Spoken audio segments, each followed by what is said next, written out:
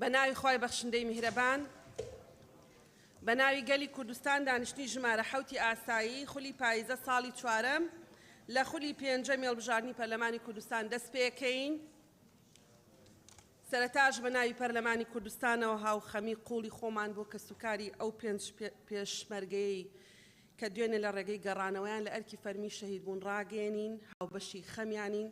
داواکارین لە خوای گەورە ئارامی و سەبووری بە کەسوکاریان ببەخشێ، پێشمەرگەکانیش بخاتە بەر ڕەحمەت و بەزەی خۆی و بە بەهەشتی بەرین شادیان بکە بۆ ڕۆحی پاکی ئەوان و هەموو قوربانیانی ڕێگای هاتوچۆ، ڕێگاکانی هاتوچۆ و ڕووداوەکانی هاتوچۆ فەرمون دەقیقەیەک بە بێدەنگی ڕاوەست.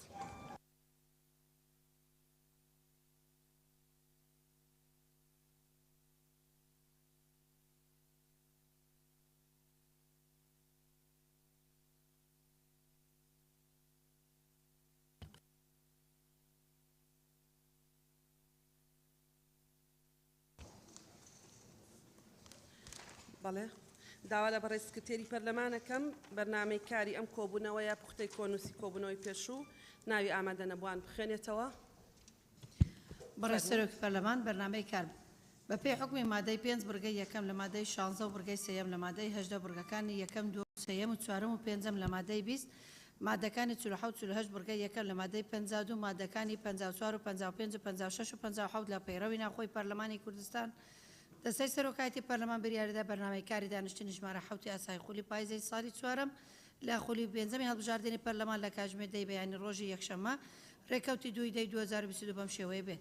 بەردەوامبوون لەسەر خوێندنەوەی دووەم بۆ پرۆژە یاسای پەروەردە و فێرکاری لە هەرێمی کوردستان بە پێی حکمی مادەکانی 87 لە پەیڕەوی ناوخۆی پەرلەمانی کوردستان. پوختەی دانیشتنی ژمارە 6 ئاسایی بە پێی حکمی بڕگەی دووەمی مادەی 252 لە پەیڕەوی ناوخۆی پەرلەمانی کوردستان پوختەی دانیشتنی ژمارە 6 ئاسایی خولی 11 خولی پاییزەی ساڵی 4 ببورن لە خولی 5 هەڵبژاردننی پەرلەمان لە کاتژمێر 11 بەیانی ڕۆژی پێنجشەممە ڕێکەوتی 29/2022 بەم شێوەیە خوارەوە بوو. یەکەم دەستپێکردنی دانیشتن لەلایەن بەڕێز جێگری سەرۆکی پەرلەمان، دووەم خوێندنەوەی بەرنامەی کار و پوختەی دانیشتن ناوی ئەندامانی ئامادە نەبوو بە مۆڵەت و بێمۆڵەت لەلایەن بەڕێز سکرتێری پەرلەمان، سەیەم دەستپێکردنی بەرگەکانی بەرنامەی کار لەلایەن بەڕێز جێگری سەرۆکی پەرلەمان، چوارەم خوێندنەوەی دووەم لە مادەی 35 تا 37 لە کۆی گشتی 181 مادە بۆ پرۆژە یاسای پەروەردە و فێرکاری لە هەرێمی کوردستان، پێنجەم کۆتای هاتنی دانیشتن لەلایەن بەڕێز جێگری سەرۆکی پەرلەمان. لیستی بە مۆڵەت و بێمۆڵەتی ئەندامانی پەرلەمان لە دانیشتنی ژمارە 6 ئاسایی 29/2022 بەڕێز سەرۆکی پەرلەمان هەموویان مۆڵەتیان پێدراوە. ئەرشەد حوسێن محەممەد، بژار خالد عەبدوڵڵە، جوان یونس محەممەد، دابان محەممەد حوسێن، ژیان تاهر ئەحمەد، سەروان محەممەد عەلی، سەلمە فاتح تۆفیق مۆڵەتی نەخۆشی، سیروان فەرەج محەممەد، شەمۆڵ ئاشین سابر، شوان کەریم محەممەد مۆڵەتی نەخۆشی، سەبا محمود محەممەد مۆڵەتی نەخۆشی، فەرید یعقوب ئیلیە مۆڵەتی نەخۆشی، کلارە عودوشی یعقوب، لەنجە ئیبراهیم عەبدوڕەحمان، لەیلە عەبدوجەبار حەدۆ، مەم ئیسکەندەر، مەم هاوڕێ بەنا محەممەد، هەدیە موراد حەیدەر، هەڵکەوت ئەنوەر خەلیفە، یاسین خەدەر تا. زۆر سپاس. بەڵێ زۆر سپاس. بەخێراتنی بەڕێز وەزیری پەروەردەکەین. بەڵێ بیانووسە.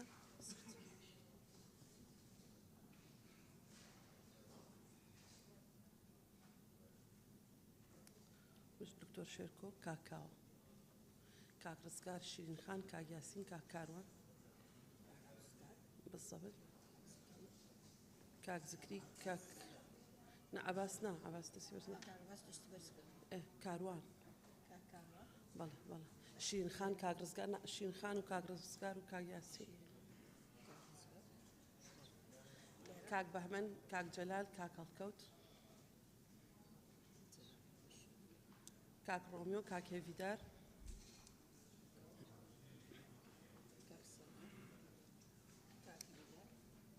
کاک ڕۆمیۆ،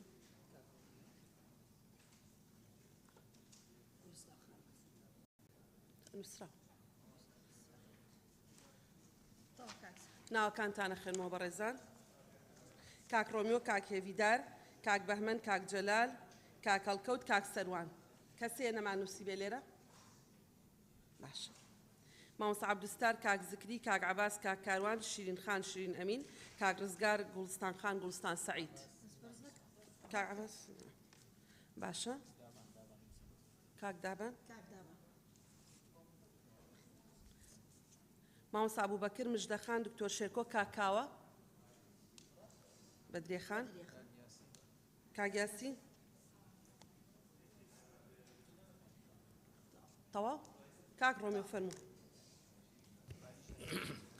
بەڕێ سەرۆکی پەرلەمان بۆ هەفتەیەک دەچێکە و قەسفە ساروخەیە کرا بۆ چەند ناوچەیەک لە قەزای کۆیا ئێمە لە بەدواداربوونێک بۆ گوندی ئەرمۆتا کە زیاتر لە 150 خێزان لە خۆی دەگرێت و تەنها 200 مەتر لە شوێنی قەسفەکە دوورە من سێ شتم بینی یەکەم سەرجەم دەرگای ماڵەکان سەرجەمیان داخرابوون واتە گوندەکە تا ئێستا چۆڵ کراوە دووەم جادەکان پڕ بوون لە چاچمە و پارچە ساروخ سێەم تەنها مەجموعەیەکی کە من بینی لە گەنجەکان تەنها بۆ حیمایەی یاخود بۆ پاراستنی خانووەکان ئەو خەڵکە گلەیەکی زۆریان هەبوو لە دووشت یەکەم گلەیەکی زۆریان هەبوو لە بەر پرسەیدارەکان کە تا ئەو لەحزەیە دوێنێ ئێمە لەوێ بوون کە سەردانیان نەکردون تەنها لە ڕووی با بڵێن نەفسیەوە معنەویەوە بۆ ئەوەی تەشجیع بکرێن بۆ ئەوەی زیاتر لەوێ بمێننەوە دووەم بەڕاستی گلەیەکی زۆریش لە پەرلەمانیش هەبوو کە پەرلەمانتارە بەڕێزەکان تەنها برای بەڕێزم کاباس سەردانی کردبوون هیچ کەسێکی تر سەردانی نەکردوون بۆیە من دەنگم دەخەمە پاڵدەنجیان و داوا دەکەم کە لایەنی پەیوەندیدار ئاگادار بکرێتەوە ناکرێت شوێنێک چۆڵ بکرێت بڵێن گوندێکی سەرسنووری نییە لەمان گەیشت کاکێوی دار فەرموو کاتەکە تەواو بوو بەڵێ بەڕێ سەرۆکی پەرلەمان بە پێی یاسا بەرکارەکان هەر پێشمەرگەیەک ئەگەر شەهید بوو لە شەردا لە سەنگەردا ئەوانە بە شەهید هەژمارەکرێن دوێنێ ئەو پێنج پێشمەرگە شەهید بوونە دەستخۆشی لە جەنابە دەکەم کە بووی وەستاون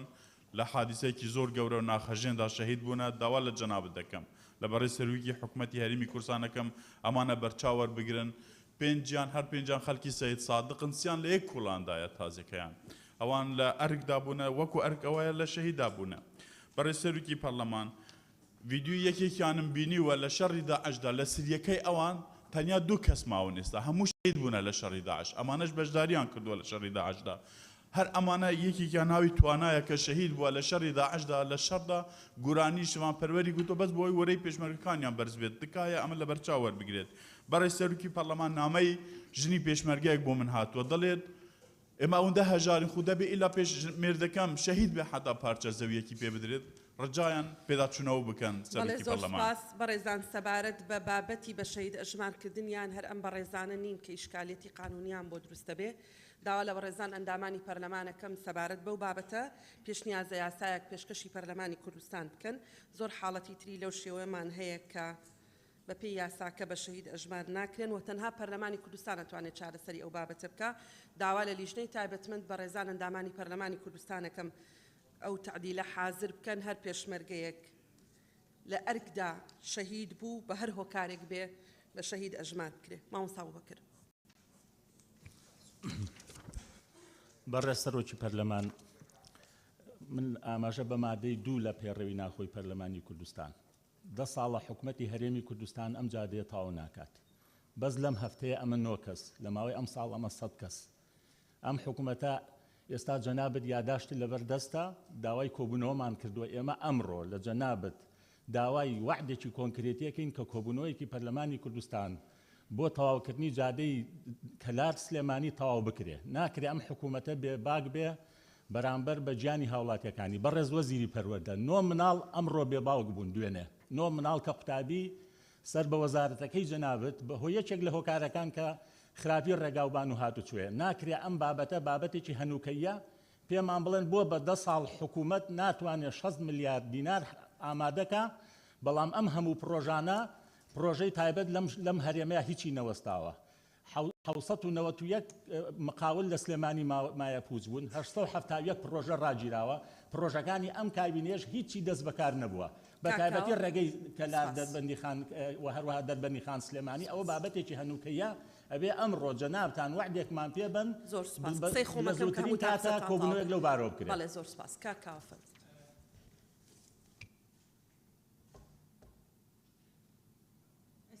ئێستا بەڕێز سەرۆکی پەرلەمان لە دوێنێ ما هەمومان هاوخەمی دەرەبڕین پرسە دەرەبڕین بۆ قوربانیان بۆ شەهیدانی ئەم کارەساتی ئەو ڕووداوی ڕێگای گەرمیان سلێمانی بەڵام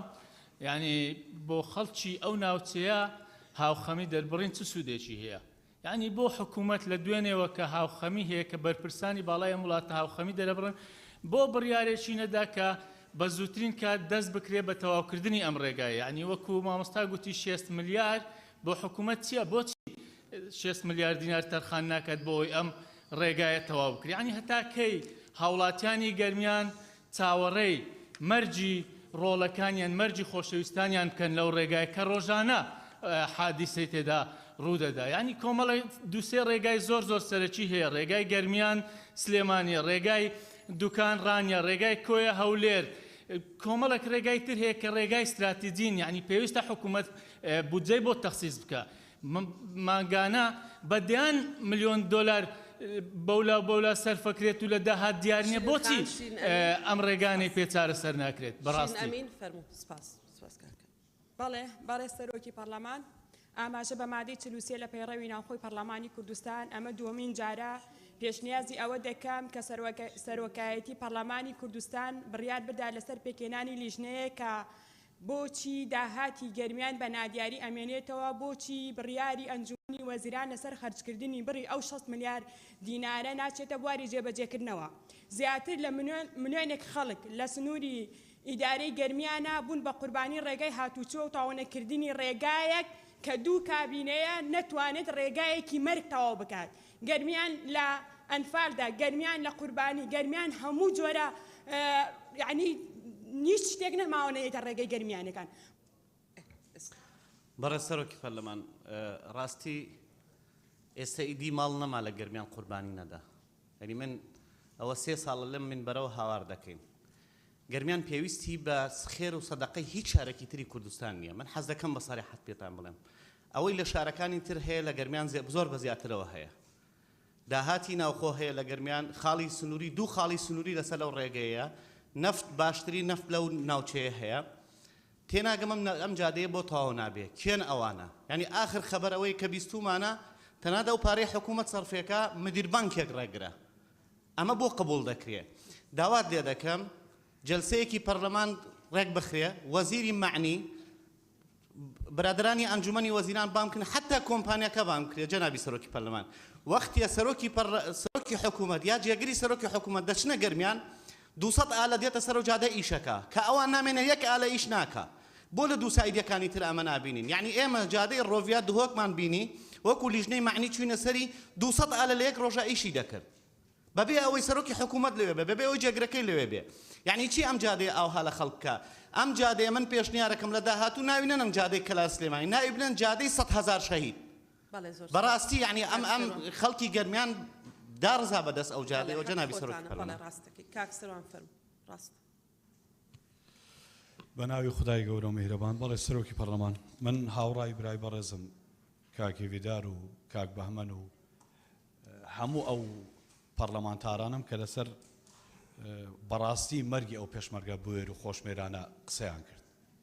یعنی هەموو جارێەوە لەوەتەی بوومەتە پەرلەمانتار زۆر جار بە من دەڵێن بۆ باسی پێشمەرگە بۆ وە کاکە من تەمسیلی پێشمەرگە دەکەم پێشمەرگە بوویمە هاتوومەتە پەرلەمان فەخریش بە ناوی پیرۆزی پێشمەرگاتیەوە دەکەم و لە لێژنەی پێشمەرگەشم وەزیفەی منە ئێمە هەموو پەرلەمانتارەکان 11 پەرلەمانتار لە لێژنەیەکە کاکە ئەوەی مختصە بە لێژنەکەی خۆی بە کێماسی و هەموو شتەکانی پەیوەست بە لێژنەی خۆی باز بکات بۆ ئەوەی چارەسەر بۆ ئەو باسانە بدۆزینەوە بەڕاستی 20 ساڵە زیاتر ئەوان داوای ئەو جادەیە دەکەن و چاکردنەوەی دەکەن سا پێشمەرگە بوێرەکان یەکەم قوربانی ئەو ڕێگانین و لەو بڕواژدام دوا قوربانیش دابن چونکە لێرە باز دەکرێت مایک دەکرێتەوە بەڵام چی کراوە یان چی دەکرێت ببوورە سەرۆکی پەرلەمان ئەگەر ئیزنم بدەیت بە ناوی خوای بەخشندەی میهرەبان بەڕێز سەرۆکی پەرلەمان وەڵامیش پژگیری قسەکانی بەشێشی قسەکانی کاکی ویدار و مامۆستا بەکر و ئەو بەڕێزانە دەکەم کە باسی ئەو زادەی مەرجی گەرمیانیان کرد ئەم پێشم وایە هەر بەزدی بینی دەسەڵات بەرپرسیارە لە خوێنی ئەو خەڵکە بۆ شەرعان ئەگەر سەرێکی بدەیەوە بەڕای من خوێنی ئەوان دەکەوتە سەر ئەستۆی دەسەڵات دەسەڵاتێک کە بەرپرسیارە لە ژیانی خەڵک کاتێک ژیانی خەڵک بەم شێوەیە مەسەلەن زۆر بەزەقیر جارێک نییە دوو نییە سێ نییە لەم زادەیە مەسەلەن دەبنە قوربانی ئەم پێم وایە ڕاستەوخۆ دەسەڵات بەرپرسیارە جا سەرۆکی حکوومەتە جێگرەکەیەتی و ئەو وەزیری معنیە شارەوانی ئەوەیە مەسەلەن قایمقامی ئەوێ بەڕاستی پێویست ئەم پەرلەمانوەکو باس کرا باکۆبنەوەیەکی تایبەت بۆم بابەتە بکە ئەو تعدیلش زۆر زەرورە ئەوانەی کە لە ئەرکن دەبێ بەڕاستی حسابی تایبەتیان بۆ بکری کاتێک کە دەبنە قوربانی لەم حاڵەتانەدا سوپاس گوڵستان خان سوپاس مامۆستا دووستەر گوڵستان خان گوڵستان سعید بەڕێز سەرۆکی پەرلەمان وێڕای سەرخۆشیم لە خانەوادەی ئەو شەهیدانە بە دڵنیای منیش پشتیوانی لە هەموو ئەو هاوڕێیانە مەکەم کە لەسەر ئەو ڕێگەی کەلار سلێمانی قسەیان کرد و کۆی ئەو ڕێگەیانی هەرێمی کوردستان ئێمە ئەگەر نەک دەقەیەک بوەستین بە پێوە هەموو ڕۆژەکانیش بە پێوە بوەستین هیچ پاداشتێک بۆ خانەوادەی ئەو کەسانە ناکات کە قوربانیەکانیان لێ ئەڕوا بۆیە زۆر گرنگە بەڕاستی پەرلەمانی کوردستان فشاری تەواو لە حکوومەت بکە کە بتوانین ئەم ڕێگایە کۆتایی پێبێنین چکە ناکرێ هەموو ڕۆژێمەرگی ئازیزان و هاوڵاتیان ببینین. لەگەڵ ئەوەدا من کەیسێکم لایە کە ئەم کەیسە پەیوەندیدارە بە بەڕێز وەزیری پەروەردە کەسێک لە ئیمتیحانی بەکەلۆری بەشداری کردووە ئەم کەسە لە ئەسڵا داخلی ئیمتیحان نەکراوە بەڵام دوایی بەر لە ڕۆژێک ئەم کەسە هەوی بۆ دروست کراوە شوێنێک ئیمتیحانەکەی کراوە کە دوور لەو قوتابخانەی کە بڕیارە قوتابیەکانی ترتیابن ئەنجا پاشان ئەگەر بەڕێزت ڕێگەم بەڕێز سەرۆکی پەرلەمان دوای بەیەکەوە قسە بکە لەگەڵ جەنابی وەزیرە بەڵێ فەرموو کاکارۆ بەناوی خودای گەورە و میهرەبان بەڕێز سەرۆکی پەرلەمان ئەم بابەتە دووبارەیە کە باسی لێوە دەکەم بەڵام دەیهێنێ نەک ئێمە لە پەرلەمان دەیهێنێ سێ مانگ باسی ئەم بابەتە بکەین چکە کۆتایی پێنە زام و برینی و پێشمەرگانەی کە دوێنێ و کە سوکاریان نەساڕژ نابێ بگرە بەڵکو بەردەوام دەبێت و بەردەوامیش ئەم بابەتە دووبارە دەبێتەوە تەنها ساڵی 2021 بەڕێز سەرۆکی پەرلەمان 7000 کەس لە ڕێگاکانی کوردستان بوون بە قوربانی ئەم زادەیە پێویستی بە 6 ملیار دینارە لە کاتێکدا مانگانە نزیک بە 200 ملیار دیناری داهاتی نەوتی ئەم وڵاتە دیار نامێنێ تەنها بە جۆرە راپۆرتەکانی دەستەی سپاکی 300 ملیار دیناری ئەم وڵاتە دزراوە بە هەدەر درراوە کەس نازانێت چی بەسەر هاتووە یعنی بەڕێز سەرۆکی پەرلەمان ناکرێت سەرۆکی حکوومەت و حکوومەت هەرێمی کوردستان هەموو ڕۆژێ بڕیارێک دەربکەن بۆی کە ڕێگای گەرمیان و ڕێگاکانی کوردستان چاک بکەن بەڵام دینارێکی بۆ سەرف نەکەن ناکرێت چیتر گەمارەوە منطقەیە بدرێ ناکرێت چیتر بخەڵکی ئەم منطقەیە بازی ئەوە بدا کە ئەم جۆرە عقلێتە ئیداریە لە هەرێمی کوردستان وجودی هەیە بۆ شوێ مامەڵەی لەگەڵ بکات خوێنی ئەو پێشمەرگانە ئەمە کارەساتێکی سیاسی گەورەیە کارەساتێکی کۆمەڵایەتی گەورەیە خوێنی ئەو پێشمەرگان لە ئاسۆی حکوومەت هەرێمی کوردستانە و ناکرێت بەو شێوە بەردەوام بێ بۆیە تکا دەکەن نیشتنی پەرلەمان بکەن لەسەر ئەم بابەتە بۆی بەڵێ زۆر سپاس کاکاروان دەستخۆش کاک دابان فەرموون بەناوی خۆی گەورە و میهرەبان بەڕێز سەرۆکی پەرلەمان پشتیوانی لە قسەی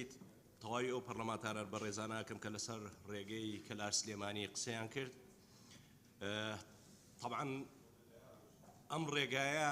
زۆر نییە بەو شێوازە نییە کە باسەکرێت کاوترێ ڕێگەی کەلار سلێمانی هەموو مەوداکەی 30 کیلۆمەترە لە نێوان باوەنور بۆ دەربەنیخان 30 کیلۆمەترە بەڕێزی شێکە خەڵکی دەربەنیخانی ئەڕۆیتەوە و ڕێگایە لە عربەتەوە بۆ 11 کیلۆمەترە ینی ڕێژەکەی ئەوە زۆر نییە بەڵام قسەکە ئەوەیە پەرلەمانی کوردستان پشتیوانیەکە وەزیری ئاوادانکردنەوەکو پەرلەمانتاری قساکە لە پشتیوانیەکەین جێگری سەرۆکی حکوومەت ئەڵێ پشتیوانیەکەین سەرۆکایەتی ئەنجومەنی وەزیران ئەڵێ پشتیوانیەکەین بەڵام بۆ تەواو نابێ ئەمە بووە بە چیرۆک دوو گەرمیان وەکو کاک بەهمەن وتی پێویستی بە خێر و سەدەقە نییە هەنێ مانگ لە مەرزی پەروێزخان داهاتی مەرزەکە ڕۆیشتووەتە 35 ملیار دینار جگە لە داهاتی نەوتی سنوورەکە جگە لە داهاتی نانەوتی لەو سنوورەیە خاڵێکی تێ ڕێژەی قوربانی عفوم کەی تەواو نەبووم دکتۆر تەواو نەبووم دەخکە تاو کاک شێرکۆ کاکتۆر شێرکۆ فەرموو بەناوی خوای گەورە بەڕێز سەرۆکی پەرلەمان بێگومان ڕێگای سلەیمانی کەلار کارەساتێکی گەورەیە من دووسێ ڕقەمە خەمە ڕوو لەم باسەیە کە ئەمە دوو جارە پارەی بۆ تەخسیسەکرێ بەڵام پارە لە بانقی ناوەندی هەرێم لە سلەیمانی نامێنێ و ئەو 6 ملیار دینارە یەکسانە بە یەکچەکی بێڕەسیدی سەرمایەدارێکی سلەیمانی کە بە قاچاق و بە نایاسایی بە پشتیوانی کەسانێک لە ئەنجومەنی وەزیران بۆی سەرف کراوە بۆ ئەو چووە نەچوە بۆ مەشروعێکی ئاواکە ئاوادانکردنەوەی ئەو شەقامەیە دوو بەڕێز سەرۆکی پەرلەمان تەجاوزات لەسەر شارەوانی و مڵکی دەوڵەت وازحی دیارە لە پارێزگای سلێمانی ناحیەیەک بە کاملی وا تاپۆ ئەکرێ لە کاتێکا مڵکی دەوڵەتە بە ناوی بەرپرسان و باخەکانیانەوە یاداشمان پێشکەش کردووە بۆ ئەوەی کە کۆبوونەوەی پەرلەمانی لەسەر بکرێ تکایە بە زووترین کات ئەو کۆبوونەوەی ئێساس بکەن با بەرپرسان سزا بدرێن و ئەو هەرێمی کوردستانە نەبێ بە مڵکی چەند سەرکردەیەک و چەند بەرپرسێک کە باخ و باخاتیان هەیە تەجاوزیان لەسەر مڵکی دەوڵەت کردووە. زۆر سپاس شێرکۆ. بەنای خۆی بەخشندەی میرەبان بەڕێز سەرۆکی پەرلەمان عمەری کوڕی خەتاب ڕزا و ڕەحمەتی خوای لێبێ کاتێک بەناو ڕێگاکاندا دەڕۆی خەمی دەخوار بۆ جێگاسمی حیوانێک ئەگەر ئازاری پێ بگەیشتایە من نازانم دەسەڵاتدارانی ئەم هەرێمە چی وەڵامی خوادنەوە بۆ هەموو خوێن ڕشتن و ئەم هەموو بێناسکردن و ئەم هەموو هەتی و خستنە معلومی جەنابتانە بەڕێز سەرۆکی پەرلەمان کەمپینێکی چالاکوانان 2 هەفتە لە بەردەمی نووسینگەی پەرلەمان بە پیادەڕەوی هاتن داواکاریان ئەوە بوو کۆبوونەوەیەکی تایبەت ئەنجام بدرێ و ئەم گرفتە بە زووترین کات چارەسەر بکرێ بەداخەوە ڕۆژ بە ڕۆژ قەیرانەکان و قوربانیەکان زیاترە بن بۆیە ئێمە یاداشماندا و واژووی پێویستی بۆ کۆبەوە داواکەین جەخت دەکەینەوە بە زووترین کات کۆبوونەوە ئەنجام بدرێ و تیمی حکومت لێرە ئامادەبێ و بەڵێن بدا کە ئەو گرفتە و هەموو ڕێگەوبانەکانی سنووری سلێمانی و گشت شارەکان و پارێزگاکان یاریمی کوردستان چارەسەر بکرێ. زۆر سپاس. بنای خی گەورە و میهرەبان بەڕێز سەرۆکی پەرلەمان سەرتاسەری ڕێز و ناوازش دادەنێنم بۆ هەر 5 قوربانیان و هەموو قوربانیانی ڕێگەی کوردستان. بەڕێز سەرۆکی پەرلەمان ماوەی 15 ڕۆژ کۆمەڵی گەنج لە دەربەندی خان و کەلارەوە لە بەردەمی هاتن بەپێ لە بەردەمی پەرلەمانی کوردستان گر ببوونەوە و مانیان گرت بوو لە پێناوەی ئێمە و خەڵکی کوردستان ئەو دیمەنە نەبینێ بەڵام بەداخەوە ڕێزیان لێ نەگیرا ئەوە تا بینیمان و خوا دەزانێت چەند کەسی دیکە بە هەمان شێوە دەبنە قوربانی بەهۆی بێباکی ئەو دەسەڵاتەوە بەهۆی دزینی پارەی نەوت و هاتی ناوخۆوە ڕۆژانە دەبێ ئێمە جێمان لە قوربانیەکانی ڕێگا خراپ و بێکەڵکەکانی کوردستان بێ بەداخەوە هەفتەی ڕابردوو لە ڕێگەی ڕانیە دوکان 5 کەسی دیکە شەهید بوون ئێران ئەو هەموو قەسفەی هەرێمی کوردستانی کرد 13 کەس شەهید بوو بەڵام لە ماوەی 2 هەفتەدا بەس دەکەسمان بەس لە ڕێگەی ڕانیە و لە ڕێگەی دەربەندی خان دەکەس شەهید بوو جاران 5 پێشمەرگە سوپایەکی بەعسیان تێک دەشکاند و داستانیان تۆمار دەکرد بەڵام بەداخەوە لە ماوەی 1 دقەدا ئێمە ناچار بووین ئەو دیمەنە ببینین بەهۆی بێباکی دەسەڵاتەوە تکایە سەرۆکی پەرلەمان بەس تکای ئەوەتان لێ دەکەم کە وەزیر هات بە هەر وەزیر نەبێ سەرۆکی حکوومەت جێگرەکەی وەزیری دارایی بەڵێ کاک جەلال فەرموو قسە دەست خۆش بمژدە. زۆر سپاس بەڕێز سەرۆکی پەرلەمان مشتی پرژیری هەموو خوشک و براوەڕێزان دەکەم تایبەت ئەوەی کاک بەهمەن گوتی کە بەڕێزان سەرۆکی حکوومەت و جێگرەکەی دێن 200-300 ئامێرەکان لە شقامەکان وەستاون یعنی جارەتر ئەمە قسەیەک کرد هەندێک برادەران بەڕاستی دڵیان نیگەران دوو کۆمپانیای زەبەلەح لەو دەڤەرە چکۆ وای لاتۆ هەقسە دەکرێت بەڕاستی کۆمپانیای کاڤین گروپ کۆمپانیای هێمن کە بەڕاستی ئەوانە کارەکانیان دەبینێت چەند بە کارەمەی ئەنجامە دەن و بە پرۆفیشنالی و بەر لەو کاتەی خۆی کە دەکرێت زاری وایە سلفەشیان نادرێتێ ئەمن دلیلی مطلقم هەیە پاشی 20 ساڵی کە پارەکانی وەردەگرنەوە خۆزگە هەندێک کۆمپانیەکانی ئەو بەر زۆر گوتی ئەوانە مستەفید بووینە ئەوانی سلێمانی ئەو دەڤەرش مستەفید بووینە خۆزگە ئەوانی مستەفید بووینە بە ڕوحی نیشتیما پەروەری ئەو شقامانەتەوە ئەو دەکەن بەخوای ئەو پارەی مستەفید بووینە بەشی ئەو ڕێگانە دەکا و ومێد دەکەم وەکو کۆمپانیای کاڤین گروپی هێمن بە خەمی ئەو نیشتیمانە و ئەو ڕێگایە بن زۆر سپاس. سپاس کاک هەڵکەوت. بەنای خی گەورە میهرەبان بەڕێز سەرۆکی پەرلەمان بەڕێزان کاک هەڵکەوت قسە لەش بەڕێزان بەبێ مۆڵەت قسە مەکەن هەردووتان قسەتان کردووە کاک هەڵکەوت فەرموو. بەنای خی گەورە میهرەبان بەڕێز سەرۆکی پەرلەمان پێشەگی سەرخۆشی خۆم ئاراستەی کەسوکاری ئەو 5 پێشمەرگە قارەمانە دەکەم کە دوێنێ بە کارەساتێکی دڵتەزێن شەهید بوون بەڕاستی کارەساتە کە دەیان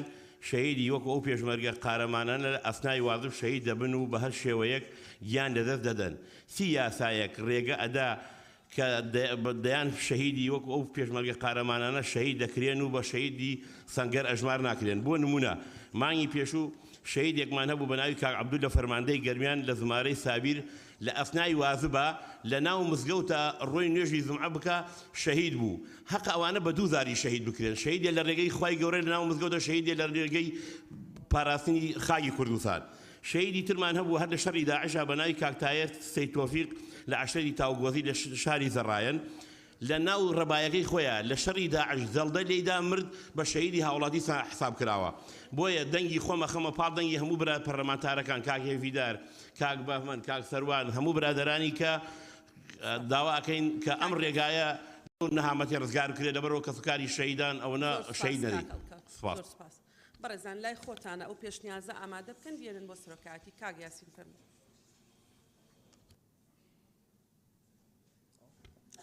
بەناوی خوای گەورە و میهرەبان پێشگیری هەموو ئەو بەڕێزان دەکەم کە باسی ڕێگای کەلار سلێمانیان کرد بەڕێز سەرۆکی پەرلەمان دیارە لە هەولێرێ لەسەر ڕێگای کەرکووک گرد محەممەد هەیە بەڕێز سەرۆکی پەرلەمان لە ناو هەولێر معمەل شیشەکەیە بە ناوی گرد محەممەد ئەلەوێ معمەل شیشەکەیە شەوانە ڕۆژانە بڕۆن بەس تەماشایکەن فلتەری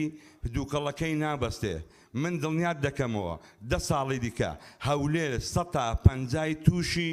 ژێرپەنجە دەبێ بۆیە داوا لێ دەکەم لایەنی پەیوەندیدار لوژنەی معنی ڕوانەی ئەو معمەل شیشە بکەن یعنی بەڕاستی هەولێر تەنیوە 10 ساڵی دیکە ئێمە هەر بەحسی ڕێگاوبانەکەین بەس بەحسی ئەو ژینگە پارێزیی ناکەین بەڕاستی یعنی من بۆ خۆم چووم تەسویرم لەلایە هیچ کەسێک لە ئێمە ناتوانێت 2 ڕۆژان لەوێ بژیم خاڵەکی کە بۆ جەنابی وەزیری پەروەردە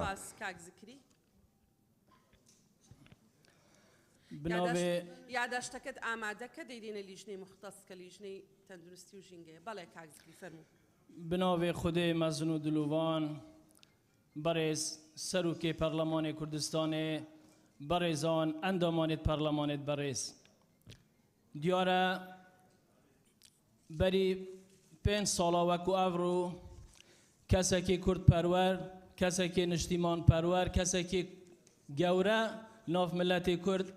کو ئەویش سەرۆک مام جەلال بوو ئەمری خودێ کرد بڕاستی عێراقێ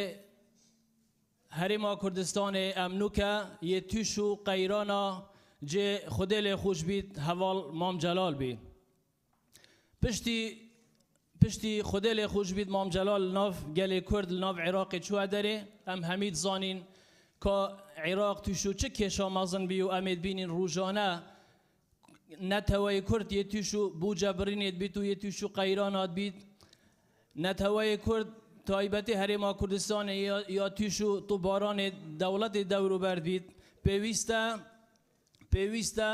neteweyê kurd wefayek hebît bû ew kesê ew serkirdeyê gewre ew serkirdê niştîman perwer pêwîst e ez pêwîst zanim deqekê rastîn rêzgirtin sergiyanê pakê heval mam celal zor spas زۆر سوپاس مەراسیمەکە بەیانیە ئینشاڵڵا ئەرکی خۆمان جێبەجێ دەکەین بەڵێ بەڕێزان زۆر سوپاس داوا لە لیژنەی پەروەردە کاگزگارەزانم تۆماوی لیژنەی پەروەردە وە سەرۆکایەتی لیژنەی یاساییەکەم بفەرمونون بێنە ئێرە کاگزگار فەرموون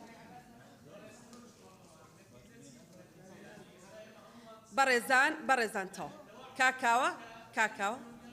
کاکاوە بەڵێ فەرموون کاگزگار قسە بکە نووسی بووم وتت نایە قسە ناکەم بەس ئاوات کرد وتی قسە ناکەم بەڵێ کار نووسی بووم کاک عەباس ناویشم خوێندیتەوە ئاوات کرد بۆیە کوژانم بەڵێ کاگزگار فەرموو تەواو باش نووسرابێ دەرفەتێ دەینێ بەڕێز سەرۆکی پەرلەمانی کوردستان سەرەتا پشتگیری لە وتەیە و پەرلەمانە بەڕێزانەکەم کە قسەیان لەسەر ڕێگای کەلار سلێمانی کرد بەڕێز سەرۆکی پەرلەمان وەکو برای بەڕێزم کاک بەهمان کاک دابان باسییان کرد یعنی گەرمیان و شیرینخان باسی کرد گەرمیان خۆی داهاتێکی زۆری هەیە و هەندێک داهات هەر بە یاسا ڕێکخراوە مەسەلا ئەگەر باسی یاسای مەڵبەندی کێشەکان بکەین کە ئەمە بۆ ڕێگەوبان سەرفەکرێ ئەو داهاتانەی کە لە مەرزی نێودەوڵەتیە لە مەرزە لاوەکیەکانەوە $2 کە ئەمە حەقی هەموو ناوچەیەکە لە هەر بەرمیلێک نەوت کە نەوتی تیابێ بۆ ئەو ناوچە سەرف کرێ و ئەم $2 حسابمان کردە ساڵانە 40 ملیارد دینارەکە ئەگەر 2 ساڵ بۆ ڕێگەی کەلار سلێمانی خەرجکە ئێساتە ئەو ڕێگایە تەواو بوو بەداخەوە بەڵام سەرف ناکرێەوە برێت بەڵێ کاک عەباس فەرموو بەنای خوای گەورە و مهرەبان بەڕێز سەرۆکی پەرلەمان زۆر باسی ئەم ڕێگایانە کرا هەرچەندە ئەمە خاڵی نیزامی نیە ئەمە کێشەی هەنووکەیە بەڕاستی ئاساییشە ڕێگە بدرێەوە لە دەقێکش زیاتر بێ بەڕاستی من بەڕێی خۆم ینی پێم وایە ئێمە فراکسۆنەکانی یەکێتی پارتی گۆڕان لێرەم قسانەمان کردووە وەزیری ئاوەدانکردنەوە و وەزیری دارایی و جێگر و سەرۆکی حکوومەتی ئەم سێ حزبەیە یا با لەم هۆڵە ئێمە قاتع بکەینە تاوان دێن جوابی ڕێسمیمانە دەنەوەی هیچ کە قسە لەسان بابەتە نەکەین ئەمە ڕێی خۆم ڕێی دوام فەرموو ئەندامانی پەرلەمانی بەڕێز فەرموو بابی کەینە نمونەیە کەریەکی 100 وێنە لە خۆمان بگرین ئەو شەقامانەی کە 50 لەسەری شەهید بووە لەو شوێنەی کە ڕووداوەکە دروست بە وێنەکانیان گەورەکەین بۆی هەموو دنیا بزانێ و حکوومەت و دەسەڵاتدارانش کە بەو ڕێگایانەدا بزانن کە ئەم ڕێگایانە چەند کارەساتیان بۆ میلەتە دروست کردووە پێم وایە لە هەموو ئەو قسانە زیاتر باشتر و دەتوانین هەنگاوێکی باش بنێن و سوپاستان دەکەم. بەڵێ بەڕێزان زۆر سوپاس بۆ پەرۆشیتان و ئەوە دلیلی ئەوەیە کە ئێوە نوێنەرایەتی خەمەکانی خەڵکەکەن. ئێمە و یاداشتەی کە داپوتان بۆ ئامادەبوونی لایەنە پەیوەندیدارەکان ئاڕاستی حکوومەتمان کردووە و هەموو هەوڵی خۆمانە خەینە گەڕ بۆ ئەوەی ئەو دانیشتنی پەرلەمانی کوردستان بکرێ بە پێی پەیڕەوی ناوخۆ مودەکەی تەواو نەبووە لەو مودەیە کە دیاری کردووە پەیڕە و ئێمە قسەی خۆمان ئەکەین و هەوڵەدەین ئەو دانیشتنە بە ئامادەبوونی ئەو کەسانەی کە ئەتوانن بڕیار بدەن ئەنجام بدرێ. مادەی 38 خوێنینەوە. ئەو بەڕێزانەی ناوم نەنووسیون وەرتان ناگرم بەڵێ فەرموون مادەکە بخوێنەوە زۆر سوپاس. بەڕێز سەرۆکی پەرلەمان تەوەری دەیەم قوتابخانە و خوێندنگەی تایبەتمەند و بارەداران مادە 38 یەکەم وەزارەت مافیکردنەوەی قوتابخانە و خوێندنگەی تایبەتمەند و بارەدارانی هەیە. دووەم مەرجەکانی تەمەن وەرگرتن لە قوتابخانە و خوێندنگەکانی بارەداران چونیەتی خوێندن تیایمدا تاقیکردنەوەکان کاروباری کارگەری و چونیەتی سەرپەرشتیکردن بە پەیڕەوێک ڕێک دەخرێت کە ئەنجومەنی وەزیران لەبەر ڕۆشنایی پێشنیاری وەزارەتی پەروەردە دەری دەکات. سێەم دەکرێت مەرجەکانی تەمەن لە قوتابخانە و خوێندنگەکانی بارەداران بە دەربن لەو مەرجانەی لە مادەی 10 و 14 ئەم یاسادا دەغنۆسکراون. بەڕێزان کێ لەسەر مادەی 38 قساکە بفەرمێ ناوی بنووسین.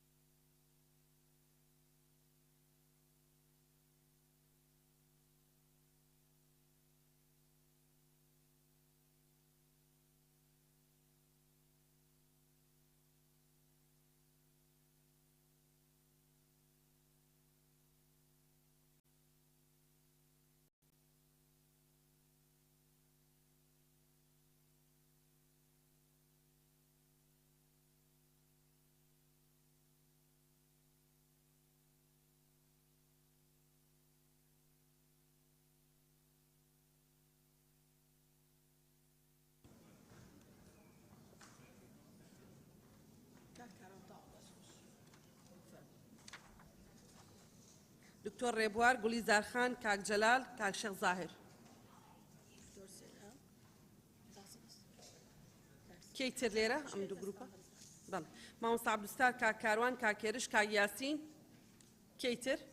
کەی ترێوە قسە بکە؟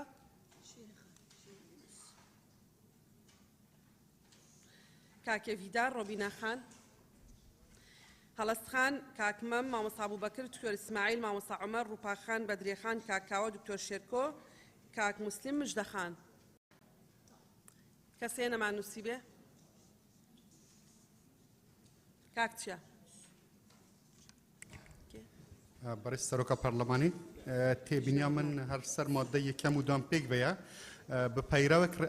مادە ناخوێنم چکو درێژە بە پەیراوێک ڕێک دەخرێت مادە سیەج دەبێژێتن دەکرێت مەرجەکان ڕایا من دەکرێت بێتە لادان مەرجەکانی تەمەن بە پەیراوێک ڕێک دەخرێت بەس ئەڤەمە ڤیا لێ زێدە بکرێت هەردوو مادە تقریبا یەک مادەی زۆر سپاس. زۆر سپاس دکتۆر ڕێبوار. بەناوی خوای گەورە میهرەبان بەڕێز سەرۆکی پەرلەمان جەنابی وەزیری پەروەردە بەخێر بێ لە ماوەی ڕابردوو گێڕایی دەستخۆشێکی گەرم بۆ حکوومەتی هەرێمی کوردستان و وەزارەتی پەروەردە کە هەڵسان بە دروستکردنی هەندێک قوتابخانەوە نۆژەنکردنەوەی بەشێک لە قوتابخانەکان بەڵام لە حاڵی حاضردا بەڕێوەبەر و مامۆستایەکانی قوتابخانەی تووە کە دەکەوێتە گوندی تووە سەر قەزای پەروەردەی با بڵێن خەبات داواکاریەکیان ئاراسی ئێمە کردو کە لە ڕێ ئێمە بگەینە جەنابتان ئەویش ئەوەیە بەڕێز وەزیری پەروەردە و قوتابخانە لەسەر داڕومانە ئەوە وێنەی قوتابخانەکەی ژوورەوەی قوتابخانەکە ئەگەر جەنابتان هیمەتێک بکەن بۆ ئەوەی کە گیانی قوتابیانمان و مامۆستایانی بەڕێز لەو قوتابخانە بپارێزن چونکە هەڕەشەی داڕمانی لەسرە بۆی تکا دەکەم ئەو داواکاریە لێرەوە ئاراسی جەنابتان دەکەین بۆی کە خەمێکی لێ بخۆن و مشورێکی لێ بخۆن سپاسان دەکەم. گولیزار خان.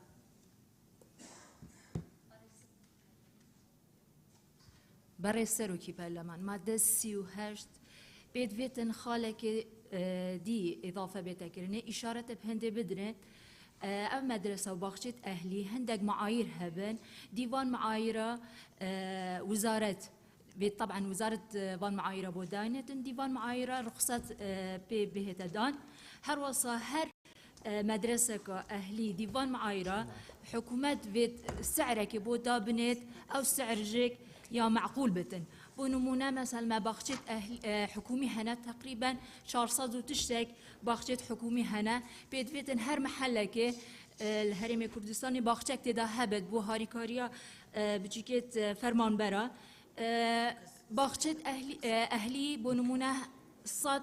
100,000 حتى 150,000 كمنينة اف فرمان بريت هني براستي مثلا بيت كم درامتن نشن بيجي تخبنا فان باخشة لازم حكومة سعرك محدد بو فان باخشات اهلي دابنت هر وصا يعني بو هندي كودا الشيان فان فرمان برا هبتن بيجي تخبه نيرنا فان قطبخانة وده هر وصا عدالتي يجيك بربابت اف بيجين اف جوازيات چینیجک ناف کومالگه دانه مینتن. سپاس. کاک حاجیرش. بنای خوای گەورە و میهرەبان بەڕێز سەرۆکی پەرلەمان مادەی 38 بەرگەی دووەم و سێم پێویستە بەم پێشنیار دەکەم بەم شێوەیە لێ بکرێ. دووەم جێبەجێکردنی کاروباری کارگێڕی و پەروەردەیی و فێرکردن و وەرگرتنی فێرخوازان لە قوتابخانە و خوێندنگەی بەهرەداران بە پەیڕەوێک ڕێک بخرێت کە ئەنجومەنی وەزیران لەبەر ڕۆشنایی پێشنیاری وەزارەتی پەروەردە دەری بکات. سێەم پێویستە مەرجەکانی تەمەن لە قوتابخانە و خوێندنگەکانی بەهرەداران بەدەربن لەو مەرجانەی کە لە مادەی 10 و 14 ئەم یاسایەدا دەقنووسکراون. سپاس کام دوستار. بەڕێز سەرۆکی پەرلەمان وەڵامە شتێکی باشە ئەو پێوەرانێکە ئاماژەی پێکراوە لەم مادەیەدا لە مادەی 38 بەڵام بەو مەرجێکە ئەو پێوەرانە کە دیاری دەکرێت پێوەری ورد و دەقیق بێ بۆ ئەم بابەتە و بە تەواوی جێبەجێ بکرێ و زیاکاری تێدا نەکرێ چونکە بەڕاستی لەو قۆناغانی ڕابردووە لە زۆر شوێن حەقەتەن لەم ڕوانەوە زیاکاری زۆر کراوە و دەستی تێخراوە و بەهرەدار نێکراوەتە بەهرەدار مەسەلەن مستحق نەبووە ینی ئیستحقاقی پێدراوە. ئەمە یەک. دوو وەڵاهی من هەر لەسەر قەزەی وشەی بەهرەدار نازانم ڕاستە بۆ ئەوانەیە کە توانایەکی تایبەتیان هەیە بەس هەست دەکەم زۆر لە زیاکردنەوە و دروستکردنی تەبەقاتی تێدایە. یعنی من پێم وایە هەر ئەوەندەی کە قوتابخانە و خوێندنگەی تایبەتمەند پێم وایە کیفایەتە چونکە مفهومی مخالفەکە ینی غیری ئەوان بەهرەدارنی خۆمەرزنی ئەگەری چێک لەم بابەتە بەهرەدار بوو لە هەمووی بەهرەدار بێ و ئەوەی کە بەهرەداریش نەبوو لەم بابەتە مەرجنی لە شتەکانی کە بەهرەدار نەبێ. سپاس. کاک یاسین. بەناوی خودای گەورە و میهرەبان بە خێراتنی جەنابی وەزیر دەکەین. وەڵی بەڵێ سەرۆکی پەرلەمان لە مادەی 28 خاڵی یەکەم و خاڵی دووەم و سێم باسی بەهرەدار دەکات. چێن ئەوانەی کە بەهرەدارن لە چیوە بەهرەدارن ینی بۆی بە جوانی بۆمان ڕوون بێتەوە. ئایا دەیانەوێ نەوعیشکە قوتابخانە دروستکەن بە ناوی قوتابخانەی تایبەت و بەهرەدار یان ئایا کوڕێک لە پۆلی مەسەلەن 12 یان لە شەش زۆر زیرەکە و زیرەکایەتەکەی بە حەد یعنی زۆر بەتوانە دەیخەنە ئەو مەکتەبانە ینی بۆی ئەگەر لوزنەی پەروەردە و یان بەڕێز جەنابی وەزیر بۆمان ڕووکاتەوە کامەن ئەو بەهرەدارانە. زۆر سپاس. سپاس. هەڵس خان. برای سروکی پارلمانی اکم جار بسیار که هیچ لجنه تایبەتمەند گل جناب وزیری تایتال ویده هاتی قطابخانه و خوێندنگە تایبەت و بەهرەداران ئەو تایبەتمەندە مەبەستەوان چییە؟ ئەمزانی بەهرەدارانیەت هەین بەس تایبەتمەند چییە؟ چکە گەر مەبەستە بتەن الڤێرێ قوتابخانەت نمونەینە بەری 4-5 ساڵەکە ئەف فەویدیە هاتیە هەڵوەشاندن. سەرمادە 38 دووەم الڤێرێت بێژ بەحسی مەرجت وەرگرتنێت کردن و تاقیکردنا و کاروبارن کارگیری بێژت بە پەیڕەوەک ڕێک دەخرێتم. بديت نامن برينما تتحل كرن يعني هو جنا كتم أنجمن وزيران بكارك وصافة مجيل بكنكو شارع سرياوي الدف وزارة بخوب خويا جناب وزير الشتن هندك رينما در بكاتن بقى رينما أف برجهاني بشارع سربتن. سپاس کاک مام برهان. برای سروشی پەرلەمان پشتیوانی لە هەڵسخانەکەم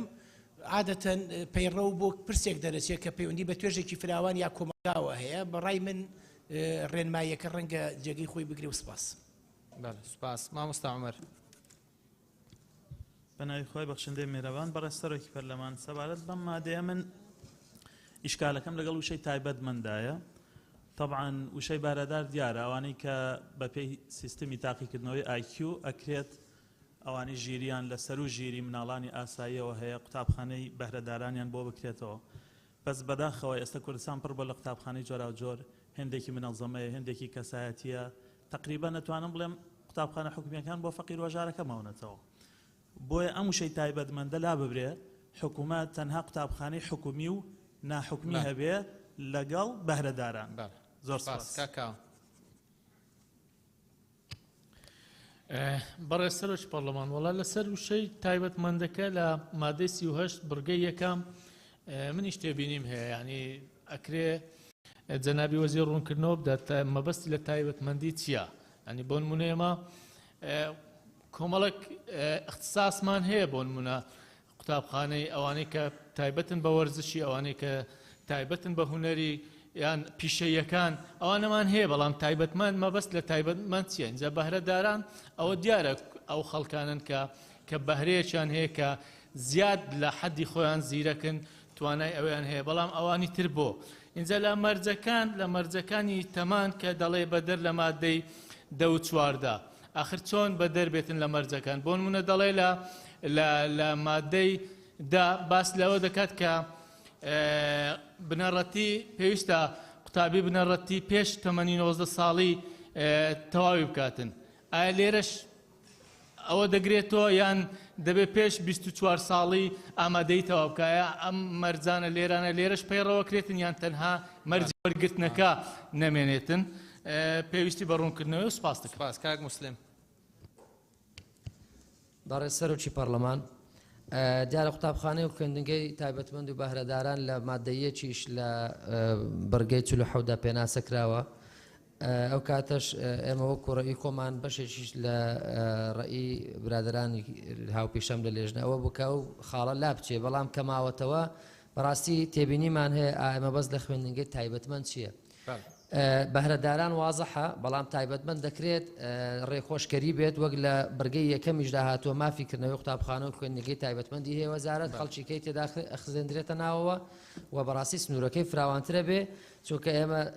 لەو بوارەوە بە دوواداچوونمان کردووە خەڵکێکی ڕنگ بێ پێوەری بەهرەدارانی نەبێ لەو قوتابخانانە وەرگیراون و دەکرێت ڕێخۆشکەری بێ سپێنێ چەندان قوتابخانێتر بکرێتەوە خەڵکێک لێ وەرەگیرێ شایان نییە و ئایا مەرجی وەرگرتنی قوتابخانەت ئەو قوتابیانە چین کە لەو قوتابخانە وەردەگیرێن ڕاستە مەرجیت جیاوازی تاقیکردنەوەکان کاروباری کارژێڕی چۆنێتی سەرپەرشتیکردن بە پێڕەوەی ڕێک دەخرێت بەس ئەی مەرجی وەرگرتنی قوتابیان چیە لەم قوتابخانانە؟ بەڕێز سەرۆکی پەرلەمان بەڕێز وەزیری پەروەردە لەگەڵ دەرچوونی ئەم یاسا دەرچوونی نەوەیەکی نوێ دروست دەبێت واتە دوای 22 ساڵی ترەگەر ئەم یاسا ئێستا دەرچوو ئێمە نزیک دەبینەوە لە ساڵی 2050 ئێستا ژمارەی دانیشتوانی دنیا نزیکی 7 ملیۆن و 900 ملیاری تێپەڕاندووە لە 7 ملیۆن ئەو کات دەبێتە نزیکی 10 ملیار کەس جەنابی وەزیر. ئەم یاسایە بودجیلێکی نوێی چ بەرهەمێکی تێدایە؟ ینی دەتوانین چی بکەن؟ ئاستی کوردستان بەرەوکێ دەچێتن؟ مەترسیەکانی ژینگە هەیە، مەترسیەکانی خۆراک هەیە. ئێستا هەموو اقتصاد و تەکنۆلۆژیا لە دەستی حکومەتەکان نەماوە کەوتونەتە دەستی فەردەکان و کۆمپانیەکان. ئەم یاسایە جیلێکی ئەوها دروست دەکاتن بۆ مستەقبەلی ئەم هەرێمە بەڕێز وەزیری پەروەردە وڵاتێکی وەکو تایوان هۆنگ کۆنگ سنگافورە نەوتیان نییە هیچ سامانێکی سروشتیان نییە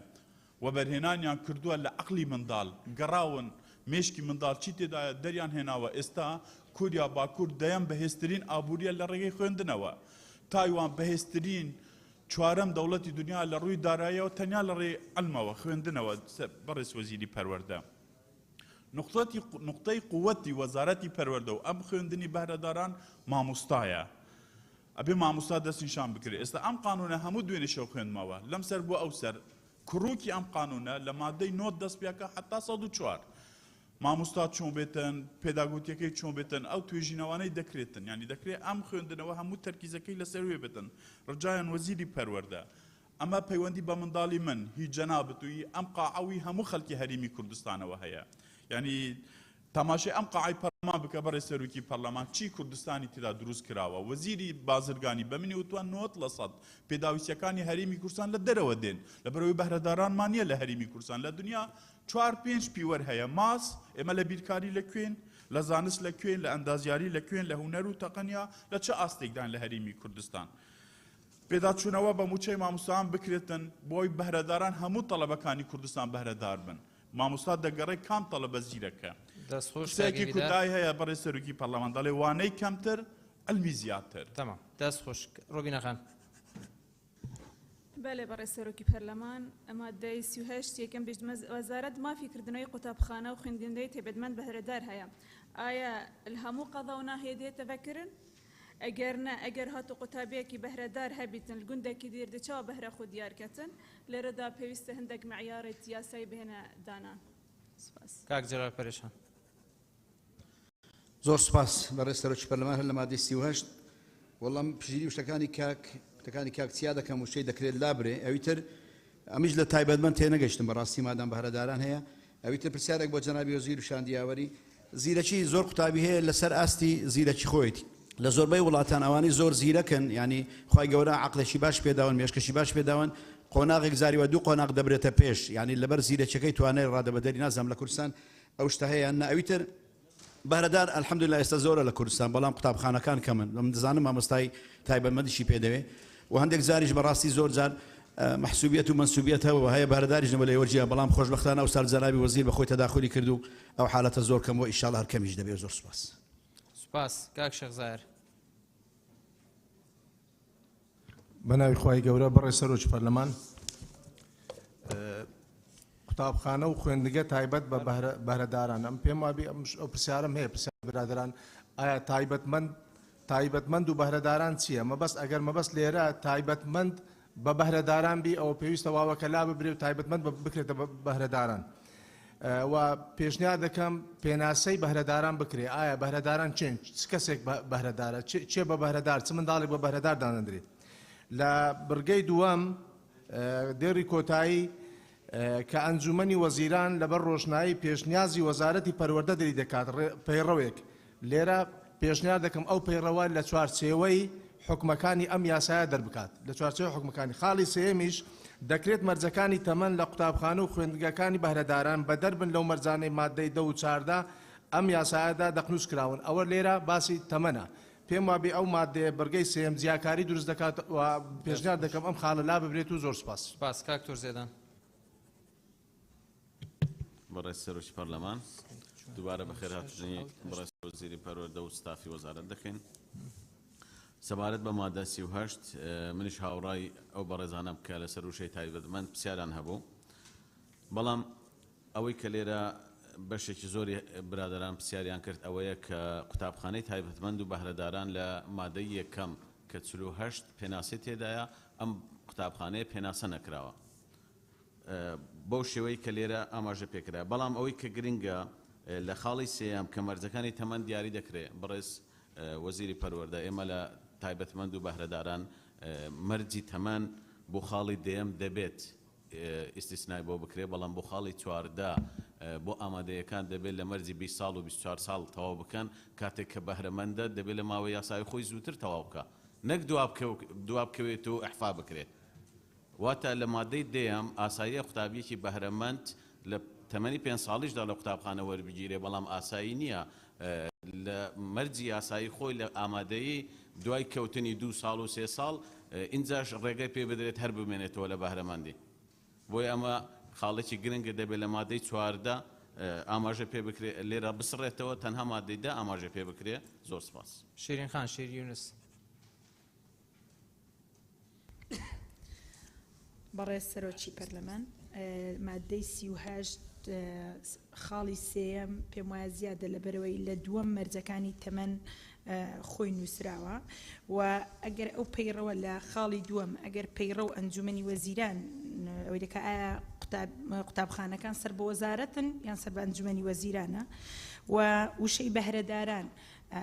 بەهرەداران تا ئێستا ڕوون نەبووتەوە گە بەهرەداران لەسەر نمرە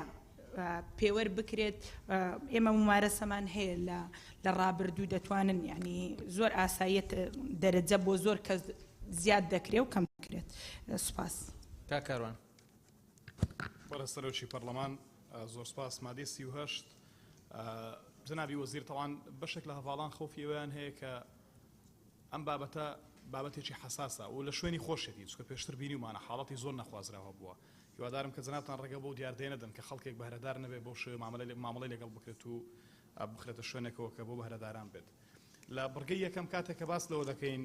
وەزارەت مافیکردنەوەی هەیە لە ڕاستیدا پێویستە بکرێت بە وەزارەت پێویستە چکە من دڵنیام کە بەهرەدارێکی زۆر هەیە لە هەرێمی کوردستان مافیکردنەوەش یانی ئەوەیە کە شتێک بێ اختیاری بە وەزارەت بەڵام ئەگەر بێ پێویستە ئەمە ئەرکێکە لەسەر وەزارەت بۆی کە بتوانێت ئەم بابەتە زووتر جێبەجێ بکات بڕگەی دووەم کە دەڵێ ئەنجومەنی وەزیران پێوەرەکە ڕێک دەخات بۆ ئەنجومەنی وەزیران ڕێکی بخات ئەم بابەتە مختصە بە وەزیر و وەزارەتی پەروەردەوە بۆ پێڕەوەکە لای خۆتان دەرنەچێت ئەمە پێشنیاز دەکەم بکرێت بە وەزارەتی پەروەردەیان ئەنجومەنی وەزارەتی پەروەردە بۆی کە پێڕەوەکە ڕێک بخەن بڕگەیەک زیاد بکرێت چکە لێرە تۆزە بە مەتاتی هەڵدراتەوە من پێشنیاز دەکەم بڕگەیەک زیاد بکرێت بۆ شێوە کە تێچووی خوێندن لەسەر حکومەت هەرێمی کوردستان دەبێت چکە دەکرێت لێرە بە شێوەیەکە کە ئەم خوێندنگە یاخود ئەم قوتابخانەیە بدرێ بەکەر تایبەت یاخود بە باشتر کەواتە ئەگەر ئیزافەی بکەین ئەگەر جەنابەت ڕەتوایە کە ئەمە وا نابێ باشترە کە ئیزافەی بکەین کە ئەمە حکومی دەبێت و ڕاستەخۆ وەزارەت پەروەردە سەرپەرشتەکە بۆی کە مەتاتی نەبێ اینجا پرسیارەکەی ڕۆبیناخانیش زۆر بەجێ من دووبارەی دەکەمەوە ئەمە ئەگەر کەسێک لە شوێنێکی دوورە دەست بێت وامان دانا قوتابخانەیەک لە هەولێرە یان لە سلێمانی یان لە دهۆکە بەڵام ئەگەر کەسێک لە باڵەکایەتی بێ یان لە گەرمیان بێ یان لە بادینان بێ چۆن توان دەستی بگا بۆ قوتابخانەیە و زۆر سپاس بۆیەوە سپاس مامۆستا بەکر بەڕێز سەرۆکی پەرلەمان وابزانم هەش پەرلەمانتار باسی وشەی تایبەتمەندیان کرد مادەی یەکەم لە بڕگەی 47 پێناسەی تایبەتمەندیشی کردو ینی کە ئەڵە تایبەتمەند بە هونەر یان وەرزش یان هەر بابەتێکی دیکە کە وەزارەت ڕەزامەندی لەسەر دەدات دووەم من لە جەنابی وەزیر دەپرسم ئایا داتایەکان لەبەردەستایە کە بەهرەداران چەندن لە کوردستانە هەر من خۆم بۆ جەنابی وەزیر ناوی مناڵێکم بۆ نار بە ناوی هێما هەردی کە بەداخەوە هیچ قوتابخانەیەکی حکومی وەری نەگرت بە ناچاری باوکو دایکەکە کە لە دۆخێکی ئابووری خراپیشان و کرێچیشان لە پەیمانگەیەکی ناحکومی کە ڕێژەی زیرەکەکەی 149 بووە هێشتا لە 155شیان بۆ داشکاندەوە بەڵام هەر ناتوانێت ئەو بڕێتر دابین کات و پشتگیری کاگمەم و مامۆستا هەلز و کاگ موسلیمەکەم لەسەر بابەتی ڕێنمایی زۆر سپاس ڕووپاک خان لێرە نییە بەڕێز سەرۆکی پەرلەمان پێم وایە زۆربەی قسەکانی من کرا و منیش لە سەر وشەی تایبەتمەند پێم وایە لە پرسیان ڕوونکردنەوەی پێویست بدرێ و بەهرەدارانیش ئەو جیاکاریە ینی کە دروست دەبێت پێوەردا بندرێ دەنا دەبێتە هۆی جیاکاری لە نێوان خەڵکی دەستڕۆیشت و خەڵکی ئاسایی و لە ڕابردوش بینیومانە بەهرەدار نەبوو و لە قوتابخانەی تایبەتمەندیش دانراوە یاخود لە قوتابخانەی بەهرەداران و هەروەها ڕێژە یان پێوەر دیاری بکرێ بۆ بەهرەدار ئایا چێ بەچ پێوەرێک ئەوە پێی دەگوترێ بەهرەدار و پشگیری لە قسەکانی مامۆستا عەبدوستار و هەروەها مامۆستا عومەر کاک موسلیم دەکەم مژدەخان بنای خی گەورە میرەبان بەڕێز سەرۆکی پەرلەمان سەبارەت بە مادەی 38 کە لە یەکەم وەزارەت مافیکردنەوەی قوتابخانە و خوێندنگەی تایبەتمەند و بەهرەداران هەیە مافیکردنەوەکە بکرێتە پێویستە وەزارەت پێویستە و قوتابخانانە بکاتەوە سەبارەت بە هەر ئەو خاڵی یەکەم پێناسە کراوە لە مادەی 47 مادەی یەکەم بەڵام تەسەور دەکەم هەڵەیەکی تێدایە دەڵێ قوتابخانە و خوێندنگەی بەهرەداران و تایبەتمەند بریتێ لەو قوتابخانە و خوێندنگەی بەهرەداران یان تایبەتمەند بە هەتا ئێرە تاوابوو یان تایبەتمەند بە هونەر یان وەرزش ئێمە لە کوردستان قوتابخانەی تایبەتمەند بە هونەرمان نییە ئەوانە یان وەرزش ئەوانە پەیمانگان ئەنجە نازانم ئەوە چۆن ڕاست دەکرێتەوە دوادارم وەزیر تەوزیحێکمان بداتێ سەبارەت بە بابەتە و پشتیوانی لە قسەکانی هەلسخان دەکەم سەبارەت بۆی کە بە پەیڕەو نەبێ بە ڕێنمایی بێ چکەوانە یعنی ژمارەیان ئەوەندە زۆر نییە پێویستکە ئەنجومەنی وەزیران پەیڕەوی بۆ دەرکا سوپاس دکتۆر شێرکۆ بەڕێز سەرۆکی پەرلەمان سەبارەت بە مەسلەی بەهرەداران دیارەکە ئەو وڵاتانەی کە بە ڕوونی گەشەیان کردو و لە ماوەیەکی قیاسیە یەکێک لە نهێنی گەشەکردنەکانیان ئەوەیە کە بەهرەدارانیان بایەخ پیاوە و دۆزیویانەتەوە لەم هەموو یاسایە لە 181 مادەیە پێناسەی بەهرەداریتیان نییە وتراوە بە پێڕەو بەڵێ زۆر گرنگە یا بە پێڕەو یا بە ڕێنمایی بکرێ بەڵام پێویست ناکە ئەنجومەنی وەزیران لە مۆزوعەیە تەداخل کا بۆ لەبەرەوەی کە ئەنجومەنی وەزیران کاتێک داوای لێک لە پەیڕەودا بنێ کاتێک تەقاتعکا لەگەڵ وەزارەتەکانی ترە بەڵام ئەمە اختصاصی وەزارەتی پەروەردەیە بۆیە من داواکەم کە یەکەم پێناسەیەکی وازح و ڕوو بەهرەدار بکرێت دوو وەگەرخستنی ئەو بەهرەدارە دوای تەواوکردنی ڕێگا تایبەتەکەی بۆ خوێندن و فێربوون هەر ئەرکی وەزارەتی پەروەردە بێ کە چۆن ئەمانە بخرێنە گەڕ و جێگە و پێگەی هەستیار بگرێت دەست دواتر بۆی کە بتوانن بە زووترین کات و باشترین شێوە وڵات بەرەو پێش بەرن سپاس سپاس دکتۆر ئیسماعیل بله جناب سرک پرلمانی راستی وقتی اف ماده من دیتی کیفا من گلک هاد بس پشتی زفری ما پیناسا 47 هادوی کو تایبرمند و بهرداران تعریف کری وسط دلخوشی بو من نما اگر ما بس به بهردار ما بس بن مقصود بن پیوا تایبتمند یان افوا و عطفه نمینید ما بين ده بيشتا قطابخانه خونگي تايبتي بهرداران يعني المدرسة الخاصة بو أوانا أو اشتكي باشا أجر تايبت تشتكي بيت وبهردار تشتكي دي بيتن از ديسا بيشتبانيا ماموسا عمري كم بيتفيا تايبت بيتا لادان ديسا بيشتبانيا وان پارلمانتارات كما بيجن بيتفيا بهرداران بيتا بيناسا كرون بيناسا يا محدد دا اجتهاد تدانه هيتا كرن وكيف اخو الله فبهردار انجي بهردار نينا بيشتفانيا وان برلمانتار اهميات كم نقطة دي اگر بهرد ما بس فيري بهردار ما بس بن از الجل بيشتفانيا ممسا كارواني خوش كمجدد كم كو بيتيفيا ببيتا بيويستل سر وزارته نما في هيا اگر ما وید خما بهردارا بخون به تیویه اهتمام به بیتخارن اگر ما بستا یاسای یا پروژه بهردار بن از الگلهند ما پیراو سر آست انجمن وزیران بیتدانادن دا گرینگیدان و اهتمام بو مروفید بهردار بیتدان اگر نه والله هر مدرسه که وکویا نمونهیه وید برینی که ما تجربه لسرهی هنگی رنمایی از پشتوانیوانت کم اوید بجن بلا رنمایی بدر بچیدن نپی تیویا پیراو بیتن و مجلس سرابی سپاس بدری خان فرم بەڵێ بەڕێستەرۆکی پەرلەمان سەبارەت بە مادە 38 منیش ئەمان تێبینی مامەستا عومەرم هەیە تایبەتمەند و بەهرەدار منیش پێشنیارەکەم تایبەتمەند لابرێ لەبەرەوەی نابێ بە هەردووکیان بەیەکەوە بێن سەبارەت بە بەهرەداران تەبەن وەک بەهاکان هەر هەمووی ڕیزبەندی بۆ کردووە و شیکاری بۆ کردووە پێویستە بەهرەدارانیش شیکاری بۆ بکرێ لەبەرەوەی بەهرەدار چۆنەڵەی گشتگیرە هەیە لە بواری ئاینە هەیە لە بواری وەرزش هەیە لە بواری ماتماتیک و تەکنەلۆژیا و وەرشە ئەمانە بۆیە مەفروزە وەکو بەهاکان دیاری بکرێت زۆر سپاس زۆر سپاس بەڵێ بەڕێزان ئێستاش داوا لە بەڕێز وەزیرکەین کە لە ماوەی 3 دقا بابەتی تایبەتمەند شیکاتەوە زۆر سپاس جەناوی سەرۆکی پەرلەمان بەرلەوەی وەڵامی پرسیارەکان بدەمەوە بەڕێز گوڵستان خان بابەتیشی ویسی ئیسارە بکە و تەواوی نەکرد من دۆکۆمنتەکان بۆ جەنابیشت و بۆ جەنابی سەرۆکی پەرلەمان و بۆ سەرۆکی فراکسیۆنەکانیشە لێرەمەوە بابەتە ئەسڵ و ئەساسی نییە و هیچ بنەمایەکی نییە ئێستا بۆردی نمرەی هەموو مەکتەبەکەت بۆ نێرم کە 312 قوتاویە بۆ هیوایم جارێکی دیکە بە دوواداچوونی ورد لەسەر و کەیسانە بکرێ اینجا ڕوبەڕوومان بکرێتەوە سەبارەت بە بابەتی مادەی 38 وەزارەت مافیکردنەوەی قوتابخانە و خوێندنگەی تایبەتمەند و بەهرەداری هەیە دوو بابەتی جیاوازە ئەگەر دیقەت دەی سێ فەقەرەیە فەقەرەی یەکەمیان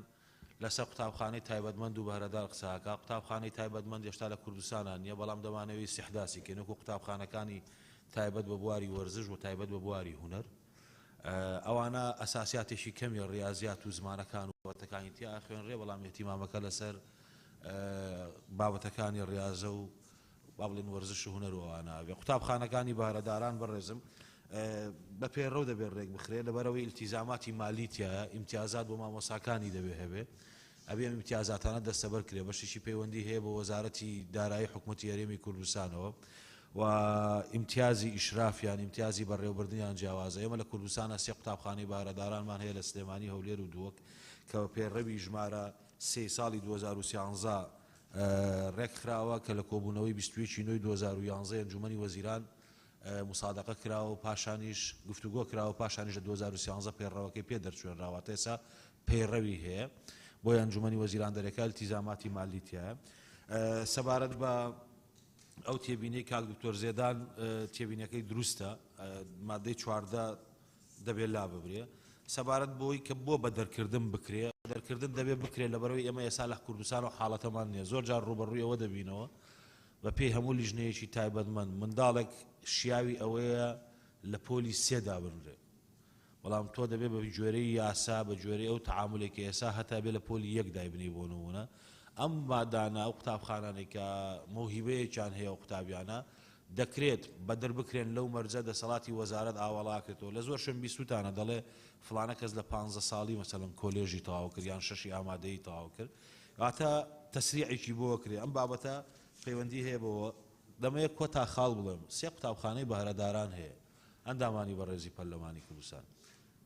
دووارەیەکەمەوە لە دەی حوتەوە ئێمە لەم پەرلەمانە سوێنمان خواردەوە سێ قوتابخانە هەیە بچن مەلەفی هەر سێ قوتابخانەکە دەربێنن یەک واژۆی منتان بینی ئیسیسنام بۆ هەر کەسێ کردبوو جەلسەی داهاتوو پێم بڵێنەوە بەڵام ناکرێ هەموو شتێ بە گومانەوە پێتان وابێ ئێمە هەموو کوڕی مسئول و هەموو کوڕێکی دەوڵەمەند و واستەچێکمان بردووە لەم قوتابخانە نەدانرابێ والله یەک تەلەبە لەلایەن منەوە ئیسیسنای بۆ نەکراوە لەم کابینەیە ئەو مامۆستا ئەحمەد گەلیش ماوەیەکی زۆر مەسئولی ئەو مەلەفە بوو ئاگادارە لەبەرەوە پێم خۆشە بچن مەلەفەکانیان دەربێنن بزانم بڵێن وەزیر چه وەرەقەیەکی بۆ ناردوون بۆ ئیسیسنا ئەو کاتە ئەگەر مەلەفێکتان دۆزیەوە من وەڵام بێدەمەوە بەڵام هەمووی بە بەدگومانیەوە سەیری بکەین ناکرێت سێ قوتابخانە هەیە و جەنابتان دەتواننەوە بکەن پرسیارێکی زۆر بەجێ کرا ئەگەر قوتابیەک لە گوند بوو بەڕاستی چۆن ئەم قوتابخانانە تەقدیمی ئەم قوتابخانە بکە دەتوانێت تەقدیمی ئەو قوتابخانە نەبکات چونکە تەقدیمکردن مافی هەموو کەسێکە کە لە سنووری محافەزەکە بێ ئەو کاتە وەزارەت دەتوانێت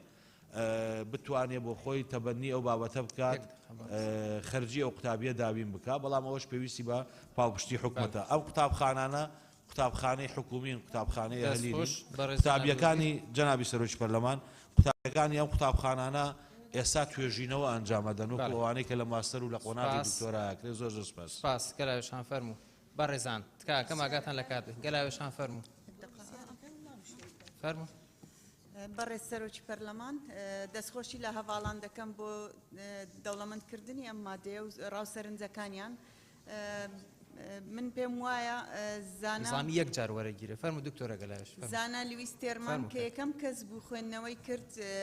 توێژینەوەیکی کرد لە بۆ بەهرەداران توێژینەوەیەکە 35 ساڵی خایاند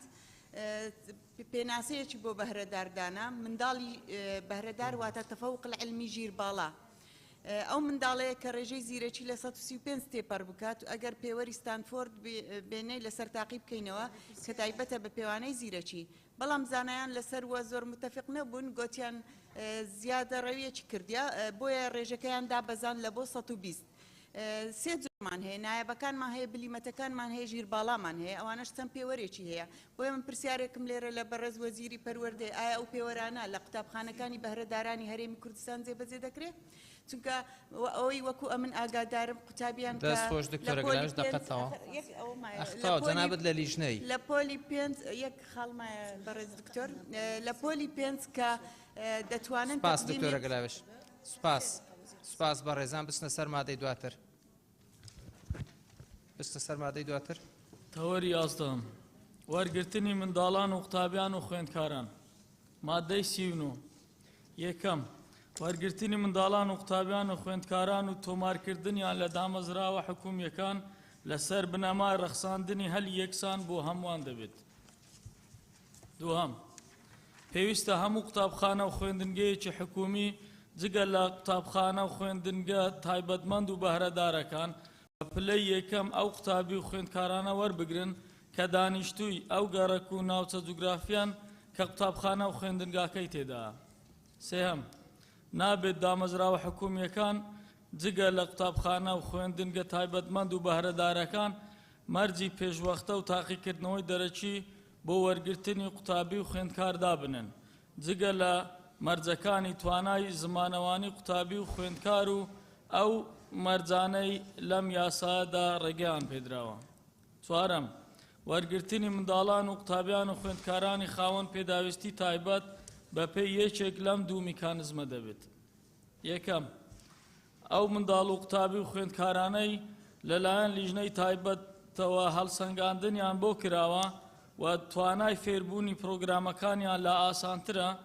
لە پۆلی ئاسایی وەک قوتابی دیکە وەردەگیرن، بەڵام مامۆستای تایبەتیان وەک مامۆستای دووەم لە پۆلدا بۆ تەرخان دەکرێت. دووهەم،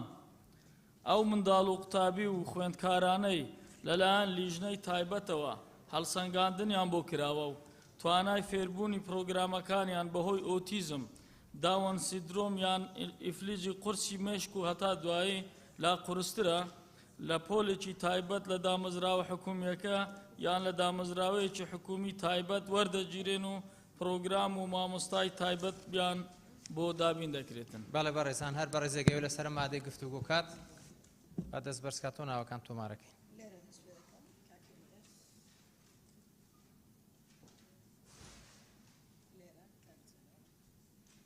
کاک چیا مامۆستا خەدیجە؟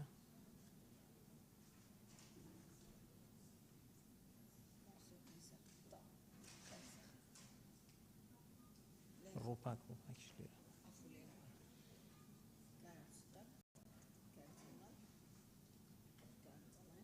شنۆخان علی حەمە ساڵح.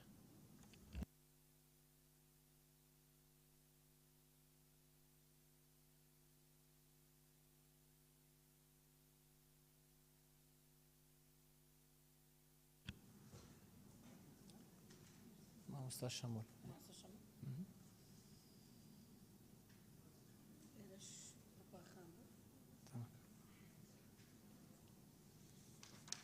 بەڵێ بەڕێزان ئەو بەڕێزانەیانەوەی گفتوگۆ لەسەر مادەی سینۆ کەم بریتین لە بەڕێزان کاک جەلال، کاک چیا، گولیزارخان، مامۆستا خەدیجە، گولیزارخان نییە، کاک عەبدوستار، کاک جەمال، کاک بەڵێن، شنۆخان، شیرین ئەمین، شیرینخان، کاک عەلی، مامۆستا شەمۆل، ڕووپاکخان، کاک گێڤیدار، کاک کاوە، کاک تۆر ئیسماعیل، مامۆستا بەدرێخان، مامۆستا عومەر، مژدەخان، هەڵەسخان، کاک مام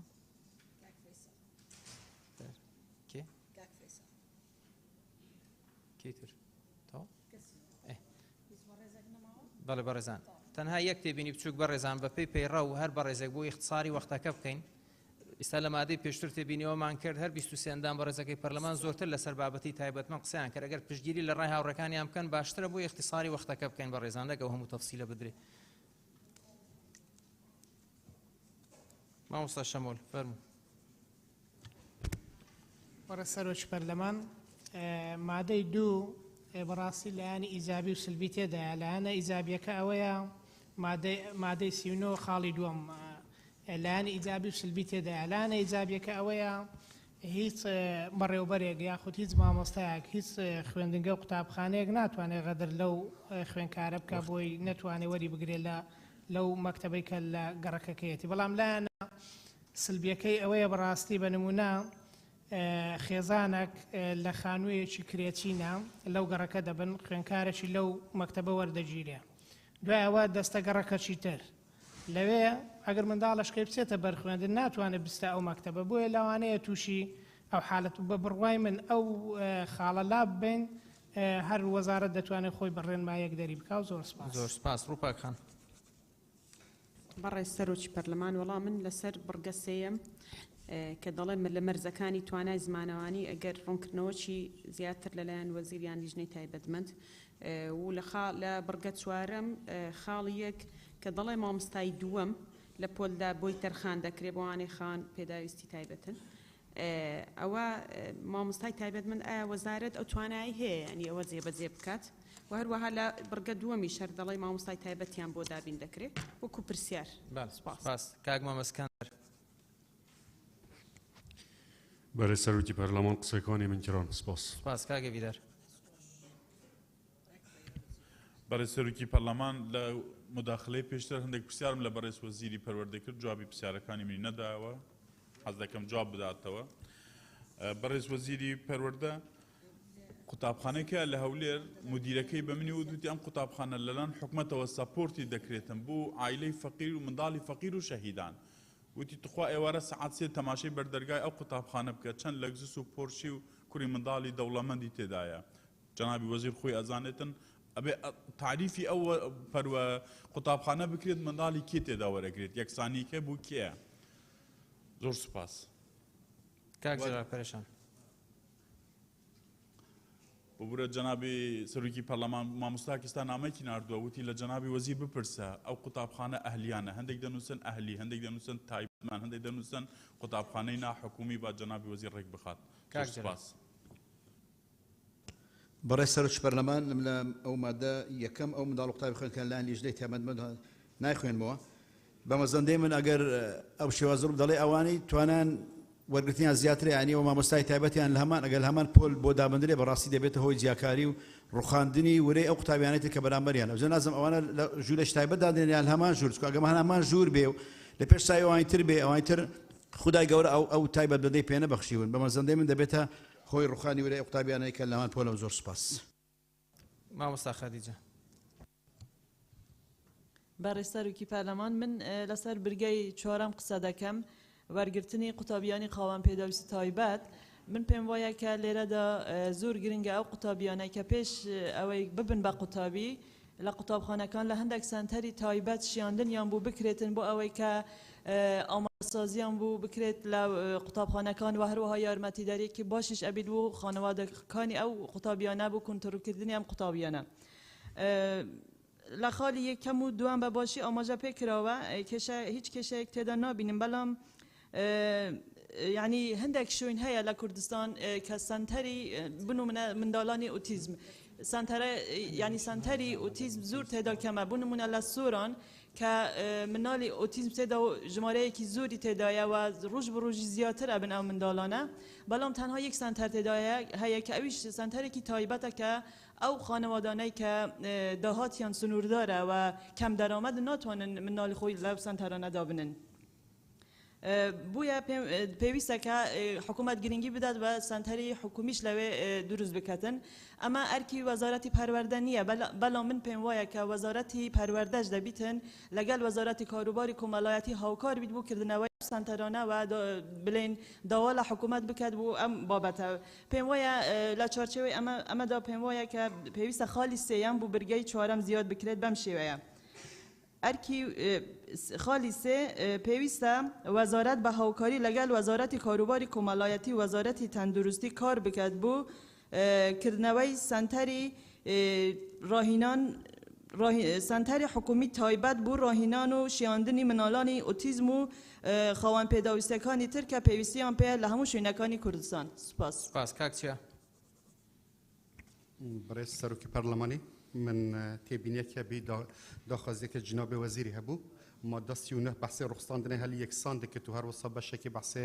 وەرگرتنا قوتابیە ناوچە و گەرەکێ دەکرد. من پێ باشە مادەک بێتە زێدەکردن ئەوجێکی وەرگرتنا ڕێژەکە تایبەت بۆ ماڵباتن شەهیدا و زیندانیە سیاسی ئەگەر مەرجێن تایبەت جێبگرن ئەو ڕێژە ماڵبات شەهید و زیندانی سیاسی لێ بێتە زێدەکردن و زۆر سوپاس. سپاس کاک فەیساڵ. بەناوی خوای گەورە و میرەبان بەڕێز سەرۆکی پەرلەمان لە مادەی 39 من پێشنیار دەکەم خاڵی دووەم باز لەو قوتابخانانە دەکات بەس کەس و کاری ئەو خوێندکارانەی ئەو گەڕەکانە وەرگیرێ بۆ خوێندکاری تر وەرناگیرێ داوا لە وەزیر دەکەم ئەگەنا ئەو بڕگەیە لا بردرێ. بڕگەی سێمیش باز لەسەر زمانەوانی قوتابی دەکات، ئەوە تایبەتە بە وەرزش چونکە تەوەری وەرزشیە حقا ئەوەی دەبێت جەستەیش ئیزافە بکرێتن. سپاس. سپاس کاک جەمال. بەڕێز سەرۆکی پەرلەمان بە خێراتنی بەڕێز وەزیر و شاندیاوەری دەکەم من لە مادەی 39 تێبینم هەم لەسەر پێناسەی مادەکە و بڕگەی یەکەم و چوارەم هەیە پێناسەی مادەکە وەرگرتنی منداڵان و قوتابیان و خوێندکاران من پێم باشە وای لێ بکرێ وەرگرتنی منداڵان لە قوتابخانە و خوێندنگاکان یاخود منداڵان لا بدرێ وا لێ بکرێ وەرگرتنی قوتابیان و خوێندکارن چونکە منداڵ تا تۆمار نەکرێ نابێتە قوتابی و خوێندکار لە بڕگەی یەکەم پێم باشە وا دابڕێژرێتەوە یەکەم وەرگرتنی منداڵان لە قوتابخانە و خوێندنگاکان و تۆمارکردنیان لە دامەزراوە حکومیەکان إلى آخره ياخذ هەروای لێ بکرێ وەرگرتنی منداڵان یان قوتابیان و خوێندکاران و تۆمارکردنیان لە دامەدەستگاکانی حکومی و هەروەها مادەی چوارەمیش بە هەمان شێوە ئەوە ڕاست بکرێتەوە سوپاس کاک عەلی بە ناوی خوای گەورە و میهرەبان بەڕێز سەرۆکی پەرلەمان بەڕێز جەنابی وەزیر من نازانم بۆ وشەی دامەزراوە حکومیەکان بەکارێت بۆ ناوتێ قوتابخانە و خوێندنگا حکومیەکان چونکە چەکی دامەزراوە حکومیەکان زۆر فراوانترە پاشان بۆ پێداویستی تایبەتیەکان ئەو منداڵی کە بەهرەدارە لە پۆلێکە بەوەی کەمەندام قسە لەسەر خاوەن پێداویستی تایبەتەکەین توانای زیرەکی زۆرترە بە هەمان منهەج تاقیکردنەوەی لەگەڵاکرێ بە هەمان منهەجە چێتە کێبرکێوە ئایا مامۆستای ئیزافەی بۆ دابینەکەی وەزیفەی ئەو مامۆستا چیانی ئەگەر هەمان ئیمتیحان و هەمان مەرج و هەمان تاقیکردنەوە بێت ئەمە ڕەنگە بۆ خاڵی دووەمی پێویستتر بێ کە نەنووساوە ئەوەی تاقیکردنەوەکەی ئەوەی بڵێم کەمەندامە و ناتوانێت ینی توانای فێربوونی درەنگترە پاشان بۆ خاڵی یەکەم ئەگەر خاوەن پێداویستی تایبەت بۆ نمونە مەبەست ئۆتیزم بێ کە ڕێژەیەکی کەم لە ئۆتیزم زیرەکیە ئەمە خاوەن پێداویستی تایبەت حساب ناکرێت ئەمە بە بەهرەدە ئەمە بە بەهرەمەند حسێ بکرێت ئەگەر مەبەست ئەوەیە ئەگەر مەبەست ئەوەیە کێکە دەست و قاچ ئەوەی نییە وە ڕەبتی بەم بابەتەوە نییە واتە ئەمە پەیوەندی بە بابەتی مێشک و بیرکردنەوە هەیە یەکێ ڕێژەی زیرەکی زیاتر بێ بە ئۆتیزم نابێ بە خاوەن پێداویستی تایبەتەش بارکێ و سوپاس کاک بڵێن بەڕێز سەرۆکی پەرلەمان دیارە لە بڕگەی یەکەم پێم باشە کە لەسەر بنەمای ڕەخساندنی هەلی یەکسان بە شێوازێکی دادپەروەرانە بۆ هەمووان ببێت یعنی ئەوەی بۆ زیاد بکەین لە بڕگەی دووەم لە ڕاستیە بەڕێز سەرۆکی پەرلەمان ئەوە یەکێکە لەو گرفتانەی کە ئێستا ڕوبەڕووی زۆرێک لە هاوڵاتیانە بێتەوە لە کاتێکا کە ماڵەکەی لە شوێنێک و ئۆگوازێتەوە بۆ شوێنێک یا دایکی قوتابیەکە دایکی خوێندکارەکە باوکی شوێنی دەوامی نزیکە لە قوتابخانەیەکی حکومیەوە کە لە گەڕەکەکەی خۆی نییە لە ناوچەکەی خۆی نییە بەڵام خوێندکارەکەی وەرناگیرێ کێشەی بۆ دروستەکە لە برۆم پشتیوانیەوەی مامۆستا شەمۆڵەکەم کە ئەوە بە ڕێنماییەک بە شێوازێکی ورد ڕێبخرێ سێ لە خاڵی دووەمی بڕگەی چوارەم لە ڕاستە نووسراوە یا لە دامەزراوەیەکی حکومی تایبەت لەم قانونە دامەزراوەی حکومی تایبەت پێناسە نەکراوە و ینی کە ئێمە قوتابخانەکەینەوە بۆ ئەوی خاوەن پێداویستە تایبەتەکان لی بخوێنن ئەمە دامەزراوەی حکومی تایبەتی بۆ چییە قوتابخانەی شتەکەیتەوە مامۆستای تایبەت بۆ ئەو کەسانە دانی کە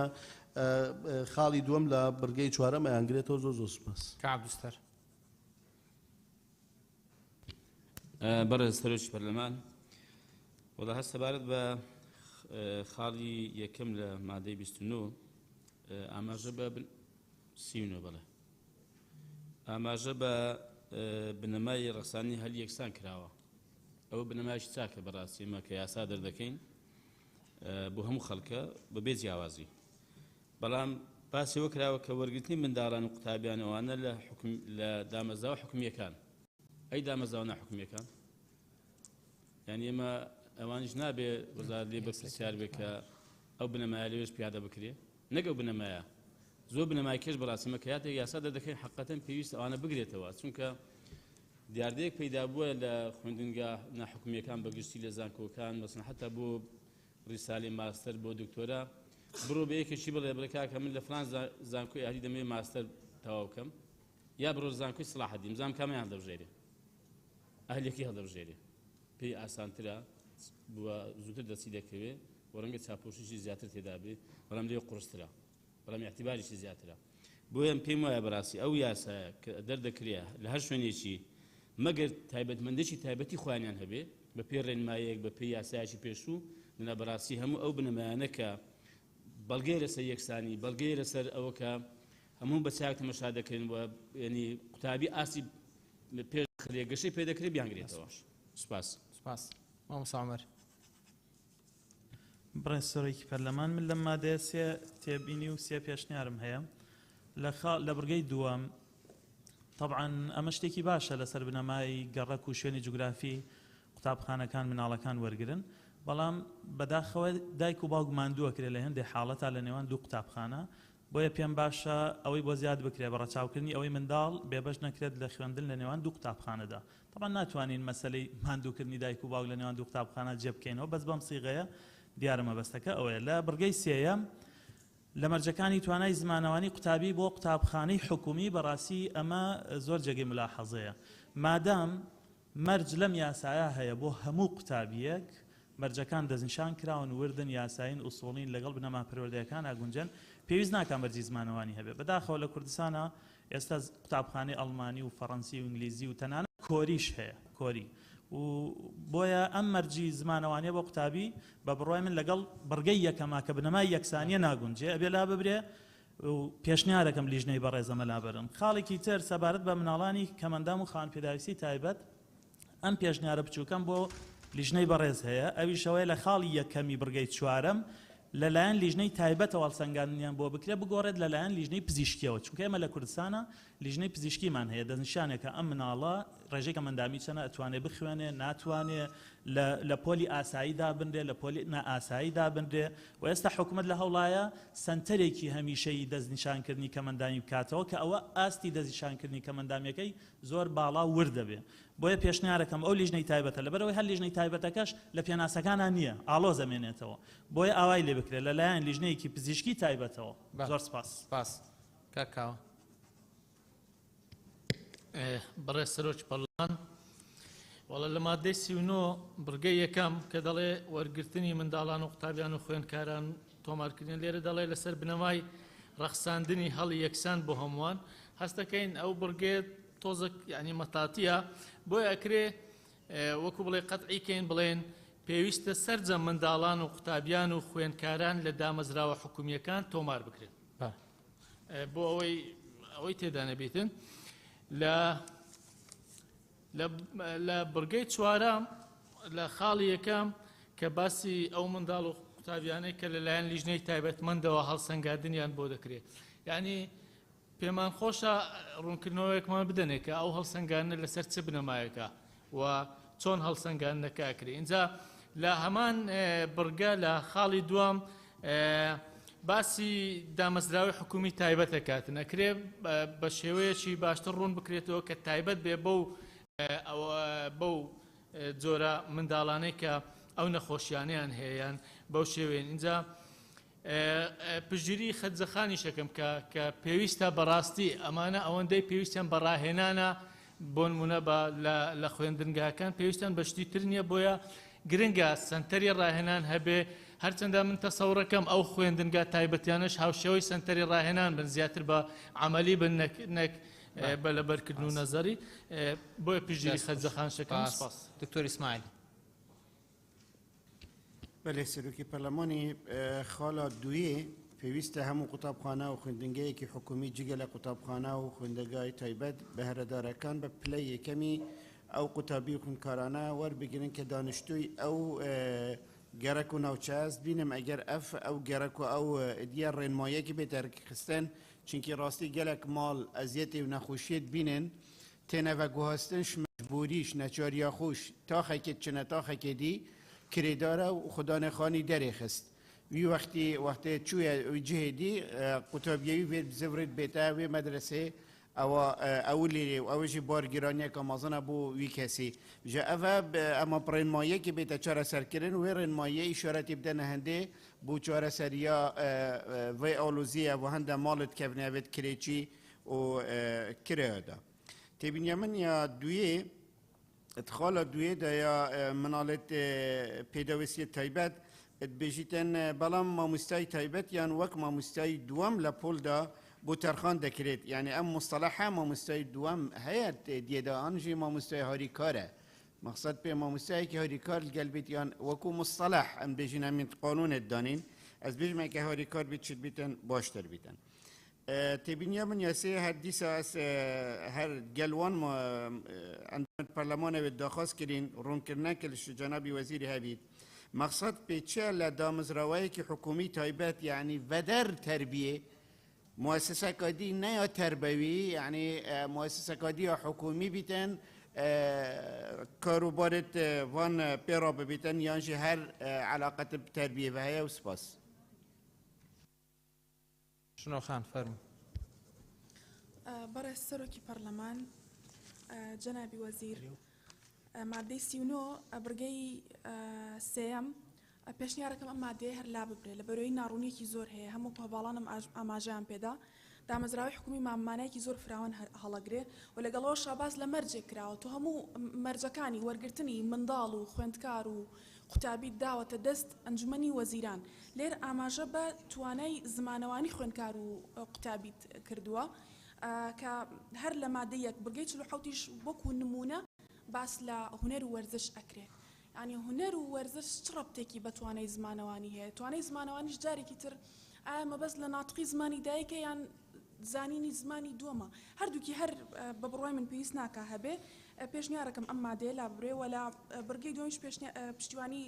قسەکانی مامۆستا شەمۆڵەکەم و هەروەها پشتیوانی لە قسەکانی مامۆستا ئۆمەریشەکەم و زۆر سوپاس شیرین خان شیرین ئەمین بەڵێ بەڕێز سەرۆکی پەرلەمان سەبارەت بە مادەی 39 بڕگەی سێهەم کە دەڵێت نابێت دامەزراوە حکومیەکان پێشنیازی قسەکانی کاک عەلی دەکەم بکرێت بە دامەزراوە پەروەردەکان تۆ بڵێ دامەزراوەیەکی ئا و کارەبا و شارەوانی تەداخل لە بڕیارێکی وەزارەتێکی معنی وەکو پەروەردە بکات سەبارەت بە بڕگەی چوارەم خاڵی یەکەم کە دەڵێت ئەو منداڵ و قوتابی و خوێندکارانەی لەلایەن نیژنێکی تایبەتەوە هەڵسەنگاندنیان بۆ دەکرێت سەبارەت بە توانای فێربوونیان کە دەڵێت لە پۆلیکی هەمان پۆلی ئاسایی وەردەگیرێنەوە بەڵام مامۆستا دووهەمیان بۆ ئیزافاکرێت خۆی لە ڕاستیدا خوێندکاری قوتابیەک کە توانای فێربوونی زۆر بەهێز بێت و زیرەک بێت باوەڕ ناکەم پێویستی بەوە بکات مامۆستایەکی کەی بۆ ئیزافە بکرێت ئەکرێت قۆناغێک یعنی لە ساڵێکدا دوو قۆناغی خوێندن ببڕێت بەڵام بۆ ئەو خوێندکارانەی کە لە ڕووی تەندروستی و جەستەیەوە ئەشکالی درەنگ فێربوونیان هەیە ئەوانە ڕەنگە زیاتر پێویستیان بە تەکنیکی فێربوون و پێویستیان بەوە هەبێت کە مامۆستای زیاتریان بۆ ئیزافە بکرێت دەستخۆش سوپاس بەدرێ خان بەڵێ بەڕێز سەرۆکی پەرلەمان سەبارەت بە مادە 39 بڕگەی یەکەم منیش هەمان پێشنیارم هەیە دامەزرا حکومیەکان بکرێ بە دامەزرا پەروەردەکان یان ناوەندەکانی خوێندن سەبارەت بە بڕگەی دووەم پشتگیری لە قسەکانی مامۆستا شەمۆڵ و کاک بەڵێن و کاک دکتۆر ئیسماعیلەکەم ئێمە زۆر جار نادادیمان بینی و بەرامبەر بە خوێندکار سنووری جوگرافی بۆ خوێندکار چاو نەکراوە لەگەڵ و تێبینیانەی هەرسێ برای بەڕێزم کردیان سەبارەت بە بڕگەی چوارەم خاڵی دووەم منیش ئەمان پرسیارم بۆ وەزیری بەڕێز هەیە سەبارەت بە ئەو ڕێژە زۆرەی کە ئێستا لە ناوەندەکانی خوێندن مناڵانی ئۆتیزم و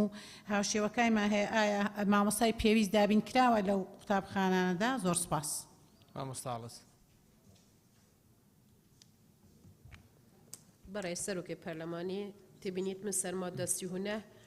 برگا دویا هی طبعا عدالتی دی هر ایتکرینه اف برگا هنه هاتیه داناتن خوزی جیبه جیبتن لیلی جیبه جینا بتن عندك بريزا قوتي برين ما طبعا رين ما يتهين همي الصالة خشتاك تيتن طيبتي ببازن السي بيشتي اگر قطابي فلان قطاب خانه فلان سنوري تي جغرافي بدي ورقري للفيري نداديكا هيت ورقرتنا طلبات بطيبتي افت كريتشي افت شنوان دفرا بشتي چند وثيقاوي نأو قطاب خانه ابوهات يا تحديد كرين نوعي تورقرتنه وكريتشي چه مجال دي ترنينا در برگا چاره یکم وری ماموستای تایبتیان ما ماموستای پرورده تایبتیا هی هگر بیت راز وکرنه چونکی دی پاشکی بابت دیتر دام برگ دیتر بحث لی تکرنه پرورده دا مصطلح ماموستای دوام منینه ماموستای هاوکار زیاده ترتن پال پشتیا دکتر اسماعیل سگیری کم بس الوری بسیاره کم اگر ما طلبه که اوتیزم هبتن پولا ایکی ولوی مدرسه خراکی ایک ماموستای پولا یعنی میشه پرورده تایبت هبتن آیا دی فریا کبتن گل طلبه پولا ایکی دانیشت بشتا پولا دویل گلداو دانیشت بشتا پولا ششب دانیشت مل دهوک جناب وزیری ما قطابخانه های 14 قطابین خودان پیتیوین تایبت تاین ایک ماموستای پرورده تایبته آیا دیوی راگهتن همیاد گلدا پرینت خاره وک ماموستای هاوکار یا نه سپاس مژدەخان بنای خوای گەورە میهرەبان بەڕێز سەرۆکی پەرلەمان سەبارەت بە تەوەری مادەی 39 کە دەبوو پێش مادەی 36 بێت هیوادارم ئەو تێبینێ بۆ لیژنە سەبارەت بە ئەوەی کە دەڵێ مامۆستای دووەم مامۆستای تایبەت پەروەردەی تایبەت پێناسە کراوە بەڵام مامۆستای دووەم هەم ینی شیاو نێو مامۆستای هاوکار لەوەیە جوانتر بێ و پشتیوانی قسەکانی کاک دکتۆر ئیسماعیل و هەلسخان دەکەم دەستان خۆش بێت سپاس بەڕێز جەنابی وەزیر لە 2-3 دقەیەک وەڵامەکان بەرەوە فەرموون زۆر سپاس جەنابی سەرۆکی پەرلەمان بەشێک لە پەرلەمانتاران هەندێک جار بەهۆی کەمی کاتەوە گلەی یەکەن کە وەڵامەکانیان پێ نەگەشتوێتەوە بەڵام ئەویش بەهۆی ئەوەی من یەک کەسم و جەنابیشان جاری وایە 20 مداخەلا کرێ لەبەرەوە داوای لێبوورنەکەم مەبەستم نییە خۆم لە هیچ وەڵامێک بدزمەوە چونکە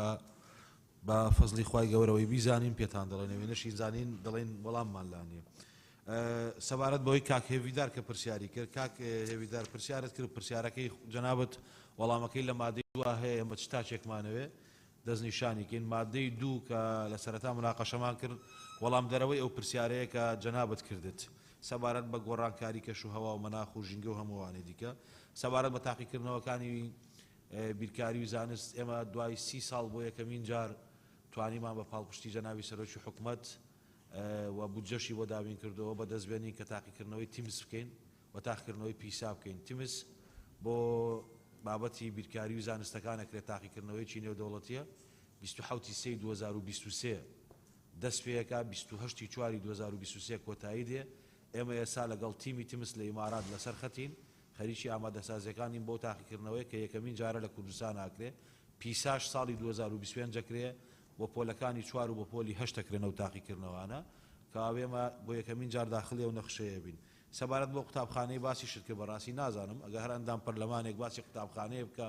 بەڵام وانم پێنەڵێ نازانم بەڵام من دڵنیا دەکەم ئەگە باسی قوتابخانەکانی ساویسەکەی کە بۆ منداڵی شەهید تەرخان کراون بۆ منداڵی شەهید تەرخان کراون ئیسیسنامان نەکردو لە دوای ئەوە بە قورعە وەرگیراون ئەم ساڵ 3 منداڵی شەهید هەبووە لە کۆی 7 قوتابخانەی ساویس تەقدیمی کردووە بەبێ هیچ مەرجێک وەرگیراون نە ئەچنە قورعەوە نەیشتیشی دیکە ئەوی کەش لە وەرگرتنە هیچ ئیسیسنایەکمان نەکردووە تا ئەم ساتە لێی بەرپرسیارم جا هەمووی منداڵە دەوڵەمەندە من هیوادارم شتەکان تەحدیدکەن چونکە ئێمە لە بەرنامەیەکین لە پەخشێکی ڕاستەوخۆ قساکەین کاتێک دەڵێن قوتابخانەیەک من وەزیرم بەرپرسیارەتیم لەسەرە نە منداڵێکم بە ئیسیسنا وەرگرتووە نە منداڵێکیشم ناردووە لە بەردەم هەمووشتانە ئێڵم بڵێن کاکە بۆ قوتابخانەی هەولێری نمونەی تو ئەم منداڵت ناردوو هەتا تەحملی بەرپرسیارەتێکە بکەم بەس ناکرێت ناوی قوتابخانەکە نەڵێن و ئەوەش بڵێن ئێمە دەبێت بەرگری لە مۆقیفانەی خۆمان بکەین سەوارەت بۆ مادەیە بەڕێزان ئەو قوتابیانەی کە باسێکات لەسەر ئەساسی موقعی جوغرافی خۆی من دەبێت ڕاستیەک هەیە باسی بکەین ئەویژەوەیە بابەتەکە شێوێنراوە ئێمە زۆر جار لە کوردستان هەندێک قوتابخانە بینین لۆدی زۆری لەسرە ئەو لۆدە زۆرەی کە لەسەر قوتابخانەیە و پۆلەکان پڕن ئەوە بەشێکی بەهۆی ڕەغبەتی خەڵکەوەیە بەهۆی ئەوە بووە کە لە ڕابردوو ئەم قوتابخانەیە ناوبانجێکی باشی دەرکردووە هەمووی هەوڵی داوە بچێت لەو قوتابخانەیە بخوێنێ سیر دەکەیت کە ژمارەی قوتابیەکان لە پۆلێکی زۆران ئەساسی تەختیتی عیبرانی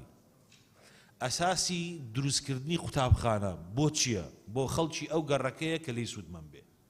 کە حکومەت قوتابخانەیەک دروستەکە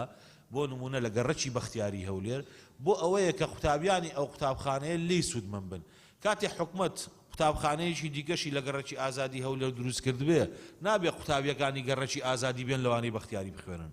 خۆی ئەمە بنەما دروستەکەیە کە دەڵێ موقعی جوغرافی بەڵام جێبەجێ نەکردنی ئەمە لە ڕابردوو وای لێ کردووە بلۆدێک لەسەر هەندێک لە قوتابخانەکان زۆرتر بێت لەبەرەوە خاڵە خاڵێکی زۆر زۆر گرنگە کە هەبێ ئەو خاڵی کە ئێوە گرفتان تیا هەیە سەبارەت بۆی کە نابێت دامەزراوە حکومیەکان ئێمە نووسیمانە لە سەرەتایە دامەزراوە پەروەردەیە حکومیەکان کاک عەلی ناتوانین بڵێن باخچە قوتابخانە خوێندنگە پەیمانگە کۆمەڵگەی پەروەردەی ئەبێ 5 ناو بەیەکەوە بێنین بەڵام دەبێ بڵێن دامەزراوەی پەروەردەی حکومی دامەزراوەی پەروەردەی ناحکومی بەڵێ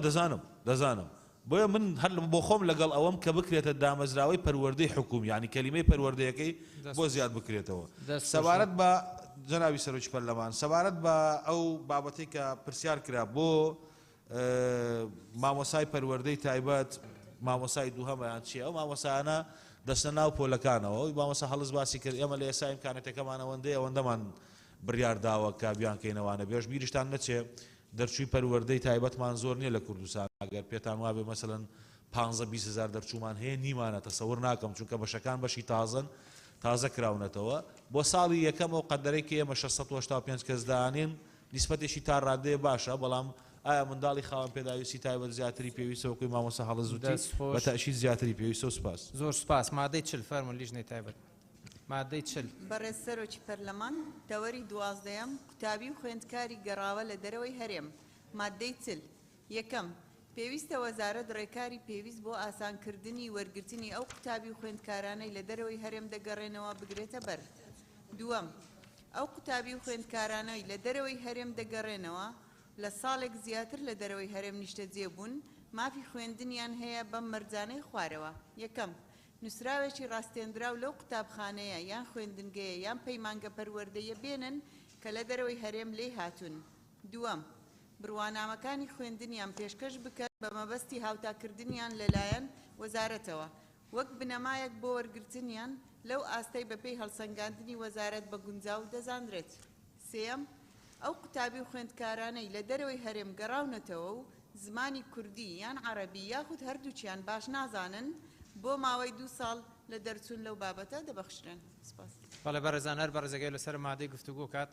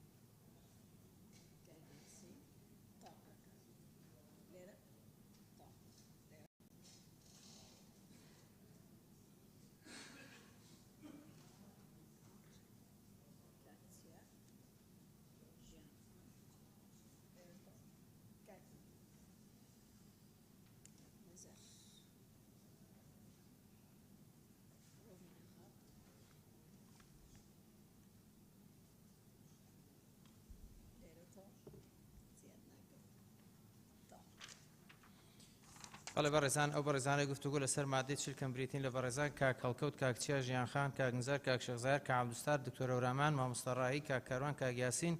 کاک دکتۆر محەدین کاک دکتۆر ئیسماعیل بەدرێخان مامۆستا عومەر مامۆستا ئەبوبەکر مژدەخان ڕۆبینەخان کاک عەلی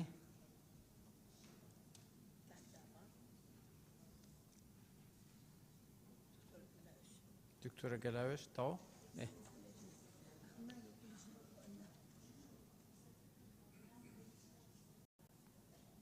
شنوخان شیرین ئەمین تەمام کاک ڕای بنای خوای گەورە و میرەبان بەڕێز سەرۆکی پەرلەمان لە بڕگەی سێ ئاماژە بەوە دراوە کە ئەوانەی لە دەرەوەی هەرێم گەڕاونەتەوە 2 ساڵ دەبەخشێ لە وانەکانی عەرەبی و کوردی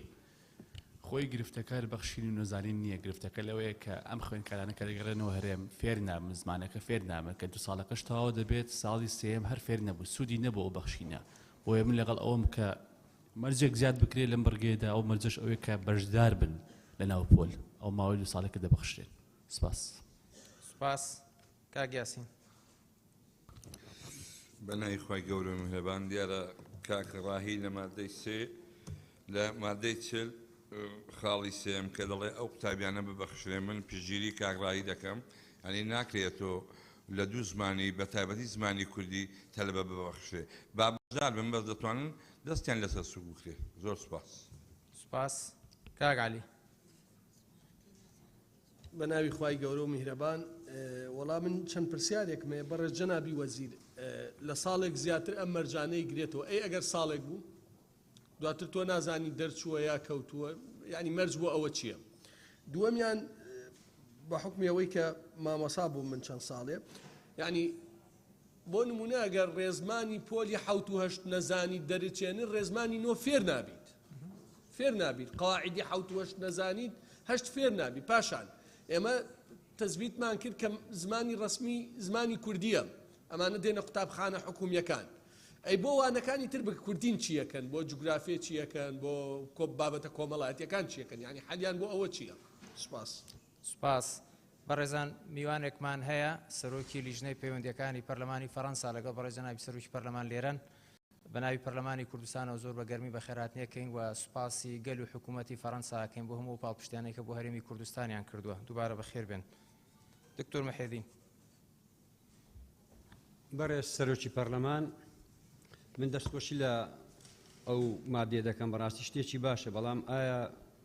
ئەو خوێندکارانێک کە دەرەوەی هەرێمن ئایا پارێزگاکانی عێراقیش دەگرێتەوە چکو بەشێکە لە ئەوەی کە مامەڵەیان لەگەر دەکەیت دوو ئەو خاڵی یەکەمیان کە باز لە نووسراوێکی ڕاستێنراو دەکاتن پێم باشە ئەو ڕاستێنراوە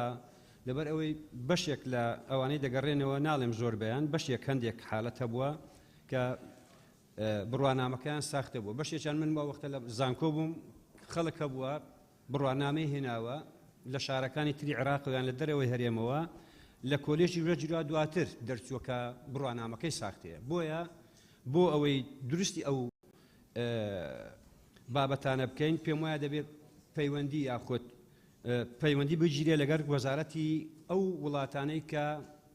ڕوانامەکانیان لێدێ بۆ ئەوەی کە تەزدیقی بکرێت خاڵێکی تر ئەوەی پەیوەندی بۆ ئەو دەپرسم ئایا ئەو مەرجانەی بۆ وەرگرتنی قوتابیان لە هەرێم هەیە ئەگەر هاتوو تەزاریبی کرد یاخود جیاوازی هەبوو لە ڕووی تەمەنەوە ئایا بە هەمان شێوە لە ئەو مەرجانەی هەرێمی لەسەر جێبەجێ دەکرێت ئەگەر هاتوو تەمەنەکەی جیاواز بوو مەسەلەن سیستەمی وەرگرتنی تەمەنەکە لە هەرێم جیاواز بوو لەگەر ئەو وڵاتی کە تێدا هاتووە ئایا بە هەمان شێوە دەبێ و ئەوەی پەیوەندی بە تاقیکردنەوەکان هەیە ئایا کە دەبەخشتن لە دوو ساڵ لەوەی ئایا ئەزمونونەکان یاخود تاقیکردنەوەکان بە زمانەکەی خۆی دەکات کە زمانەکەی شارەزا بووە یاخود بەو مادانەی کە لە هەرێمی کوردستان دەخوێنرێت زۆر سپاس مامۆستا عومەر بەڕێز سەرۆکی پەرلەمان وڵای من ڕووم لە خوشکۆبرایانی هەردوو لیژنەیە ئێمە هێندە حاڵەتمان لە کوردستان بەدەرە لەمە و لە هیچ شوێنێکی تری ئەم یاسایە من نەمبینی چارەسەرکرابێ ئەویشەوەیە هێندە حاڵەتی نەئاسایی هەیە بۆ نمونە ئەو مناڵانەی لە ماڵەکانی مناڵانن یا هێندە جار مناڵ بەهۆی توندوتیژی لەسەر دایکەوە یەتە ماڵی داڵدەدانی ژنان ناچارە بێ مناڵەکەیەتە ماڵی مناڵان و دەستیان بە دۆکیومنت ناکا بە ناسنامە ناگا بە دەرەجەکانی پێشویان ناگا هێندە حاڵات لە پارێزگاکانی عێراقەواتون بۆ نمونە لە بەغداوە لە بەسڕەوە لە عەمارەوە بۆیە من پێشنیارەکەم ئێوەی بەڕێز چارەسەرێک بۆ ئەو مناڵانە بدۆزنەوە کە دەرەوەی هەرێم نین هەر لە ناو هەرێمان بەڵام دەستیان بە بەڵگەنامە فەرمیەکان ناگا ئەویشەوەیە ئەو مناڵانە وەربگیرێن لە قۆناغەکانی خوێندن بە پێی پشتگیری فەرمانگەکانی چاودێری کۆمەڵایەتی سەر بە وەزارەتی کار و لەگەڵ بەڵگەنامەکانی دادگا تا ئەو کاتەی دەستیان بە ناسنامە فەرمی و بەڵگەنامەکانیانەگا و ئەکرێت تا قۆناغی 12 بەم جۆرە دەرفەتیان پێ بدرێ و زۆر سپاس ڕۆبینە خەرزان بەڕێز سەرۆکی پەرلەمان بڕگەی دوو خالیەک بێژی دونووسراوێکی ڕاستێنراوت لێرە دەمە دەبێت بێژم بەلگەیەکی فەرمی لە قوتابخانە خۆ بینیتن یان خوێندنگەهیان پەیمانگە و پەروەردە بیتن کە لە دەرەوەی هەرێم لێ هاتوو بن سپاس سپاس کاک چییە؟ بەڕێز سەرۆکی پەرلەمانی دەستخۆشیە بۆ لجنە تایبەتمەند و هەروەسا مادەکی زۆر گرنگە مادە زۆر گرنگە هیویدارم خەمەکی باش بۆ تەنها پرسیارێکی جنابی وەزیر هەبی ڕۆتینیاتن ئیداری بۆ تەزدیقکردنا باوەڕنامە ڕۆتینیاتێکی گەلەگەلێک درێژبن تایبەتی لە وەزارەتە خواندنا باڵا و هەر ساڵ زیاتر پەرێ ئایا ئەف ڕۆتینیاتە کێم بوونە بە چ شێوازەیە بۆ تەزدیقکردنە حتا نوکە چه ماوەیەکی چونکی گەلە جەرە قوتابی دێت حتا بەلگەنامەی خۆیان تصدیق بکەتن ساڵێکش خواندناوی جەچێت هەروەسا بۆ مادە سیەجێک ڕاستی جهێ دەستخۆشیە لجنە تایبەتمەند کەم کوف مادە لێ زیادەکەن بۆ ماوەیە 2 ساڵە بێنە عەفوکردنە ji خواندنێت عەرەبی یان هەر زمانێدی زۆر سپاس شێخ زایر بەڕێز سەرۆکی پەرلەمان مادە چێ خاڵی دووەم ئەو قوتابی خوێندکاران لە دەرەوەی هەرێم دەگەڕێنەوە لە ساڵێک زیاتر لە دەرەوەی هەرێم من لێرە پرسیار دەکەم ئایا مەبەست لە دەرەوەی هەرێم وڵاتانی دەرەوەیە یاخود ناوچەکانی تری عراقش دەگریتەوە خۆگەر ناوچەکانی تری عراق بگرێتەوە لە خاڵی سێم هاتووە دەرێ ئەو لە دەرەوەی هەرێم گەڕاونەتەوە زمانی کوردی یان عەرەبی خۆگەر لە دەرەوەی هەرێم یەک لەو زمانە هەردەزانی یان کوردە یان عەرەبە خۆ خەڵکی تر هەیە بەڵام بە ڕێژەیەکی کەم لۆیە پێشنارەکەم لە خاڵی برگەی دووەم خاڵی یەکەم نووسراوێکی ڕاستێنراو لە قوتابخانی یان خوێندگا یان پەیمانگا پەروەردەیە بێنن کە لە دەرەوەی وڵات لەیان لەو وڵاتەی کە لێوە هاتوون زۆر سپاس ژیان خان بەڕێز سەرۆکی پەرلەمان مادەی چل بەرگەی سێەم ڕستەیەک بەم شێوەیە زیاد بگرێت لە کوتاییەکەی بەو مەرجەی هەردوو ساڵ لە پۆلی خوێندن بۆ خوێندنی ئەو بابەتانە ئامادە بن بۆ ئەوەی فێر بن بەمەش پشتگیری هەردوو برای بەڕێزم قاکڕۆهی و کاکیاسین دەکەم زۆر سپاس دکتۆرە گەلاوێش بەڕێز سەرۆکی پەرلەمان بەنسبەت مادەی چل زۆر حالەتمان هەیە سیستەمی خوێندنیان لەگەڵ سیستەمی خوێندنی هەرێمی کوردستان جیاوازە و نمونەی زیندوشمان هەیە چەندین جار هاتینە لامان هەتا ئێستا بڕوانامەکانیان و ناتوانن بچنە کۆلێژ لێرە بڕوانامەکانیان بۆ هاوتا نەکراوە ئایا بۆم حالەتانە چ دەکەن مەسەلەن لەوانەیە خوێندنی ئامادەیی لەوێ 5 ساڵ بێ لێرە 6 ساڵە یان خوێندنی کۆلێژ لەوێ جیاواز بێ لێرە ئەوە چیتری هەیە بەڵام ئەمە ناچینە سەری کۆلێژ بە مەبەستمان وەزارەتی پەروەردەیە زیاتر ئایا چ دەکەن بۆ حالەتانە نمونەیەکی زیندوشمان هەیە کە تا ئێستاش چارەسەر نەکراوە هیوادارم چارەسەر بکرێتم سپاس کاک نزار بە ناوی خودای گەورە بەڕێز سەرۆکی پەرلەمان سەبارەت بە مادەی چل خاڵی سێەم ئەو قوتابیانەی کەوا بۆ ماوەی 2 ساڵ لە دەرچوون لە نەزانینی زمانی عەرەبی و کوردی دەبەخشرێن ئایا ئەم قوتابیە لەژێر چاودێری مامۆستا دەبێ ئەم 2 ساڵە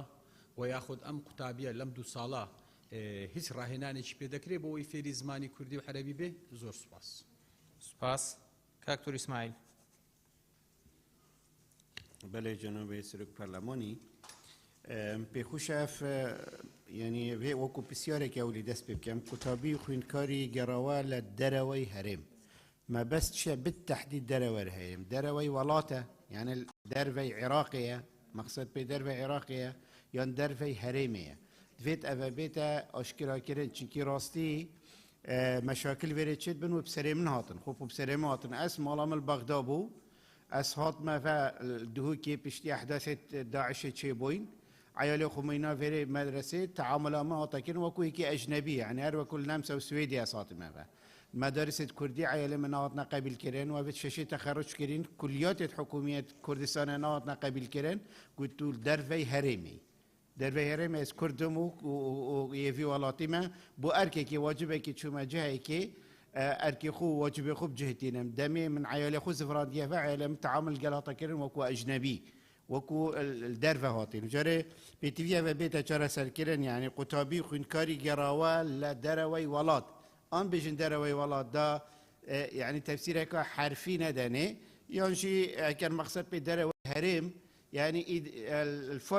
فايدة معنوي دروي هرم كركيكي كي هاتا اربيلي معنوي دروي هرمه وی وقتی ده اشکالات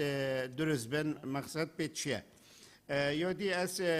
پیشگیریوان کسات کم اوید گوتین وان تایبت کاکراهی و ماموسایاسینی راست 2 سالا یدعفونا نه حساب کردن راسب بس پیتوی مرجع کبید بجداری کردن خواندن ده هر هبید یعنی بلا بین عفو کردن بس پیشدار بنت رونشنه داد خواندن داد بلا اخیری بس عفو بنش امتحانه نه عفو بنش دوام نکرنه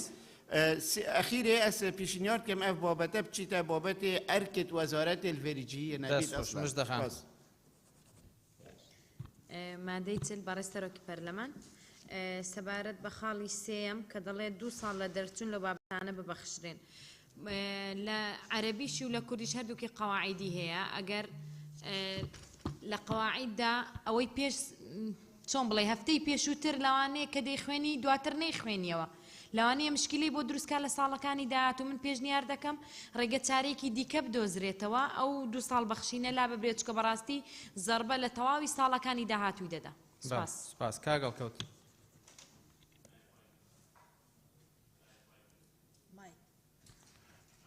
بەناوی خوای گەورە و میهرەبان بەڕێز سەرۆکی پەرلەمان بە خێراتنی جنابی وەزیری پەروەردە و ستافە بەڕێزەکەی دەکەم لە مادەی سیل دووهەم بڕگەی دووهەمی هاتووەڵێ بڕوانامەکانی خوێندن پێشکەش بکەن بە مەبەستی هاوتاکردنیان لەلایەن وەزارەتەوە وەک بنەمایەک بۆ وەرگرتنیان لەو ئاستەی بە پێی هەڵسەنگاندنیان وەزارەت بە گونجاو دەزانین. بەڕێزە نابی وەزیر ئەگەر هاتوو ئەنجومەنی وەزارەتی پەروەردە پێشتر یاسایەک یان ڕێنمایەکی دەرکرد بێت کە بەم شێوەیە قوتابی و خوێندکار وەردەگیرێت کەواتە ئەو بڕگەی سەرەوە زیادە کە هاتووە بڕوانامەکانیان پێشکەش بکەن بە مەبەستی هاتواکردنیان لەلایەن وەزارەتەوە وەک بنەمایەک بۆ وەرگرتنیان. لە سێهەمیشدا هاتووە دەڵێت ئەو قوتابی و خوێندکارانەی لە دەرەوەی هەرێم گەڕاونەتەوە زمانی کوردی یان عەرەبی یاخود هەردووکیان باش نازانن بۆ ماوەی 2 ساڵ لە دەرسونیان ئەو بابەتە دەبەخشرێت. من پێم زۆرە 2 ساڵ یان هەر نەیش بێ یان لە 1 ساڵ زیاتر نەبێ. زۆر سپاس. کاکاروان. بەڕێز سەرۆکی پەرلەمان بەشێک لە برادران بە دیاریکراوی کاک شێخ زاهیر کە پشتیوانی لێ دەکەم باسی لێوە کرد کە ئەم بابەتی دەرەوەی هەرێمە دەرەوەی هەرێم ئایا عراقیش دەگرێتەوە کەم پێم وایە دڵنیام بەستان لەوێ کە لە دەرەوەی عراقیش بێ ینی ئەم بابەتە بۆیە گەر بە وازەحتری ئاماژە پێ بکەن ڕوونتر بێ باشترە. لە بڕگەی سێم پشتیوانی تەواوی کاکراهی دەکەم. ئەشکالی ئێمە بەڕاستی با پێتان جەنابی وەزیر زیاتر لە خوێندنی باڵایە ئەم بابەتە و کاکسیاش باسی کرد. نازانم لە پەروەردەم چێشێت تا چەند زۆرە بەڵام ئەشکالە گەورەکە ئەوە نیە کە تۆ چەند ساڵ دەیبەخشی ئەشکالەکەوێ کەی فێر دەبێت چکە بابەتەکە تەنها زمانی کوردی نییە کە دەکرێت لە ماڵەوە ممارەسەی بکات بەڵام کەی بەڕێزمانی فێری ئەو زمانە دەبێت کە لە قوتابخانەکان بتوانێت ممارەسەی بکات و سەرکەوتوو بێ. بۆیە 2 ساڵ کەمە بۆ بەخشین ئەگەر بکرێت 3 ساڵ بێ باشتریشە و چۆن بەدیلی یەکەم تاویزیەوە چۆن دەکرێتەوە کۆکو خوێندنە قەرەبووی خوێندنەکە دووەم چۆن بەدیلی فێربوونەکە دیاری دەکرێت. خۆی ئەمە مهمە بەڕاستی. زۆر سپاس. سپاس. کاک دابان. بەناوی خوای گەورە و میهرەبان بەڕێز سەرۆکی پەرلەمان مادەی 41 پێویستە وەزارەت ڕێکاری پێویست بۆ ئاسانکردنی وەرگرتنی ئەو قوتابی و خوێندکارانەی لە دەرەوەی هەرێم دەگەڕێنەوە بگرێتە بەر. ئەم ڕێکارە پێویستانە ئەگەر ڕێکاری قانونین پێویستە لە قانونەکەی جێگەی بکرێتەوە ئەگەر ڕێکاری کارگێڕی و ئیدارین ئەو پێویست ناکە ینی هەبێ واجبی وەزارەتە بۆیە بڕگەی یەکەم بەلاوە زیادە پێم باشە کە لا ببرێت. خاڵی سێەم تایبەت بە گەڕانەوەی قوتابیان لە دەرەوەی هەرێم کە لە زمانی کوردی و عەرەبی ئەگەر باش نین ببەخشرێن یعنی پێوەری باش نەبوون چییە کەسێک کە ئەگەڕێتەوە ئایا پێوەرەکە چییە ئەمە واجب کراوە کە بخوێنرێ بەڵام ئەگەر نازانرێت لە یعنی ببەخشرێ. خەڵک قساکە ئاسایی ینی لە دەرەوەش گەڕاوەتەوە قساکە بەڵام لەوانەی جوگرافی تێناگە لە کوردی تێناگە لە عەرەبی تێناگە ینی وەکو کاکعەلی وتی هەر لە مەفهومی دەرسەکانی تێناگە.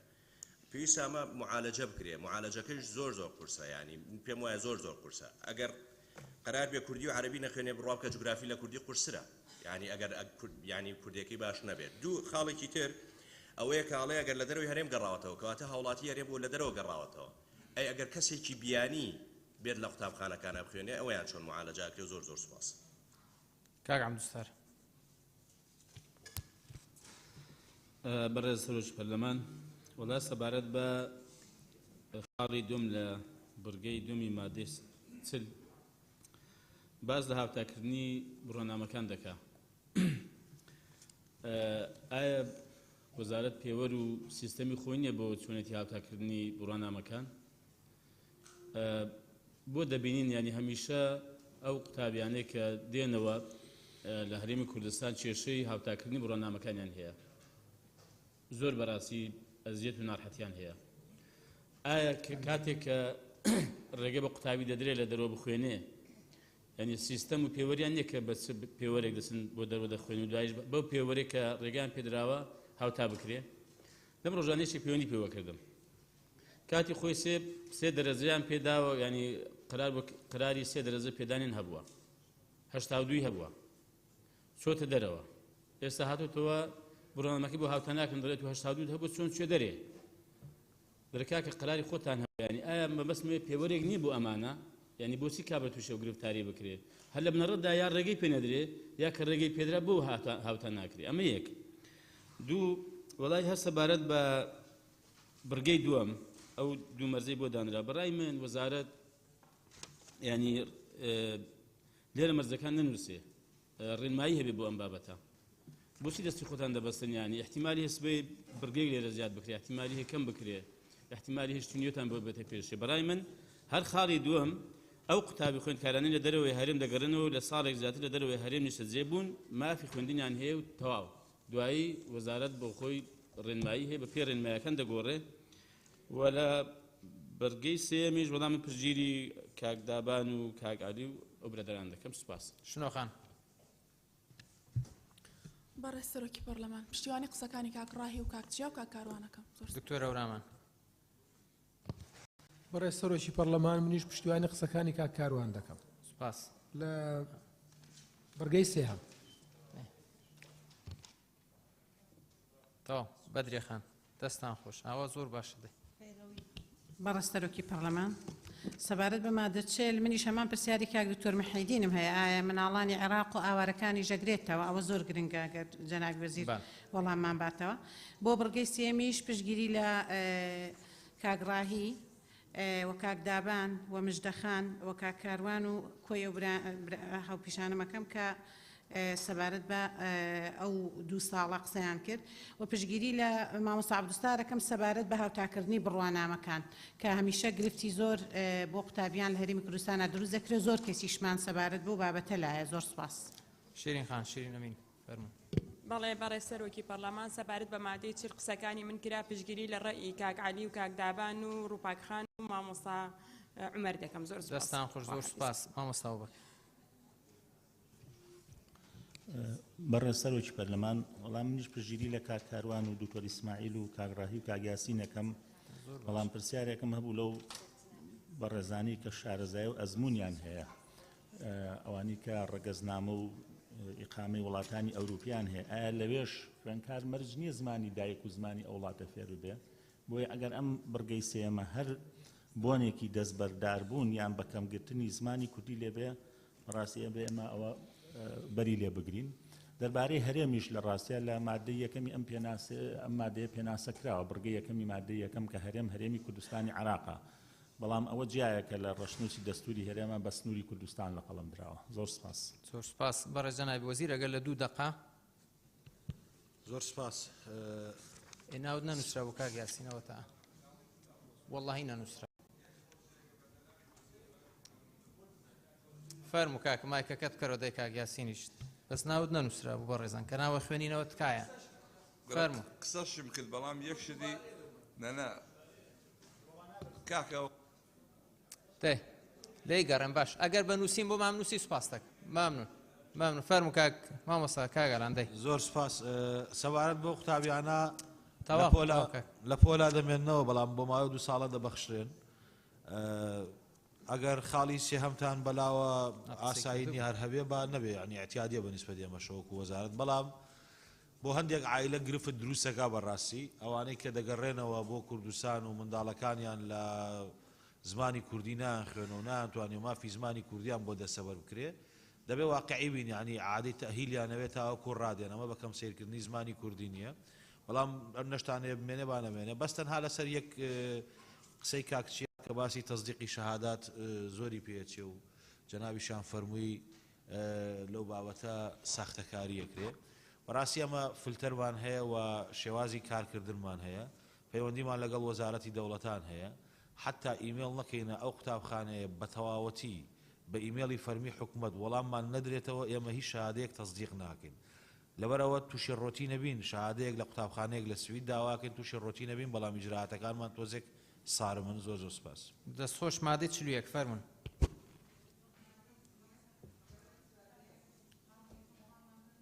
بەڕێز بەدرێ خان دواتر باش مادەی 41 بخوێنەوە دواتر ئەتوان وەڵامەکان وەرگرنەوە فەرموون. مافی گواستنەوەی قوتابیان و خوێندکاران مادەی 41 قوتابیان و خوێندکاران مافی گواستنەوەیان بە گوێرەی ئەو مەرجانەی وەزارەت دیاری دەکات هەیە.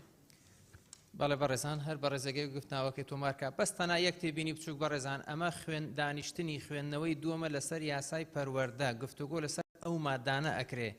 ئەمە دانیشتن نییە بە پێی مادەی 66 بەڵام ئێمە لەگەڵەوەشە هەوڵمان ناوە دەرفەتێک دۆزینەوە بۆی تەسیل لە خوێندنەوەی دووەمەکەنەکە بەڕێزان کاتان لێکم.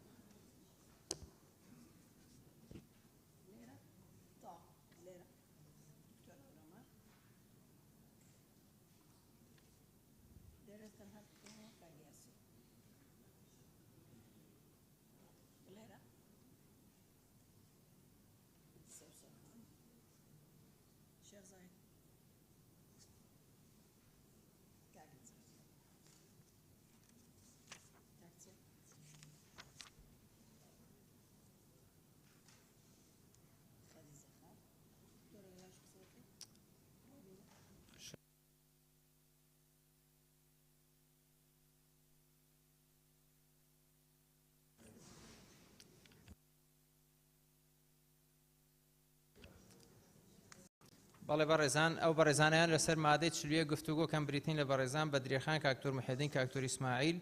مامۆستا عومەر کاکتۆر ئەورامان کاک یاسین سەوسەنخان شێخ زاهێر کاک نزار کاکچیە مامۆستا خەتیجە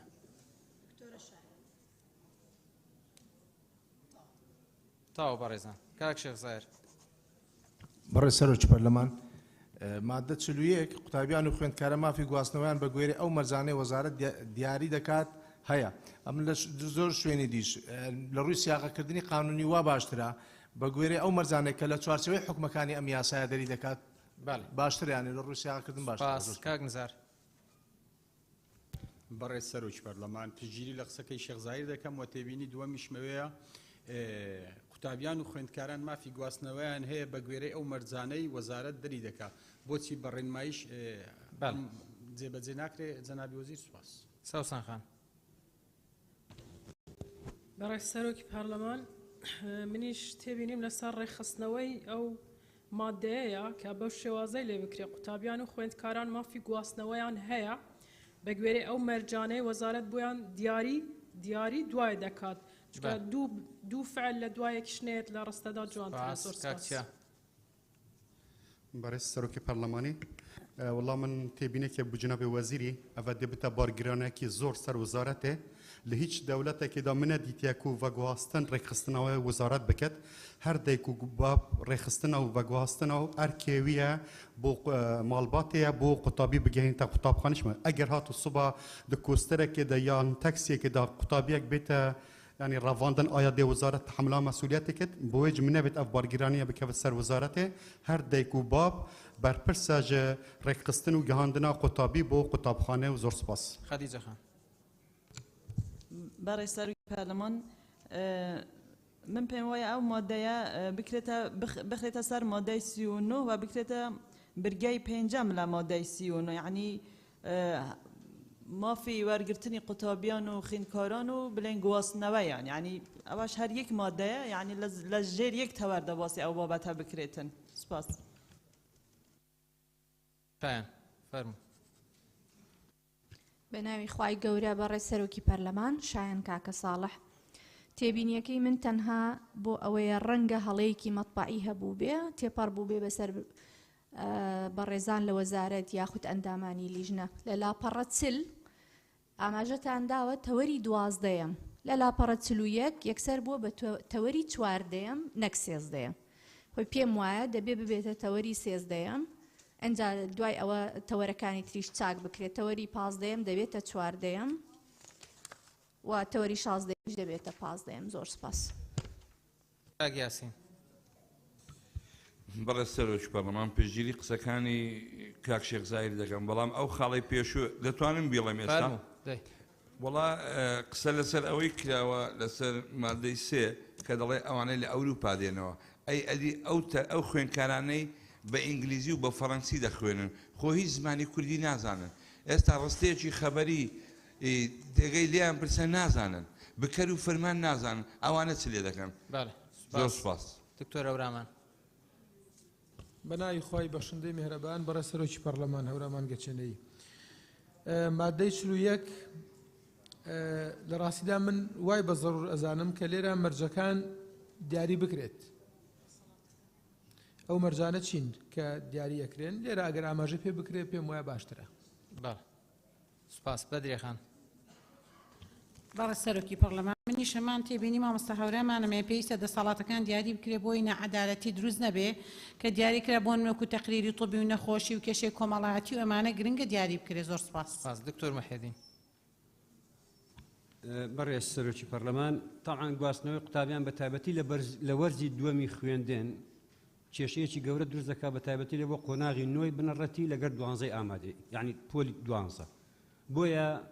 نازان ئێستا من مەرجەکانی پێشوەختە قسە لەسەر مەرجەکان بکەم بەڵام پێم باشە وەزارەوەی لە بەرچاو بێ لە وەرزی دووەمی خوێندن بە تایبەتی بۆ قۆناغی نوێم و 12هەم مەرجی تونتر دابنێ. زۆر سپاس. زۆر سپاس. دکتۆر ئیسماعیل. بله جناب سروکی پارلمانی پێخۆش بوو 3-4-5 پەرلەمانتارە گوتی مەبەست دەرەوەی هەرێم چییە دەرەوەی عێراقە یانژی دەرەوەی هەرێمی معروفە حدودی هەرێم ما برسف نورجت ما بيخوش بو برسف ورجت بوشمكو وصاب مني بشك دبيت جهة اختلافي بشك چونكي وكو تعريف دهاتي هريما كردستان جغرافيا معلومة الكيري حتى كيريا معنى أفل مثل بهت جد جريد بيشتري تعامل دروي هرم الجلتكينو بيتفيا الكردي بيتا عفو كرن فهم بيخوش ولا ما خوار جرين يدوي اس بشتوانيا حج نزاري كم أفا برين مايا بيتا چارة سركرن و جهاسنا قطبيا باشترش و بجاوي هاي سپاس ما مستع عمر بەڕێز سەرۆکی پەرلەمان من لە مادەی 41 دوو پێشنیارم هەیە پێشنیار یەکەم وی ڕوونتر بێت کە گواستنەوە دیارەمە بەس لە گواستنەوەی قوتابیانە لە قوتابخانەی بۆ قوتابخانەیەکی تر ئەوەی بۆ زیاد بکرێ مافی گواستنەوەیان هەیە لە دامەزرایەکی پەروەردەیی بۆ دامەزرایەکی تری پەروەردەیی خاڵی دووەمەوەیە پشتگیری لە قسەکانی مامۆستاوەرەمان بە درێخانەکەم پێم باشە مەرجەکان دەستنیشان بکرێن ئەم پەیڕەوە زۆر شتی داوە بە سیستەم و بە پەیڕەو و ئەم یاسایە بەڕێنمایی و بە بڕیاری وەزارەت بۆیە من بۆ ئەوەی ئەم بابەتە کە کێشەیەکە لە قوتابخانەکانە حەسر بکرێ و قوتابی مافی خۆی بزانێت ئیدارەی خوێندنگە بزانێت لە چ کاتێکە ئەرکی هەیە دەسەڵاتی هەیە لە بابەتی گواستنەوە بەکاری بێنێ لێرە دەستنیشان بکرێ زۆر سپاس بەرز جەنابی وەزیرەگە لە ماوەی 2 دقە ڕوونکردنەوەیەک زۆر سپاس تەنها ئەوەیە مادەیە ئیقراری حەقێکە کە حەقی گواستنەوەی قوتابیان و خوێندکارانە لە ناو ناوەندەکانی خوێندن هیچی دیکە نییە وردەکارێکی بەڕێنماییەکەکرێ و پرۆسەکەش لە ڕێگەی سیستەمێکی دیجیتاڵی ئەنجامەدرێ سپاس سپاس مادەی 42 بەڕێزان فەرمونون بەڵێ بەڕێز سەرۆکی پەرلەمان تەوەری پازدەیەم کار و ڕەفتارە ڕێپێنەدراوەکان مادەی 42 یەکەم ئەو کار و ڕەفتارانەی لەگەڵ پەیامی پەروەردە و فێرکردن ناگونجێن لە دامەزراوەکاندا ڕێپێنەدراون بە تایبەتیش ئەمانەی خوارەوە یەکەم هەڵگرتنی چەک و ئامێری بریندارکەر و مەترسیدار دووەم جگەرەکێشان و نێرگەکێشان بە هەموو جۆرەکانیەوە سێم چالاکی دوور لە پەروەردە و فێرکردن و ڕێکلامی بازرگانی و چالاکی سیاسی چوارم بەکارهێنانی توندوتیژی جەستەیی و دەرونی و معنەوی و ڕەفتاری یەکترشکاندن پێنجەم بەکارهێنان و خستنە ڕووی ئەو دروشمانەی لەگەڵ بنەماکانی پێکەوە ژیانی ئاشتیانەی گەلی کوردستان ناگونجێن دووهم ئەو کەسەی سەرپێچی خاڵەکانی بەڕگەی یەکەمی ئەم مادەیە دەکات بە پێی ڕێنمایی وەزارەت سزای کارلێڕی دەدرێت بێ ئەوەی ڕێگە لە هەر سزایەکی دیکە کە لە یاسایەکی دیکەی بەرکاردا دەقنووس کراوە بگرێت سێم بنەماکانی پەیڕەوی خوێندن و ڕێخستنی هەڵسوکەوتی قوتابیان و خوێندکاران بە پێی ڕێنمایی وەزارەت ڕێک دەخرێن بەڕەچاوکردنی ئەوەی کە سزای دوورخستنەوەی قوتابیانی قۆناغی بنەڕەتی لە ماوەی 1 ساڵی خوێندندا نابێت لە 10 ڕۆژ زیاتر بێت سوپاس زۆر سپاس ئەو بەڕێزانیان لەسەر ئەم مادەی گفتوگۆکان با دەست بەرزکەنەوە تەناوەکان تۆمارکەین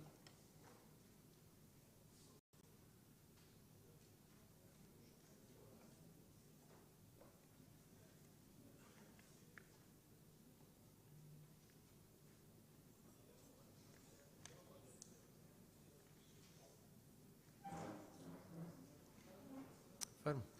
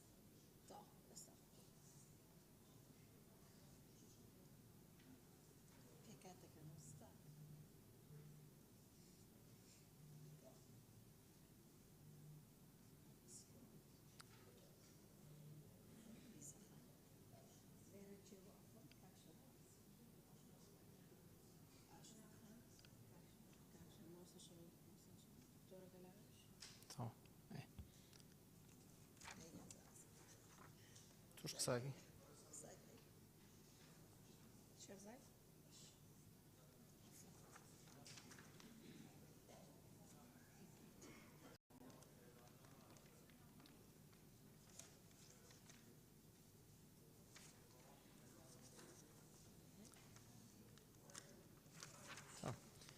بەڵێ بەڕێزان ئەو بەڕێزانەی ئەیانەوەی گفتوگۆ لەسەر مادەی 42 کان بریتین لە بەڕێزان کاکتۆر محێدین کاکتۆر ئیسماعیل کاک دیاری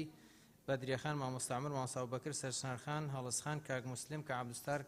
گوڵستان خان گوڵستان سەعید کاک لوقمان دکتۆر ئەورامان شادی خان شیرین خان شیرین یونس کاک بەڵێن شیرین خان شیرین ئەمین کاک یاسین کاک کاروان کاک محەممەد کاک چیا مامۆستا خەدیجە کاک ڕزگار ئیسا سوار ژیان خان سەوسان خان کاک شێخزایر سارەخان ڕۆبینە خان کاک ئیمداد کاک مەمەسکەندەر لیزا خان مامۆستا شەمۆل ئاشنا خان دکتۆرە گەلاوێش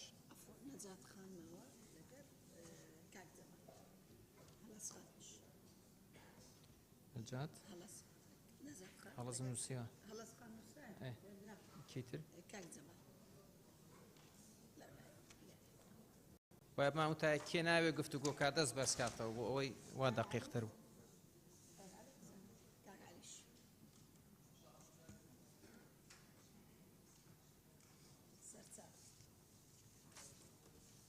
نەجات خان فەرموو برای سەرۆکی پەرلەمانی سەبارەت مادەی 42 برگێسیە دورخستنە قوتابیان کار و ڕفتارێ تۆندان نابیتن دورخستن هەبیتن چونگە لێرە ئەگەم بەرێ خبدەینێ بابەتێکی یعنی مادە نزیکە 7 مادە هەبن و 6 ڕۆژات ئینێ دەداوامێ بکەن وهكا تو في 10 روجا بكاي دبنا كان ساعات دهتا دوبرين قطبي معناه هكا بزبري تواجد كارتيكنا كغرا خراب ثابتن بلكي نشط تعويس كاتبه هند دور خصنا نبيتن بس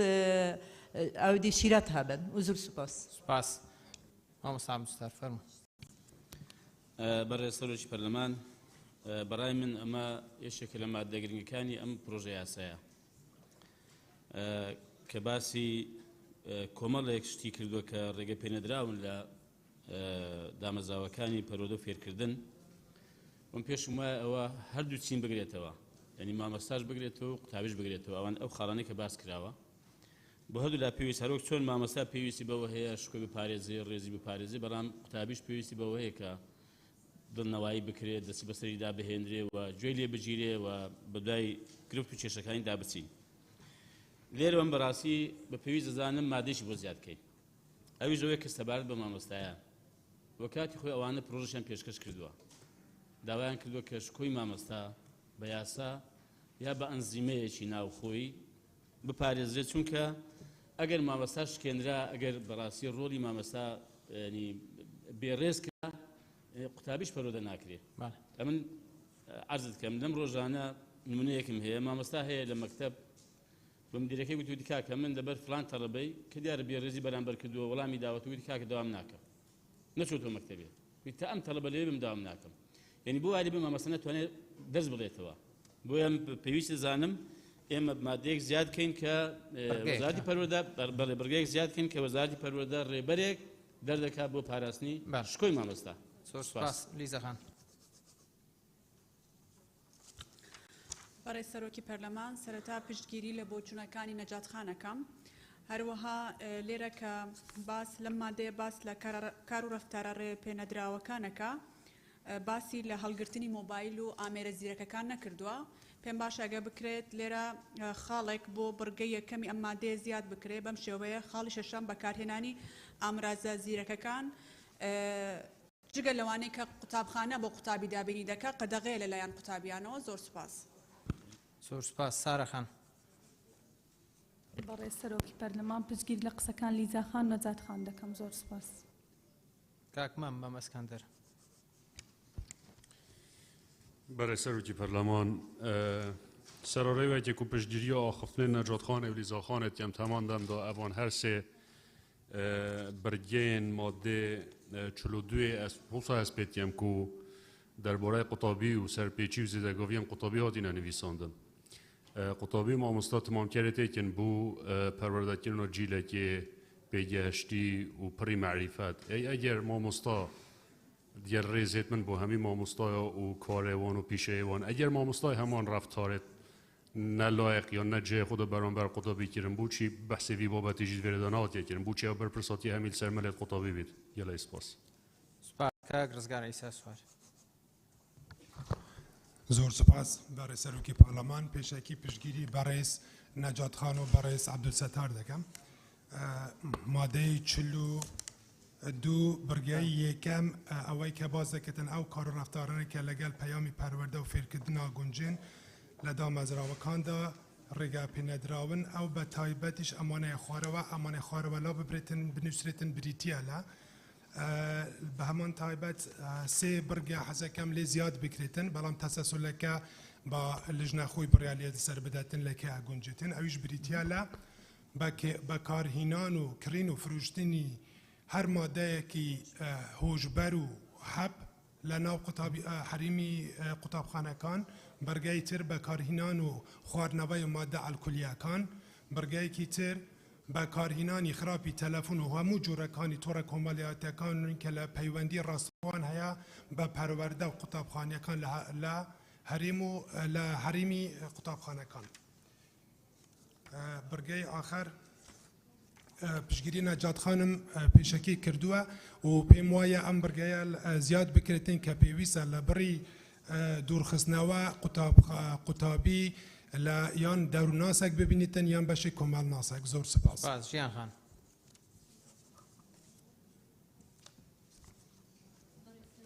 مایک کاک ڕزگار. بەڕێز سەرۆکی پەرلەمان لە بەرگەی سێیەمدا بنەماکانی پەیڕەوی خوێندن و ڕێخستنی هەلسوکەوتی قوتابیان ئەدی سەوارەت هەلسوکەوتی مامۆستایان چی بەڕێز سەرۆکی پەرلەمان کێ ئەدا و کاری مامۆستایان هەڵدەسەنگێنێ لە هەموو وڵاتە پێشکەوتووەکان حتا لە وڵاتە مامناوەندەکانیش لە پێش کوتای هەر وەرزێک لە ڕێگای قوتابیانەوە مامۆستایان هەلسەنگاندنیان بۆ دەکرێت ئەوەش لە ڕێگای دابشکردنی فۆرمی ڕاپرسی هەلسەنگاندن لەلایەن کارگێرانی قوتابخانەکە بۆیە پێشنیار دەکەم بەرگەیەک زیاد بکرێت بەم شێوەیە فۆرمی چوارەم فۆرمی ڕاپرسی هەلسەنگاندن لەلایەن کارگێرانی قوتابخانەکان بەکار دەهێنرێت بۆ کوکردنەوەی زانیاری لە خوێندکاران سەبارەت بە ئەزمونەکانیان لە قوتابخانەکە کوالیتی پەروەردەکە و هەر پێشنیارێک بۆ باشترکردنی پەروەردە کە بەکار بهێنرێت زۆر سپاس. شێخ زایر. بەڕێز سەرۆکی پەرلەمان مادە 42 خاڵی یەکەم ئەو کار و ڕفتارانە کە دیاری کراوە لەو خاڵە بە ڕێپێنەدراوە واتە قەدەغە کراوە پرسیاری من ئەوەیە لە وەزارەت یاخود لە لێژنەی تایبەتمەند ئەگەر کارێک قەدەغەدادرا ئەی نابێ عقوبەکەشی لەدابنی بە پێی مەبدەئی لا جەریمە ولا عقوبە ئیلا بنەس و لەو یاسایە تەماشام کردێ بەڕێز سەرۆکی پەرلەمان نازانم ئەمن نەمبینیوە ناخود تێدانە هیچ ئەرکێک لەسەر قوتابی دانەندرایە یعنی قوتابی پابندە بە ئەنجامدانی ئەوانە بۆیە پێشنیار دەکەم چەند مادەیەک زیاد بکرێت بە نمونە پابندبوونی قوتابی بە کاتی دەوام ڕێزگرتنی مامۆستا و قوتابیانی هاوڕێ سێ پارێزگاریکردن لە قوتابخانە و کەلوپەلەکان لە ڕووی خاوێنی بەکارنەهێنانی مۆبایل لەناو ژووری لەناو هۆڵی خوێندن چەندینی تریش ئەوانە هەروەکو على سبیل المثال لا على سبیل الحصر و خاڵی دووەم ئەو کەسەی سەرپێچی خاڵەکانی بڕگەی یەکەمی ئەم مادەیە دەکات بە پێی ڕێنمایی وەزارەت سزای کارگێڕی دەدرێت ئایا چ جۆرە سزایە کە دیاری بکرێت بە چ شێوەیەک سزا دەدرێت خاڵی سێەم دوورخستنەوەی قوتابی قۆناغی بنەڕەتی لە ماوەی یەک ساڵی خوێندنیدا نابێت لە 10 ڕۆژ زیاتر بێت ئەی ئەگەر قوتابیەکە چانە بوو یاخود هەروەکی خۆی بە ڕفتارەکانی باشتر نەکرد ئەو 10 ڕۆژە پێ مابیلا ببدرێت تا چابوونی ڕفتارەکانی قوتابی و پشگیری کاک ڕزگار ئیساش دەکەم لە خاڵی زیادکردنی ئەو بڕگەی کە باسی کردو زۆر سپاس. کاک لوقمان. بەڕێز سەرۆکی پەرلەمان سەبارەت بە مادەی 42 لە ڕاستیدا مادەیە زۆر بە شێوازێکی مەتاتی دیاری کراوە و پێویستە بەداڕشتنەوە هەیە بۆیە زۆرێک لە ڕفتاری تر هەیە کە ئەچێتە چوارچێوەی ڕفتارە ڕێگە پێنەدراوەکان بۆیە پشتگیری لە هەموو ئەو ڕایانە ئەکەم کە داوای پێداچوونەوەی بەم مادەیەکەن و زۆر سپاس. گوڵستان خان گوڵستان سعید. بەڕێز سەرۆکی پەرلەمان سەبارەت بە مادەی 42 پێم باشە لە خاڵی دووهەمیان کە بڕگەی یەکەم جگەرەکێشان و نێرگەرەکێشان و مادەی هۆشبەر و کوحولیەکان زیاد بکرێ ئەم خاڵانش لە دای چوارەمەوە دەستنیشان بکرێ دەست درێژیکردن بۆ سەر شکۆی مامۆستا و هەڕەشەکردن لێی قەدەغەکردنی ئامێرەکانی پەیوەندی حوتەمیان زەرەر و زیان گەاندن بە ئامێر و کەرەستەکانی دامەزراوە پەروەردەیەکان. دەستان خۆش بێ و زۆر شادی خان. بەڕێز سەرۆکی پەرلەمان لە مادەی 42 یەکەم خاڵی چوارەمی بەکارهێنانی توندوتیژی جەستەیی و دەرونی و معنەوی و ڕەفتاری یەکتر شکاندن. ئەگەر ئەم خاڵە مەبەست لێی بوڵین یاخود تەنەمور بێت ئەوە ئێمە پێویستە وشەیەکی دیاریکراو لە زمانی کوردیە یاخود دەستەواژە عەرەبیەکەی یان ئینگلیزیەکەی بەکاربێنین چونکە بوڵین یاخود تەنەمور لە ئێستا یەکێکە لە کێشە هەرە گەورەکانی هەموو سیستمەکانی پەروەردە لەسەر تاسەری دنیاە و بۆتە هۆکاری ئەوەی کە دەیان کێشەی جۆراجۆر لە ناو خوێندنگاکانە دروست ببێ و ئەبێتە هۆکاری سەرەکی ئەوەی هەموو ئەو خاڵانی دیکەی کە ئاماژەی پێدراوە لەم خاڵی یەکەمەی مادەی 42 دروست ببن بۆ ئێمە پێویستمان بەوەیە هەر بۆ ڕوبەڕووبوونەوەی ئەو دیاردە ترسناکەی کە ئێستا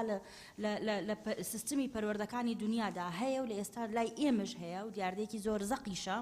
لە خاڵی دووهەم ئەو ڕێنمایی کە دەرەکرێت تەنیا بۆ ڕێخستنەوەی سزاکان نەبێ بەڵکو بۆ ڕوبەڕووبوونەوەی دیاردەکە بێ بە شێوەیەکی ئەساسی و سەرەکی و بتوانێت ئەو ڕێنمایە گشتگیرتر بێ بۆ ئەوەی کە لە سەرەتا و پێش دروستبوونی ئەم کێشە و ئیشکالیەتانە و پێویستمان بۆ بێت دەڕۆژ خوێندکارە قوتابیەک دوور بخەینەوە لە سیستمی خوێندن بە ڕێنمایی ڕوبەڕوو دیاردەکە ببینەوە و هەروەها من ڕاستیەکەی من بە هیچ شێوەیە لەگەڵەوە نیم کە ئەو دەڕۆژە دەستکاری بکرێ بەڵکو لەگەڵ ئەوەم کە وەڵامی ئەو پرسیارەمان دەستکەوێت کە شێخ زاهیر کردی ئەگەر خوێندکارێک قوتابیەک ئەو دەڕۆژە کافی نەبوو بۆ ڕوبەڕووبوونەوەی کێشەکەی ڕێکاری چارەسەری تر ڕێنماییەکە دیاریەکە یاخود پێویستمان بە بڕگەیەکی تر هەیە لە یاساکە و زۆر سپاس. زۆر سپاس کاک بڵێن. بەڕێز سەرۆکی پەرلەمان یارە خاڵی سێیەم لە بڕگەی یەکەم چالاکی دوور لە پەروەردە و فێرکردن و ڕکلامی بازرگانی و چالاکی سیاسی لە ڕاستیە یەکێک لەو گرفتانەی کە ئێستا لە هەرێمی کوردستان هەوەیە کە ئێمە سندیکایەکی تایبەتمان نییە بە خوێندکاران لە جیاتی ئەم سندیکایانە ڕێکخراوەکانی خوێندکاران و قوتابیان جاسەر بە هەر ئەحزابێکی سیاسی بن خۆیان لە شێوازی نوێنەرایەتیکردنی ئەمانە چالاکیەکەن لە ناوەندەکانی خوێندنەوە و بێگومان ئەبێ بە چالاکی سیاسی ئەژمار بکرێ و قەدەغە بکرێت لە کاتی قەدەغەکردنیان دڵنیام لەوەی کە وەزارەتی پەروەردە هەم لەگەڵ ئەحزابی سیاسی تووشی گرفتە بێ هەم لەگەڵ ڕێکخراوەکانی خوێندکاران و قوتابیان لەبەرەوە پێویستەکان ڕوونکردنەوەیکی زیاتر بین لەسەرەوەی ئایا چالاکی سیاسی کێ ئەنجامیەدا و چۆن ڕێوشێنی قەدەغەکردنەکەی ئەگیرێتە بەر. پشتیوانی لە ڕای لیزاخان و هاوڕێکانی تریش مەکەم کە یعنی ئەبێ ڕێوشێنێکدا بندرێ بۆ شێوازی مامەڵەکردن لەگەڵ ئامێرەکانی پەیوەندی کە لە ڕاستیە ئێسایەکێ لە گیر و گرفتە هەرە گەورەکان نەک لە ناو قوتابخانەکانە لە ناو خێزانەکانمانە لە هەموو کوچە و کۆڵانێکی ئەم وڵاتە ئەوەیە کە ئامێرەکانی پەیوەندی خراپ بەکارێنێ جام خراپ بەکارێنانە ببێتە ناو ناوەندەکانی خوێندنیش کارەساتی تر دروستەکە. پشتیوانی لە قسەکانی کاک شێخ زاهیر ئەەکەم لە عیلاجکردنی ئەو دەڕۆژە یعنی چۆن مامەڵە ئەگەر لا ببرێت چیەکەین ئەگەر وەک خۆی بمێنێتەوە پێویستە وەڵامی ئەو پرسیارە وەرگرینەوە زۆر زۆر سپاس. بەڕێزان 37 بەڕێز بەس ناوی تۆمار کرد لەسەر ئەم مادەیە گفتوگوگات کاتان لێکم بە پێی پەیڕەو کە بەڕێزێکتان ڕایەگە خاتە ڕوو بەڕێزێکی دوای ئەویش هەمان ڕای هەیە بەس بڵێ پشتیوانی لێ یەکەم نەک دووبارە بکاتەوە لە بەروەخت کاک عەلی حەمە ساڵح. بە ناوی خوای گەورە و میهرەبان وەڵام من چەند پێشنیازێکمێ بەشێک لەمانەیەسە بە قەرار تەحسیل حاصڵە و ینی ڕێگری لێکراوە بەشێکیان پێویستی بە ڕوونکردنەوەیە کاڵی جگەرە کێشان لە هەموو ناوەندەکانی پەروەردەواتە مامۆستا بۆی نەبێت لە داخڵی قوتابخانەشە جگەرە بکێشێ ئەوە تەفسیرەکە ئەمە جێبەجێ ناکرێ ینی ئەو هۆڵەکانی خوێندنەگرێتەوە زیاتر. من پێم باشە چالاکی سیاسی بکرێتە خاڵێکی سربەخۆ کاری حزبی و چالاکی سیاسی ینی هەر قوتابیان و خوێندکارانین کاک بەڵێ ناماشەی پێدا لە زۆرێک لە مەکتەبەکانە ئابوونە کۆکرێتەوە کۆبوونەوەی حزبی ئەکرێت یعنی شتی کاری زۆر حزبی ئەکرێت کاری زۆر حزبێک لە هەڵواسینی تابلۆ و ڕسم و وەتا ئەخیر ئەمە بکرێت بە خاڵێکی سەربەخۆ بۆ سزاکان. طبعا ئەگەر هەر زۆر وردیکەینەوە من لە مادەکانی ئەخیرا لە 102 ئەوانە بینیم بۆ سەرپەرشتیار پێوەردانراوە بەڵام زۆر بەڕوونی هەمومان زانین بەڕێوبەرەکان لەسەر کە بنەمای حزبی مادەیەک جێگیر بکرێ میکانیزم بێدانێ بەڕێوبەر چۆن ببێتە بەڕێوبەری قوتابخانە ئەسڵەن بەڕێوبەر لە مشریف بەریەکەوتنی زۆر زیاترە ئایا بە هەڵبژاردنی ناو مۆسا بێ بە پێی خاڵبەندی بێ بە پێی ینی مشکلەکان زۆر هەمومان زین دوو دەڕۆژدانراوە بۆ سزا من پێم باشە ئەی لە ئەگەری دووبارە بوونەوە ئایا ئەکرێتە 15 ڕۆژ ئەکرێتە فەسڵ ئەکرێتە فەسڵی کاتی سزاکەی چییە بێ و سوپاس زۆر سپاس سەرسناخان بەڕێز سەرۆکی پەرلەمان سەبارەت بەم مادەیە من چەند تێبینیەکم هەیە لە بەرگەی لە خاڵی یەکەمیەوە وەکو خۆی بمێنێتەوە بە خاڵی دوو جگەرە کێشان و نێرگەلە کێشان ئەوە پشگیری لە کاک عیسا سوارەکەم کە ئەو بە بەکارهێنان و شێواز کاک ڕزگار عیساکەم کە باسی شێوازی بەکارهێنان و ئەوانشی کرد ئەوەشی بۆ ئیزافە بکرێ بەو شێوازە خاڵی سێهەم ئاوا سیاقە بکرێتەوە هەر دەستێوەردانێکی حزبی و سیاسی لە پرسە پەروەردەیەکان و دیاریکردنی پۆستەکان لە دامەزراوەکانی پەروەردە و فێرکردنا قەدەغە ینی بەو شێوەیە لێ بکرێتەوە نەک بەمەی کە ئێستا هاتووە خاڵی چوارەم بەکارهێنانی تون و تیژی ئەوەی بۆ زیاد کرێ بەرامبەر بە مامۆستایان و قوتابیان و ئەو فەرمانبەرانەی کەوا لە دامەزراوە پەروەردەیەکان و فێرکردنا هەن چکە شکۆی مامۆستا گرنگە لێرە پارێزراوە بێت و ناوی بهێندێ ڕاستە تون و تیژی هاتووە بەس بە مطلقی هاتووە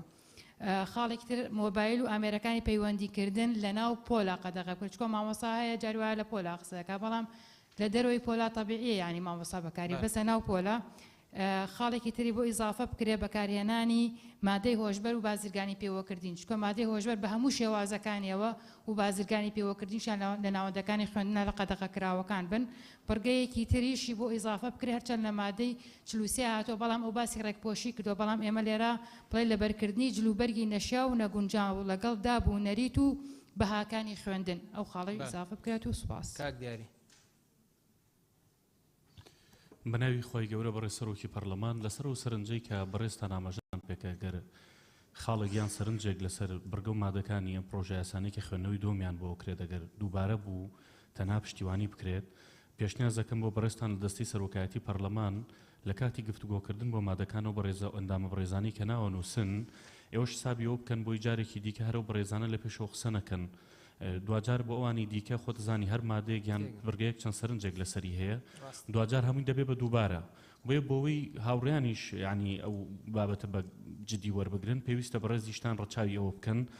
بەشێکی زۆری سەرنجەکان لەسەر ئەم مادەیە وترا لە ڕاستیدا من پێم وایە مادەیە پێویستی بە زۆر فراوانترکردن هەیە و بەشێکی گەوری ئەم یاسا و ئەو یاسانی دیکەش کە ئێمە لێرە تەشریعیان دەکەین کێشەکە ئەوەیە زۆریان دەسپێرین بە پەیڕەوێک کە لایەن وەزارەتەکان و دیاریەکرێت کە پێم وایە بەشێکی زۆری دەکرێت لێرە دابڕێژرێ بۆ چارەسەر بکرێت ئەو بابەتی کە لە 10 ڕۆژ زیاتر نەبێت لە ڕاستی دایکێکە لە کێشە گەورەکان بەر لەوەی تۆ سزاکە دابنی پرسیارەکەوەی چۆن شاندنی بۆکەی بۆ بەس ئێمە خیالمان لای سزایە بۆ خیالمان لای شاندن نیە چۆن ئەم کارکتەرە ئەم قوتابیە جارێکی دیکە دروستەکرێتەوە و ئەو ڕێگانی کە وای لێ دەکات نەچێتەوە سەر و هەڵەی کە کردوێتی هەندێک بابەتی دیکە من پێم وایە زیایە ینی بابەتی جگەرە مەشروب خواردنەوە کهولیەکان مادەی هۆشبەر هەمووانی دیکە بەپێی یاسا بەرکارەکان لە هەموو دنیاە بۆ خوار مناڵی 18 ساڵ بۆ نمونە هەر ئۆتۆماتیکی ئەم بابەتێکە کە قەدەغەیە وەی شتێکی دیکە کە زۆر گرنگە پرۆسەی سزایان کارکردارێکی نەشیا و لە نێو قوتابخانەکانە بۆ مامۆسا و بۆ خوێندکاریشە یعنی چۆن ئەگەر خوێندکارێک کە لە پرۆسەی پەروەردە و فێرکردندا ڕەنگە زیاتر معارەزە بۆی هەڵە بکات بەڵام دوجار مامۆسا و کارکتەرە سەرەکیە کە ڕاستەوخۆ ڕۆژانە بەر خوێندکارەکەوێت و هەمومان دەزانین لە ساڵانی ڕابردووە سیستەمی پەروەردە لە هەرێمی کوردستان یەکێک لە کێشە گەورەکان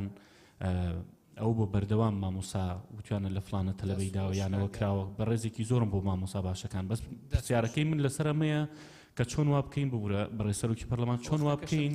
هەردووکیان بەرامبەر بە سا و بە پاداش بەرامبەر بە یاسا بەرامبەر بەم ڕەفتارانە یەک پرسی دیکە پرسی موبایل و تابلێت هۆوانە یعنی تکاکەم من بابەتە زۆر گرنگە لە بەشێکی گەوری وڵاتانی دنیا پرۆسەی خوێندن لە ڕێگەی تەکنۆلۆژیاوە ئەنجامە دەقەونی وتبرد کاک توورمەحێدین بە نووسین ئەو شانەش دوان باسکەن لەگەڵی فەرموگات بەڕێز سەرۆکی پەرلەمان من تقریبا هاوڕام لەسەرەوەی کە مادەی هۆشبەر و ڕەوازی پێدانی ئضافە بکرێتە سەر ئەوەی و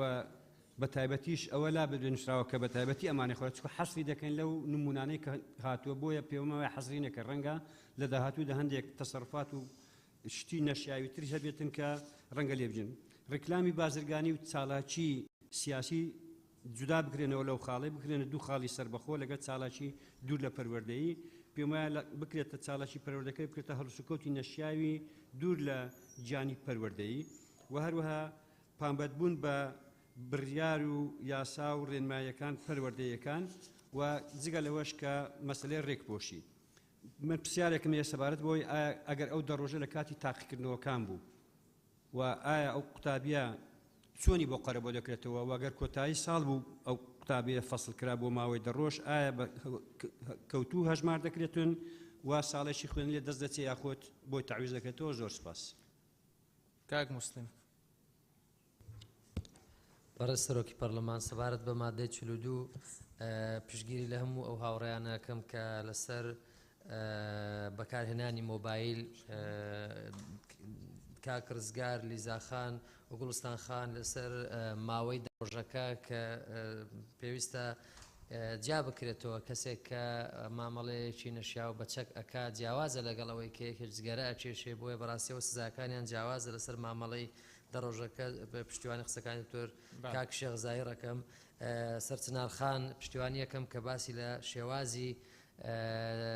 جلوبەرگ کرد کە لادان نەبێت لە ئادا بەگشتیەکان و خاڵێک زیاد بکرێ بەوەی کە ئەنجامدانی بێڕێزی و سوکایەتی و هەر مامەڵەیەکی نەشیا و بەرامبەر بە مامۆستا و لادان لە ڕەوشت و بەها ئادا بەگشتیەکان و ئەوە بووم بەڕاستی لەسەر دوورخستنەوەی قوتابیان بەڕاستی ئەومان بۆ دەردەکەوێت کە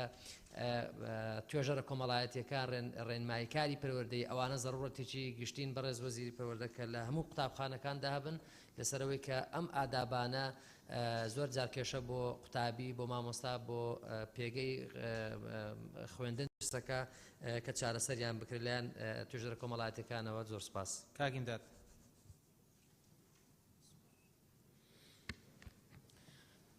بەناوی خوای گەورە بەڕێز سەرۆکی پەرلەمان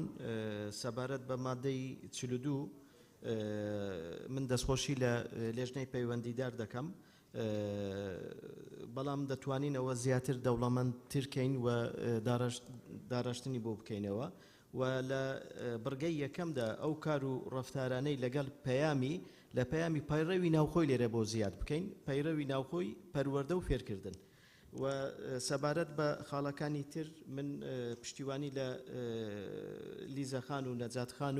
و سەرچنارخان و گلوستان خار دەکەم لەگەڵ ڕێزم. سوپاس. ڕۆبینە خان. دەڵێ بەڕێز سەرۆکی پەرلەمان هەلبەت زۆر ئاخفتن هات نەکردن بەس من بێت خاڵێکی لێرە زێ دەکەم هەر ئامێرێک و کاراسەیەکی کە کارگێری نەرێنی لەسەر ڕەوشی خوێندندا هەبیتن و پێگیری کاک شێخ زاهر و کاک ڕزگار و هیمدات دەکەم. زۆر سپاس. کاک محەممەد. بەڕێز سەرۆکی پەرلەمان سەبارەت بە بڕگەی یەکەم خاڵی سێیەم چالاکی سیاسی ئەمە هەندێک مەتاتیە هەمومان هەم لە پەرلەمانە هەم لە حکوومەت لە سەرەتای قۆناغی تەنزیممان لە ئامادەیی و قوتابخانەکان لە ڕێکخراوەکانی قوتابیان بوونە هەر چالاکیەکی نەتەوەیی کە ئەرکەکی نیشتیمانی بیتن بیکەن لەوانەیە بەڕێوەبەری قوتابخانە یاخود ئامادەیی بە ژێرە ئایدیۆلۆژیەوی نەبیتن بڵێەوە کارێکی سیاسیە چونکە پێناسێکی نییە چالاکیەکە هەموو چالێکێکی نەتەوەیی و نیشتیمانی ڕوەکی سیاسی هەیە بۆیە باشتر بکرێتە چالاکی حزبی یعنی حزبایەتی بەزەقی نەکرێت باشتر بەڵام چالاکی سیاسی ئەمە بەرفراوانترە و مەتاتیە. سوپاسان دەکەین. کاکچیا. بەڕێز سەرۆکی پەرلەمانی من یەک تێبینی هەبی gelek xal hatine behskirin belê ewa min nedîtiye ku çi layek dêvan tişta kontrol kir bû nimûne behsê çek û muxadirat û tiştedî hatiye kirinê ev karekî profesyonel e bo êcî mivêt xalek lê bête zêdekirinê bi vê şêwazî durustkirina lijneka taybet wekû lijna raftarê di her qutabxanekê de hemahengî digel dezgahê emnî bitin çunkî babetê çek û muxadirat ev karekî profesyonel e bo wêcek mamosta bitinê bo vî karî gel zayıf e ew lijna emnî digel asayişê û yan parastin û kanên dezgahê emnî şêm bikin her wisa xalên pêştir ces piştevaniyê Necatxanê Lîzaxanê û Kak Rizgarî kim ku ew xalê wan behs kirin bêne zêdekirinê û zor spas. Xadîce Xan. بەڕێز سەرۆکی پەرلەمان سەبارەت بە مادەی 42 بریگە یەکەم هەر دیسان دامەزراوەکان هاتووە بە گشتی هاتووە لێرەشدا دەبی پەروەردەیەکان زیاد بکەین لە مادەکانی دواتریش هەر وا هاتووە بەس دەڵێت دامەزراوەکان یعنی لەوانیشدا دەبی پێداچوونەوە بکرێت هەمویان بکرێنە وشەی پەروەردە بویان زیاد بکرێت لە خاڵی چوارەمیش پێم وایە دەبیتن بەم شێوەیە زیادەیەکیش پێویستە و هەر جۆرێکی تر هەرەشەی ڕاستەوخۆ یان ناڕاستەوخۆ بە شێوەی گوتراو نووسراو یان لە ڕێگای سوسیال میدیا و ئامێرەکانی تری پەیوەندی سەبارەت بە برگەی دووەمیش تێبینیەکم هەیە نازانم مەبەست لە سزای کارگێری چییە ئەگەر ئەو سزایانە بوو قوتابیان بیتن ئایا قوتابی صفەتی فەرمانبەری هەیە چونکە سزای ئیداری عقوبات ئیداری تەنها بوو فەرمانبەرە بوو کەسانی تر ناگرێتە ئامانج لە عقوبەی ئیداریش ئەوەیە کە ئێمە یا بڵێن مشەڕع دەیەوێتن دامەزراوە گشتیەکان یاخود مەرافق عامە بپارێزیت بۆ ئەوەی بتوانن بەردەوام بن لە خزمەتکردن بۆ بەرژەوەندی گشتی بەڵام لێرە قوتابی هیچ صفەتێکی فەرمانبەری نییە و سزاکانیش دیاری کراون لە قانون ئینضباط موظفین دەولە پێم وایە نابیتن بڵێن سزای کارگیری لێرە دەبیت تەنها بڵێن سزا دەدرێتن ئەوجا دواتر دەبیتن هەمووی دیاریش بکرێت باشترە نەک وەکو بە ڕێنمایی سوپاس سەوسان خان بەڕێز سەرۆکی پەرلەمان من پشتیوانی کاک ڕزگار دەکەم لەمەڕ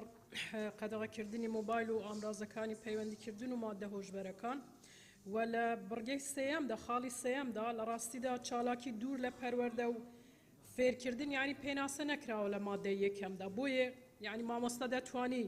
لە هەر کاتێکا یعنی حەزی لە قوتابیەک نەبێ یعنی ئەو بەشە بەکاربێنی بۆ قوتابی لەبەرەوە من پێم وایە دەبی تهدید بکرێت کە چالاکی دوور لە پەروەردە و فێرکردن چییە سەبارەت بە خاڵی چوارەم دەڵێ بەکارهێنانی تونند و تویژی جەستەیی و دەرونی و معنەوی و ڕەفتاری یەکتر شکاندن ڕەفتاری یەکتر شکاندن هەر دەشتە خانەی تونند و تیژی دەرونی بۆیە تەسەور بکەم ئەوە زیادە و پێویست ناکە ئاماژەی پێ بدرێت لە بڕی سێیەمدا پشتیوانی خەدیجە خان دەکەم سزای کارگێڕی چییە نازانین و لە بڕگەی سێیەمدا لە ڕاستیدا یعنی لێرەدایە ئەگەر بڕیارە قوتابی دوور بخرێتەوە یعنی لە خوێندن چۆن ئەو فەراغە پڕ دەکرێتەوە یعنی لێرەدا یعنی بۆ قوتابی لێرەدا چۆن یعنی ئەو فەراغە پڕ دەکرێتەوە ئەی ڕۆلی ڕێنماییکاری پەروەردەیی و سەرپەرشتیاری پەروەردەی چی دەبێ ئەگەر قوتابی دوور بخرێتەوە چکە لێرەدا یعنی زەرورەتی ئەوانە بەدیار دەکەوێت چکە لە مادەکانی داهاتوودا یعنی ئاماژە بەوە دراوە کە لە ساڵانی خوێندنی ڕابردوودا یعنی ئاماژە بەوە دراوە کە ڕێنماییکاری پەروەردەی و سەرپەرشتیاری پەروەردەی چەند گرنگە بەڵام لێرەدا ئاماژە بەوە دراوە کە ژمارەیان کەم دەکرێتەوە لە جیاتی زیاد بکرێت لەبەرەوە من پێم وایە کە ئەوە دەبێت ڕۆڵی خۆیان ببینن و پشتیوانی نەجات خان و لیزا خانیش دەکەم سپاس لیژنەی پەروەردە چوار ئەندامتان لێرن هەر چوارشتان ناوتان نووسیوە جا وەکو لیژنە قسەکەن یا وەکو ئەندام پەرلەمان ئەزانم ماون ئەزانم جارێ ماون بەرەم پرسیارم لەوانە وەکو لیژنە قسەکەن یابتان خێنە ئەخیر دوای تەواو باش مداخەلەیە تەواو وەکو لیژنە نییە کاک یاسین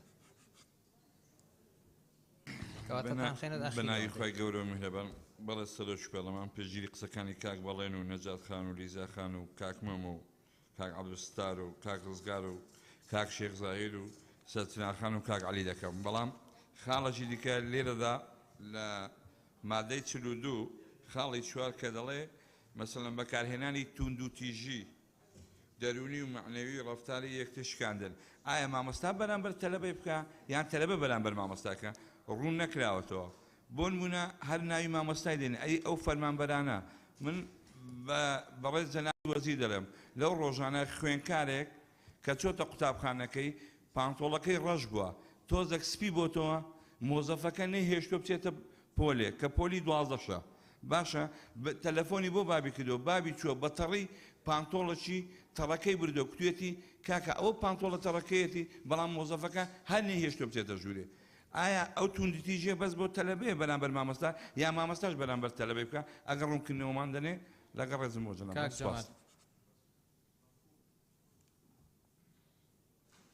کاک جەمال بەڕێز جەنابی سەرۆکی پەرلەمان دیارە ئەو مادەی وەکو هاوپیشەکانم ئاماژەیان پێدا مادەیەکی زۆر گرنگە بەڵام خۆی ڕێخستنی ئەو پەیوەندیانەی نێوان مامۆستا و خوێندکار بەڕوونی ئاماژەی پێنەدرا لە ناو بڕگە و مادەکانیدا من باسی بڕگەی سێم دەکەم بناماکانی پێڕەوەی خوێندن و ڕێخستنی هەرچووکەوتی قوتابیان و خوێندکاران مامۆستایانیشی بۆ ئیزافە بکرێ لێرەدا هاتووەڵێ وەزارەت ڕێنمایی دەردەکات پێم باشە ئەو ڕێنمایانە لە چەند بڕگەیەک لەو مادەی جێ بکاتەوە یاخود ڕێخستنی پەیوەندیەکانی نێوان قوتابی خوێندکار بکرێتە مادەیەکی سەر بەخۆ چونکە ئێمە بینیمان بەداخەوە ئەو سار مامۆستا شتێدا کوژران و هەروەها زۆر جار قوتابیش بێڕێزی بەرامبەر مامۆستای دەنوێنی و هەروەها مامۆستاش بەرامبەر قوتابی پێم باشە یان بکرێتە مادەیەکی سەر بەخۆ یانیش لە چەند بڕگەیەکدا هەر لەو مادەیە جێ بکرێتەوە سوپاس. شیرین خان شیرین یونس. بەڕێز سەرۆکی پەرلەمان لە بڕگەی سێی مادەی 42 دەڵێ خوێنکار نابێت لە 10 ڕۆژ زیاتر دوور بخرێتەوە. لە ڕووی دەرونیەوە خوێنکار ناشکێ و تووشی لادانی زیاتر نابێت دوای ئەو ماوەیە کە دوور دەخرێتەوە دەچێت بۆ کوێ. ناوەندێکمان هەیە بۆ چاکسازی ئەو خوێنکارە دەچێت بۆ کۆڵان و کافتریاکان بۆیە پێشنیار دەکەم یان سزای دوورخستنەوە لا بدرێت یان ناوەندێکدا بمەزرێت بۆ چاکسازی ئەو خوێنکارانە. زۆر سوپاس. شیرین خان شیرین ئەمین. بەڵێ بەڕێز سەرۆکی پەرلەمان سەبارەت بە مادەی 42 سەرەتا بە پێویستی دەزانم پشگیری لە سەرنجەکانی کاکدیاری بکەم پێویستە کاوکو دەستەی سەرۆکایەتی پۆلەند بەندیەکتان هەبێت بۆی کە هەموو جارێک چەند ئەندامێک یاخود چەند ئەندام پەرلەمانێک بە دیاریکراوی هەمانە شیرین خان ینی جیاکاری ناکەین بەپێی توانە ئەتوانین لە هەموو هەر ئەو چوار بەشەی کە هەیە بە فراکسیۆنە جیاوازەکان وەکو یەک دەرفەت یەکسان تامەنێت نازانم کە سەرنجم داوە چەندین ئەندام پەرلەمان هەیە سەرەتان یعنی هەر ئەوانن تکرارێنەوە شەرت نییە وڵات توانم ناوەکانت پێ بڵێ مەگەر یعنی لەبەر حەزەکەی لە وڵا قورعاتان بۆکەین بەڕێزان ئەو ناوانەی کە تۆمارەکەن بەپێی قورعان ڕیزبەندی دانی فەرموو جەنابەت بابەتەکەت باسکە فەرموویستە خاڵێکی تر کە لەلایەن ئەندامانی پەرلەمانەوە خرایە ڕوو سەبارەت بە مادەی هۆشبەر بوو پێم وایە مادەی هۆشبەر یاسای تایبەتی هەیە و قەدەغەیە لە هەموو شوێن و جێگایەک ئایا پێویستە کات لێرەدا ساغ بکرێتەوە و تەزبیت بکرێت یاخودنا خاڵێکی تر ئەوەیە سەبارەت بە خاڵی سێهەم کە چالاکی دوور لە پەروەردە و فێرکردن و ڕکلامی بازرگانی و چالاکی سیاسی طبعا چالاکی سیاسی زۆر بەزەقی ئەبینیرە بەداخەوە تاوکو ئێستا کە لە ناوەندەکانی خوێندنە لە کاتێکدا ڕێکخراوەکانی بواری قوتابیان و خوێندکاران کە ئەمانە سێبەری حزبین و زۆر جار ئەهمیێت و گرنگی تایبەتیشان پێدراوە بۆ چالاکیەکانیان ساغ بکرێتەوە و لە پاڵ ئەمەدا بەداخەوە لە زۆربەی ناوەندەکانی خوێندنیان ئەتوانین بڵێن هەموو ناوەندەکانی خوێندن ڕسمی بەرپرسەکان لە ئیداری قوتابخانەکاندا بوونی هەیە دەکرێت بەنمونە تابلوەیەک بێت تعبیر لە بواری پەروەردە و فێرکردن بکات چی پێویست دەکات ڕسمێک ساغ بکرێت و هەڵبواسرێت کە کەسانی سیاسی و حزبی و حکومی بن. دکتۆر ئەورامان بەنای خی بەخشندەی مهرەبان بەڕێ سەرۆکی پەرلەمان هەورامان گەچێنەی سەبارەت بە مادەی 42 عنوانەکە پێم باشە تۆزە ڕقا ئەو ڕێ پێنەدراو هەر بکرێ بە کار و ڕەفتاری نەشیاو یان کار و ڕەفتارە نەشیاوەکان سەبارەت بە بڕگەی سێهەم چالاکی دوور لە پەروەردە و فێرکردن دیار نییە ئەمە بەس پێ چییە و هەروەها چالاکی سیاسی پێم باش بکرێ بە چالاکی حیزبی چونکە سیاست عامتر و فراوانترە بابەتی بێڕێزی بەرامبەر بە مامۆستا بە هەموو شێوەکانی زیاد بکرێ بەکارهێنانی موبایل لەناو پۆلدا زیاد بکرێ و هەروەها من پشگیری لەو بەڕێزانە ژەکەم لەو خوشکوبرا بەڕێزانە کە باسی ئەویان کرد کە ئەبێ باسی بابەتی مامۆستاش بکرێ بە هەمان شێوە مە زیاتر قوتابیە ینی خۆی ئەم بابەتە زانایانی کۆن کتێبیان لەسەر ئەم بابەتە زۆر نووسیەوە بە ناوی ئادابی عالیم و متعلم هەردووکی تێدایە هەم قوتابی هەم مامۆستا کە بەڕاستی ئەگەر لەم یاسای ئەبوو هەردووکی جێ بکرایەتەوە. سوپاس. کاکەڕان. بەڕێز سەرۆکی پەرلەمان لە ڕاستیدا من جیاواز لە ڕەفیقەکانم ڕەنگە بۆ چونێکی جیاوازتان لەسەر و مادەی هەبێ من پێم وایە کە کۆی مادەکە لاب برێت ئێمە کاتێک کە باس لە یاسایەک دەکەن کە یاسای پەروەردەیە من پێم وایە کە دەبێ ئەمە زەمینە سازیێکی معریفی بۆ بکرێ بۆی کە خوێندکار یاخود قوتابی ڕابهێنرێت چۆن بتوان تەسەڕوف بکات هەرچەند پێم وایە کە ڕەنگە ئەمانە بیندرابێتن بۆیە لە یاساکەدا جێگەیان کراوەتەوە فەراغێک بیندرابێت کە کێشەیەک هەیە بۆیە لە یاساکە جێگەیان کرابێتەوە بەڵام پەروەردە پێویستی بە کللتورێکی هاوبەشی خۆشەویستی هەیە پێویستی بۆ هەیە کە تۆ زمینە سازی بۆ بکەی چۆن خوێنکار وا ڕابێنی فێرخوازێک وا ڕابێنی خۆشەویستی بەرامبەر بە نیشتیمان بەرامبەر ئادا بە جوانەکانی کۆمەڵایەتی بەناو بەرامبەر بە دین بەرامبەر بەها پیرۆزەکانی وڵاتە هەبێت کاتێک کە تۆ دەی تاقیداتێکی وادانەی پێم وایە دەستبەستنی قوتابی و خوێندکارە بەڵێ ئەمانە کاری زۆر خراپن بەڵام یاسا هەیە بۆ ڕێگریکردن لەمانە و پێم وایە وەزارەت خۆی توانەمانە بەڕەنمایی عیلاج بکە معالەجەیمە بکە لەگەڵ ناوەندەکانی خوێندن لە پارێزگا و لە ئیدارە سەربەخۆکان و چێشەی چارەسەر دەکرێت ئەم یاسایە بەو جوانیەکانی خۆیەوە کە یەک دنیا بابەتی جوانی تێدایە کە یەک دنیا مادی تێدا باس لەوە دەکات هاندانی قوتابی خوێندکار بۆ پێکەوە ژیان بۆ خۆشەویستی نیشتیمان بۆ ڕێزگرتنی مامۆستا لە بەرامبەردا فێرکارێک مامۆستایەک چۆن بتوانێت خوێندکارەکەی باشترین شێوە پەروەردە بکات بۆ ئەمان لێرە باز بکرێت کە بەڕەنمایی دەکرێمانە عیلاج بکرێن دووبارە من دڵنیام ئەم دیاردانە هەن ئەم زاهیرەیە هەیە بەڵام بە شێوەیەک نییە کە نەتوانرێت کۆنتڕۆڵ بکرێت بە شێوەیەک نییە کە خراپیەکەی لە باشەکەی زیاتر بێت بۆی من پێشنیاز دەکەمە هەر لابرێ لە ڕاستیدا و ئەم بابەتانەی کە بۆ شێوە وای لێ بکەین کە ئیتر بچووکی کەینەوە وای لێ بکەین قوتابی یاخود خوێندکارێک تەنان لە پۆلی 5 و 6 ئامادەیش لە 11 و 12 کۆتا قۆناغەکانی خوێندنیش مەجالی ئەوەی ڕێگەی نەدەین کە بۆ چووی سیاسی خۆی هەبێت ئەمە کارێکی خراپە ینی بۆنە دەیان شۆڕشی گەورە لە دنیادا لەسەر ئەساسی خوێندنگاکان و زانکۆکاندا بیناکرا و پەروەردەکراون و هاتوونەتە بەرهەم بۆی من پێشنیاز دەکەم مادەکە لا برێت و وەزارەت خۆی بە تعلیمات و بەڕەنمایی حەل بکات و زۆر سپاس مژدەخان بەنای خی گەورە بەڕێز سەرۆکی پەرلەمان سەبارەت بە مادەی 42 پێشنیار دەکەم چەند بڕگەیەک زیاد بکرێ لە کار و ڕەفتارە ڕێپێنەدراوەکان یەکێک لەوانە وێنەی کەسایەتی حیزبی لەناو هۆڵەکانی خوێندن و تاقیکردنەوەدا کەەوە کارێکی نەشیاوە ئایا سزا بۆ بەڕێوەبەرانە چییە کە ینی وێنەی کەسایەتی حیزبی لەناو قاعی ئیمتحانات داڵدەواسرێ لەناو پۆلەکانی خوێندندا شوێنی پەروەردەیە یاخود شوێنی حیزبایەتیە و سزاکەی چی دەبێ ئەو بەڕێوەبەرە خۆ هەمومان دەزانین بەڕێوەبەرەکان ئەگەر وەلای حیزبیان نەبێ دانانرێن لە قوتابخانەکاندا سەبارەت بە خاڵێکی دیکە پێشنیار دەکەم زیاد بکرێ ئەویش چاودێری نهێنیە کە قەدەغە بێ کە جاران پێمان دەوت مراقیبی سڕی ئەوە لە ناوەندەکانی پەروەردە و فێرکردندا خوێندکار فێری جاسووسی دەبێ مراقبەی کەسی دیکە ئەوە کارێک و ڕەفتارێکی نەشیاوە هیوادار مراقیبی سڕی ینی لە ڕەفتارە قەدەغەکان بێ خاڵێکی دیکە سەبارەت بە جلوبەرگی نەشیاو لە ناوەندەکانی خوێندن کە دوور بێ لە ئادابە گشتیەکانەوە هەروەها چالاکی سیاسی بەشێک لە ڕێکخراوەکانی قوتابیان و خوێندکاران ینی سەر بە حیزبن ئەوانە هەندێک جار هەتا هەڕەشە لە مامۆستای وانە بێژ دەکەن کە ئاگادارکردنەوەیان پێدەن لە گردبوونەوە و لە ناڕزایەتی دەربڕینەکانیان هیوادارم دەستی ئەوانە لە ناوەندەکانی خوێندندا دەربهێنرێ ئەوە لە حیزبیە سەبارەت بە دەڕۆژەکە ئەو دەڕۆژی سزاکە ئایا ئەگەر خوێندکارێک جگەرەی بەکارهێنا بێت دەڕۆژ دوور دەخرێتەوە ئەی ئەگەر فرۆشت بێتی ئەگەر بازرگانی پێوە کرد بێت ئەو بیێری ئەوەی هەبوو بێت جگەرە بێنێتە ناو قوتابخانەکەەوە بۆی پێشنیار دەکەم ئەوەی جگەرە کێشانەکە خاڵی دووەم بۆ شێوەی لێ بکرێ بازرگانی کردن و بەکارهێنانی جگەرە کێشان و نێرگەلە کێشان و عفوو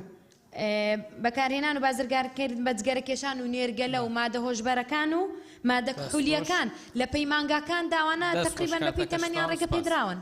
خۆش دکتۆر ئیسماعیل بەلێ سەرۆکی پەرلەمانی ئەس بینم مادەکی گەلێکی گرنگە پێتیڤە ڕێگیری لە تشتێ نەشیا و نەلایق بێتەکردن دا سیستەمی پەروەردە پتر قۆناغێت باشتر بچیتن و ئەرمانج و ئەهداف تحقیق ببن مادەیەکی ئەس ئەف تێبینیێت هاتی نەگوتن پشتگیری و پشتەوانی ئەوان برایەتکە ئەوان خوشکات کەملی زاخانێ کاکە ڕزگاری خوشکا سەرچنار مامۆستا زاهر ئەوێت داگوتین تایبەت خاڵا سێیەدا ئەز لەگەل هەندێمە فعلا بێتە جوداکردن چالاکی دوور لە پەروەردە و فێرکردن ڕیکلامی بازرگانی بێتە خاڵێکە تایبەت و دیفرە بێتە چالاکانی حزبی و سیاسی چالاکیت حزبی و سیاسی چونکی ڕاستی گەلێک ڕێکخراوێت قوتابیان نەکارێ ڕێکخراویەت کەنی نەما کارێ حزباتیت کە ناف مەدرسەدا پێتیڤە ئەفە بێتە ڕاگرتن ئیدەن ئەفە بێتە خاڵێکە تایبەت یا دیماهی سیاسی خالا یعنی خالا سیام بنامکانی پرورده هر دیس عینی پسیار شیخ ظاهری از دوباره کم اگر وان ده روزه دا چاره سر نبو چاره چیه حل چیه و سپاس مامۆستا عومەر بەڕێز سەرۆکی پەرلەمان بڕگەی لەم مادەیە سێ بڕگەیە بڕگەی یەکەم و دووەم وەک دیارە پەیوەندیدارە بە مامۆستا و فەرمانبەر تێکەڵیەک کرا لەو نێوانە چکە بڕگەی سێیەم زۆر بەڕوونی باز لە قوتابیەکە باز لەوەکە وەزارەتی پەروەردە ڕێنماییەک دەرەکا بۆ ئەوەی هەڵسوکەوتی مناڵان دەستنیشان کە ئەوەی کە لە بڕگەی سێیەمان دەستنیشان کراوە لە 10 ڕۆژ زیاتر نەبێت زۆر زۆر ضرورە بمێنێتەوە و من تەنانەت پێشم زۆرە چکە مناڵ تا 15 ساڵ لە 100 تا 100 خێزان دایک و باو قوتابخانە لێبەرپرسە لە ڕەفتار و هەڵسوکەوتی و بەشێکی کەمی لە ئەستۆی خۆیەتی بۆیە نابێت لە 10 ڕۆژ زیاتر بێت ئەوە یەک دووەم بۆیە بۆ ئەی مادەی بڕگەی یەکەم و دووەم زۆر بەڕوونی مامۆستا و فەرمانبەر بگرێتەوە ئاوای لێ بکەن ئەم کار و ڕەفتارانەی خوارەوە کە لەگەڵ پەیامی پەروەردە و فێرکردن ناگونجێن لە مامۆستا و فەرمانبەران قەدەغەن ئیترەوە تەفسیر هەڵناگرێت دوای ئەمە بەسەر قوتابیە بۆ مامۆستا یا بۆ فەرمانبەرە و ئەو وشەی بە تایبەتیشەوە لا ببرێ چونکە سزایەوە بێ زۆر زۆر محەدەد بێ زۆر ڕوون بێ مامۆستا بزانێت چی لێ قەدەغە کراوە خاڵێکی تر سەبارەت بە جگەرە و نێرگەلە کێشان و مۆبایلیشی بچێتە سەر بەڕاستی مامۆستایەک تەزبیحێکی بەدەستەوە بێ و بە جگەرەیەکەوە بە مۆبایلێکەوە خۆی کا بە پۆلا مامۆستانیە بە هیچ جۆرێ لەگەڵ ڕەفتاری پەروەردەیی ناگونجێ و دوورە و مناڵ ئەوە فێر نابێ مامۆستا پێڵێ پرۆگرامەکانمان پڕ بن لە بابەتی خراپی زیانی جگەرە کێشان ئەوە فێرە بێ کە مامۆستاکە لە پێش چاوی ئەکا بۆیە بمێنێتەوە زۆر ضرورە خاڵی لە بڕگەی یەکەمە خاڵی سێم پشتگیری لە قسەکانی دکتۆر ئیسماعیلەکەم مامۆستا عەلیش باسی کرد بکرێتە دوو بڕگە ئێستا خوێندنگە و ناوەندەکانی خوێندن وێران بوون بەدەست هەیمەنەی حیزبەکانەوە بەسەریانەوە بەداخەوە گۆڕینی بەڕێوەبەری خوێندنگەکان قوتابخانەکان لە بارگای حیزبەکانەوە ئەکرێ دانانیان لە بارگای حیزبەکانەوە ئەکرێت خاڵێکی تر سەبارەت بە بڕگەی دووەم ڕێنمایی وەزارەت یەک نیو ڕستەیە ئێمە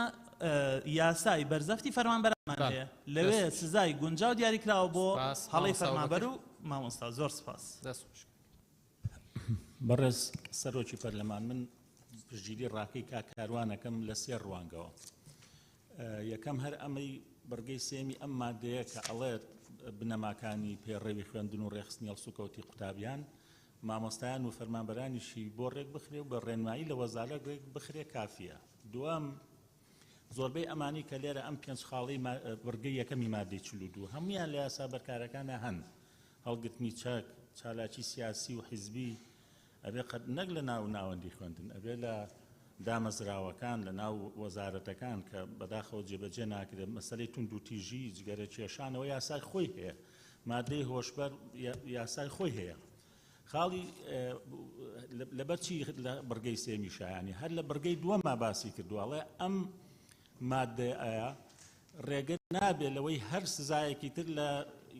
یاسا بەرکارەکانی هەرێما کە دەقنووس کراوە کەواتە کە تۆ بۆ سزا کە سەرپێکی ئەمانە بگەڕێەوە بۆ یاسا بەرکارەکان چونکە لەم یاسایە دەستنیشان نەکراوە کە بگەڕێەوە بۆ یاسا بەرکارەکان چی احتیاجەکە لێرە ئەمە بکەی بۆیە من پێم وایە ئەم مادەیە هەڵگیرێ بە پێڕەوێک وەزارەت ئەوەی کە هەمووی کە پێڕەوی خوێندنە بنەماکانی پێڕەوی خوێندنە لەگەڵ کار و ڕەفتارە ڕێپێنەدراوەکان لەسەر قوتابی و مامۆستا و فەرمانبەر بە پێڕۆ خۆی ڕێک بکە زۆر سپاس بەدرێخان بەڵێ بەڕێز سەرۆکی پەرلەمان سەبارەت بە تەوەری 15 بۆ ناونیشانەکە منیشەمان پێشنیاری مامۆستا هاورامان مێ و پشتیوانی لە یەکەم مادە 42 بڕگەی یەکەم پشتگیری لە قسەکانی خات و سەرچنارەکەم بۆ خاڵی یەکەم و دووەم و سێم بۆ خاڵی دووەم منی جەخت لە مادە هۆشبەرەکان دەکەمەوە بە هەموو جۆرەکانیەوە هەموو جۆرەکانیەوە پێویستە جێ بکرێتەوە و پشتگیری بۆ خاڵی چوارەم پشتگیری لە قسەکانی مامۆستا عەبدولستارەکەم کە ئاوسەنگا بگرێت لە بینی مامۆستا و قوتابیدا کە پێویستە شکۆی قوتابیش پارێزراو بێ و بۆ خاڵی پێنجەم هەر لە بڕگەی یەکەم پشتگیری لە قسەکانی خاتولیزا دەکەم بەکارهێنانی ئامێرە ئەلکترۆنیە بەکارهێنانی ئامێرە ئەلکترۆنیەکان وەک مۆبایل و هەر ئامێرێکی تر بۆ تێکنەدانی ژینگە و پشێوی پۆل ئەو خاڵە منیش پشتگیری لە یەکەم و زیاد بکرێ و لە بڕگەی سێم پشتگیری لە قسەکانی مامۆستا عومەرەکەم زۆر سپاس هەڵسخان بەڕێز سەرۆکی پەرلەمانی سەبارەت مادە 42 پشتگیری دکتۆر محیدینی دکەم کە ئەو مستەڵەحێ بە تایبەتیش بێتە لادان چونکی احتیمالە دێ حەسڕ بتنێتوان چەند ویدیادا بێت تاتینە دەستنیشانکردن سبارت او پارلمانتار بحثی زیده کنا ماده هوشبر و کارهینان و بازرگانی وانه بیت اضافه کرنه پشتگیریا که رزگاری و سرچنار خانه و دکتر محیدینی کم موبایل و کارهناناوی یعنی بیشتر آمیرت پیوندی کرنید ناف پولی دا پشتگیریا شیخ زهرید کم و بدریا خانه و سرچنار خانه کم سبارت خلاصیه فعلا چالاکیت حزبی و سیاسی بینه جدا کردنش رکلامه چونکی نوکه موید منویتن هندک ریک خراو آبونا کومت کن فرما پرت کن کومبونا ریک تخن تواصلات آید کن یعنی نوکه نواندد ما يتخاندني بويا بنجهك بو كارت سياسي وحزبي برهنده افخالا هني جلكا جرينجا يك بسيار منا هاي جناب وزيري برقا سيام دا اگر 10 روجا مروف قطابيه كي يدير بخدش قطاب خانه طبعا هر روجا كي امجبينا كي 6 بشوانا ببهرد بتن 6 بشوانا جلكن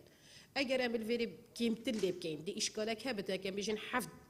روجا بتن حفظ روجات بتتشلو دو بشوانا اف قطابيه ببهرد بتن اگر اف حفظ روجا بوي رادعنا بتن بشراز بهفك يجيبي فصل بكانو دير بخنش قطاب خانه هر بوي رادع چينا بتن خوچاك نكتفا زۆر سپاس لیژنەی تایبەتمەند کاک شەمۆل و ئاشناخان و دکتۆرە گەلایۆژ و گوڵستان خان گوڵستان خان فەرموو ڕێیەکانتان کۆکەنەوە. برای سروک پارلمانی سبارت ماده 42 دوی ماده دا همی او کارن ین رک بینه هتیادان و همی سرپیچین جورا جورم پیدویا جورن سزایی بو بهنه دیار کردن بو هر برگه که یانجی وزارت اب خودانه و کورینمایی دیار کردن پشتی درخست یعنی بجهینا نوی پروژه یعنی وزارت وی کار رابطن کورینمایی در بخیتن سبارت جورن سزای سبارت برگاسیم بحث دیرخستنا قطابی انگریه راست لهر قطاب خانه که انجمن که انجی لیجنه هات ندانان انجمن جی یهات که دانان و بخیبکار قطابی انجی سمیان اتوان اندام انتدا لیبه بوچونا من بری پینگا و دیرخستنا قطابی به دان دوی دایکوبا بین قطابی به نبان کرن و دیگه رینمایی کارین پرورده یا وی قطاب خانه اوجی اگر هبن رینمایی کار و اگر اوی آریشه دیگر دا به تا بحث کردن چونکی ریکارین دی هنه بگیرن بری قطابی دیر بخن جنابان دا خواندن زور سپاس. سپاس آشناخان.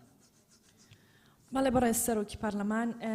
ڕاستەکەی ئەم مادەیە لە لیژنەش گفتوگۆی زۆر چڕوپڕی لەسەرکرا دیارە ڕەکان دوو ڕێی جیاواز بوو ئێمە نەمانتوانی ڕێی خۆمان تەسبیت بکەین لەسەر ئەوەی کە خوێندکار سزا بدرێ بەڕاستی نابێ خوێندکار سزا بدرێت تۆ بە تایبەتی ئێستا لە خاڵی سێەمە مەسەڵەڵی قۆناغی بنەڕەتیە ینی خوێندکارێکی پۆلی یەکی بنەڕەتی تۆ بە چی سزای ئەیە ینی چوزانێ هەڵە و ڕاست چییە دوایمە باسی کۆمەڵێک شت کراوە هەڵگرتنی چەک و ئەوانە بۆیە ئێمە ئەتوانم بە ناوی چەند برادێکیشی بڵین بە تەواوەتی لەگەڵ هەڵگرتنی ئەو سزای دوورخستنەوەی قوتابی یعنی تۆ نابێ قوتابی دوور بخەیتەوە لە خوێندن و وای لێ بکەی پرۆسەی خوێندنی لە بەرچاوکەوە باکسەوە گەر بۆ نمونە بۆ قۆناغەکانی سەروتە سێ بکەی لەواتیەوە خوێندکارە لەسەر ئەو ڕەفتارە نەشیاوی بەردەوام بێ بۆ ئەوەی کە سزا بدرێت و دوور بخرێتەوە لە خوێندن کە چکە ئەو نازانێ مەسلحەت و با بڵێن باشەی ئەو لە چیایە ئەوە خاڵێکی تریش لەسەر زیادکردنێک بۆ ئەو ڕەفتارانەی کە لەگەڵ پەیامی پەروەردە ناگونجن جەختەکەینەوە لەسەرەوەی کە گرنگە چالاکی حیزبی بۆ زیاد بکرێ و زۆر سپاس. مامۆستا شەمۆل. بەڕێز سەرۆکی پەرلەمان سەبارەت بە مادەی 42 خاڵی سێەم کە باسی قوتابیانی قۆناغی بنەڕەتی دەکا دوورخستنەوەیان بۆ ماوەی 10 ڕۆژ ئەمن پێم باشە قۆناغی بنەڕەتیە چکە سێ بازنەمان هەیە لە قۆناغی بنەڕەتی بازنەی یەکەم پۆلی 1 تا پۆلی 3 پازنەی دوم پۆلی 4 تا پۆلی 6 پازنەی سێمیش پۆلی 7 تا پۆلی 9 پێم باشە تەنها بازنەی سێ بگرێتەوە ئەگەر بمینێ ئەو 10 ڕۆژە و قۆناغی ئامادەی و ئامادەیە پیشەیەکان و پەیمانگە پیشەیەکانیشی بۆ زیاد بکرێ و زۆر سپاس. دکتۆرە گەلایۆژە لێرە نیە بەڕێزان بۆ ئاگاداریتان پێشەوەی دەرفەردێنە جەنابی وەزیر دوای جەنابی وەزیر ئێمە دانیشتەکە هەڵەگرین دوونی و دەست پێکەینەوە تا ئێوارە دانیشین بەیانیش دانیشتنمانە بێت ڕۆژانی تریش بەردەوامە بین هەتا تەواویەکەین. بەڕێز جەنابی وەزیر فەرموو. زۆر سپاس جەنابی سەرۆکی پەرلەمان بە شێوەیەکی گشتی فەرموو بەڕێز جەنابی وەزیر 5 دقەتەیە. بە شێوەیەکی گشتی دەمەوێت هەندێک تێبینی بدەم لە سیاقی دەرەوەی مادەکە هەندێک تێبینی بەڕێزان جەنابی وەزیر لە سیاقی دەرەوەی مادەکان یەک تێبینی گشتی درا وێنەی حیزبی لە ناو ناوەندەکانی خوێندن ئێمە وێنەی کەسایەتی حیزبیمان لە ناو ناوەندەکانی خوێندن نییە ئەو وێنانەی هەمانن وێنەی کەسایەتی نیشتیمانی مێژووی و نەتەوەین ئەوانە ڕموزن ئەوانە ئەشخاصی حیزبینین ئەر بۆ پێش چاوڕوونی سەبارەت بەم مادەیە کە ئاماژەی پێدرێ ئەم بابەتە گرنگە لەبەرەوە ئێمە لە واقع ئازانین کە گرفت هەیە و ئەم گرفتە هی چەند ساڵێکە و دەبێت بە یاسا تەنزیمیکەین بۆ کە سەنەدێکی قانونیمان هەبێت ئێمە دەزانین بۆیە باسی مادەی هۆشبەرمان نەکردووە چونکە یاسایەک لەم پەرلەمانە بەڕێزە کە یاسای ژمارەیەکی ساڵی 2020 بە 50 مادە لێرە دەرچووە سەبارەت بە مادەی هۆشبەر و ئەم مادەی کارتێکەرە عەقڵیەکانن پەرلەمانی کوردستان دەری کردووە کە بێ و لە قانونی عقوباتیشە ئەم بابەتە ساخ کراوەتەوە کە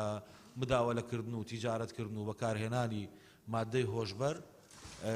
قاچاغە لە عێراقا و سزای لەسەرە بۆیە ئێمە لێرە باسمان نەکردووە بۆ باسی چەکمان کردووە لەبەرەوەی کە ئەو تێبینێکی ئێمە هەمان بوو لە یاسای چەکیشی ساڵی 2022 کە ئەویش یاسای ژمارە 2 لەو یاسایە چەک مۆڵەتی هەڵگرتن هەیە واتە کەسێک ئەگەر فەرمانبەری دەوڵەت بێ ئەگەر مۆڵەتی وەرگرت بێ مامۆسایەک بێ دەتوانێت چەکی پێ بێ لە ناو ناوەندێکی خوێندا بەس تۆ چۆن قەدەغەیەکەی ئەگەر مامۆسایەک ئەگەر فەرمانبەرێک ئەو چەکە ئەگەر چەکەکە مۆڵەت پێدراویش بێ بیباتە ناو ناوەندەکانی خوێندنەوە بەم یاسایە بێ قەدەغەیەکی بە ڕێنماییەک بە تەنها قەدەغە ناکرێت خاڵێکی دیکە کە دەڵێن چالاکی سیاسی لە چالاکی حیزبی فراوانترێکە چالاکی حیزبی بەشێکە لە چالاکی سیاسی ئێمە بەسمان چالاکی سیاسی کۆی هەموو نەشاتە سیاسیانەیە مەرج نییە چالاکیێکی سیاسی حیزبێک بیکە دەکرێت چالاکیێکی سیاسی گروپێک بیکە کە مۆڵەت پێدراویش نەبن دەکرێت ڕێکخراوێک بیکە کە مۆڵەت پێدراویش بێ بەڵام حیزبێکی سیاسی نەبێ لەبەرەوە ڕێکخراوە پیشەیەکان و کاری ئەو ڕێکخراوان کە لە بواری قوتابی و خوێندکاران و فێرخوازان و ئەوانە کارەکەن ئێمە بە چالاکی سیاسی اعتیباریان ناکەین بەڵام ئەوانەی کە بە ئامانجێکی سیاسی کارەکەن نەک بە ئامانجی خزمەتکردنی قوتابیان ئەوانە بە چالاکی سیاسی ئەژمارەکرێن خاڵێکی دیکە لە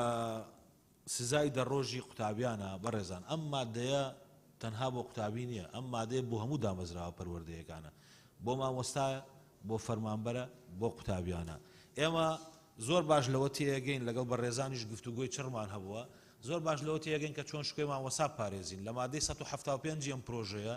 دوو فەقەرە هاتووە کە تایە هەمووی ئەعتیداکردنێک وەک چۆن ئەو ڕۆژە لەگەڵ برای بەڕێز کاک جەلال مخالف بووین لەسەر لێدانی مامۆسا بەڵام ئەوە بە معنای پشتێکردن لە مامۆسا نییە لێرە ئێمە حەقی مامۆسامان چەسپاندووە و وەزارەتی پەروەردە و بە هاوکاری ئێوەش هەمووی ئەعتیدایەک هەموو دەستدرێژیەک بۆ سەر مامۆسا اینجا ئەگەر بە خێوکاری قوتابی بیکە هاڵاتیەک بیکە قوتابیەکە خۆی بیکە خوێندکارێ بیکە بە زەرفی مشەدەدی ئەعتیبارەکرێ حتا حورمەتی قوتابخانە و خوێندنگاکانیشمان لێرە لە ناو مادەی 175 داناوە لەبەرەوە هەر دەستدرێژیەک بۆ سەر مامۆسا هەر کەسێک بیکە جگەل لە هەموو عقوبانەی کە هەنی ئەعتیبارەکرێ بە زەرفێکی مشەدەد دوجار ئەم قانونە لە بەردەم مەحاکمەکانە کاری پێکرێویستی نادێکرێت سەر سەبارەت بە بابەتی دەڕۆژەکە لەبەرەوە ئەم فەقەرەیە ئەم مادەیە مادەیەک نییە وابەسە بێ بە قوتابیانەوە بە فەرمانبەران بە مامۆستایان بە قوتابیان بە هەموویەوە وابەسێ سەبارەت بە دەڕۆژەکە ئەگەر بەدیلێکی باشترتان هەیە پێمان بڵێن ئێمە دەڵێن سروشتی ئینسان وایە مەرج نییە قوتابێکی پۆلی 1 و 2 تۆ سزای دەڕۆژی بدەیت یا سزای 3 ڕۆژی بدەیت بەڵام ئەگە قوتابیەک لە یاعدادی بێڕێزی بە مامۆسا کرد بێڕێزی بە دامەزراوەکە کرد عەبەسی بە کاروبار و بە کەلوپەلەکانی ئەو دامەزراوەیە کرد ڕێکار هەیە ڕێکاری مامەڵەی پەروەردەیانی لەگەڵ ئەگریتە بەر بەڵام ئەگەرم حاڵەتانە تیکرار بووە خۆ دەبێت قوتابخانە دەسەڵاتی هەبێ حدی ئەقسا ئەمەش لێرەشە پاراستنی مافی قوتابی حدی ئەقسا نابێت لە دەڕۆژ زیاتر دووری خەیتەوە بۆیە ساڵی خوێندنەکەی نەفەوتێ بە شێوەیەکی گشتی جەنابی سەرۆکی پەرلەمان ئەوە بابەتەکە بوو بەڵام من دەمەوێت ئاخر تێبینیم لەسەر ئامێرە زیرەکەکان بدەم ئامێرە زیرەکەکان ئێمە ناتوانین لە ناو ناوەندەکانی خوێندن قەدەغەیان بکەین چونکە مەرج نییە هەموو ئامێرێکی زیرەک بۆ کاروباری خراپە بەکاربێنرێ یا بەلایانی نێگەتیڤ بەکاربێن اینجا ئێستا عەرزی جەنابتانەکەم ئێستا ئێمە لەگەڵ موەسسەسەیەکی گەورەی ئیماراتی خەریکین 15 قوتابخانەمان لە کوردستان کردوتە دیجیتالی لە چوارچێوەی ئەوانەیە لەبەر ئەوە ئێمە پێویستمان بەوا بێ ئامێری زیرەک لە ناو ناوەندەکانی خوێندن بێن بەڵام ناکرێ مامۆسا وانە بڵێتەوە قوتابیەک لەو لاوە لایڤ بکاتەوە بە مۆبایلەکەی ئێمە مەبەسمان ئەوەیە دەنا مامۆساش پێویستی بە ئامێری زیرەکە مامۆسا پێویستی بە کۆمپیوتەرە لەواتە داتاشۆ بەکارهێنێ کۆمپیوتەرە باتە ژوورەوە ئەمانە زۆر تەبیعین ئێمە بە هیچ شێوەیەک نامانێت ئامێری زیرەک لە ناو ناوەندەکانی خوێندن لە مامۆسایان قەدەغە بێت بەڵام دەمانەوێت خراپ بەکارهێنانی قەدەغە بکەین ناکرێت مامۆسایە گوانە بڵێتەوە قوتابێک لە دواوە لایڤێک بکاتەوە ئەمانە دەبێت ڕێگە پێنەدرا بوون بە یاسا و عقوباتی ئینزیباتیان لەسەر بێ زۆر سوپاس بەڵێ بەڕێزان دانیشتنەکە لەگرین تا سەعات 2:30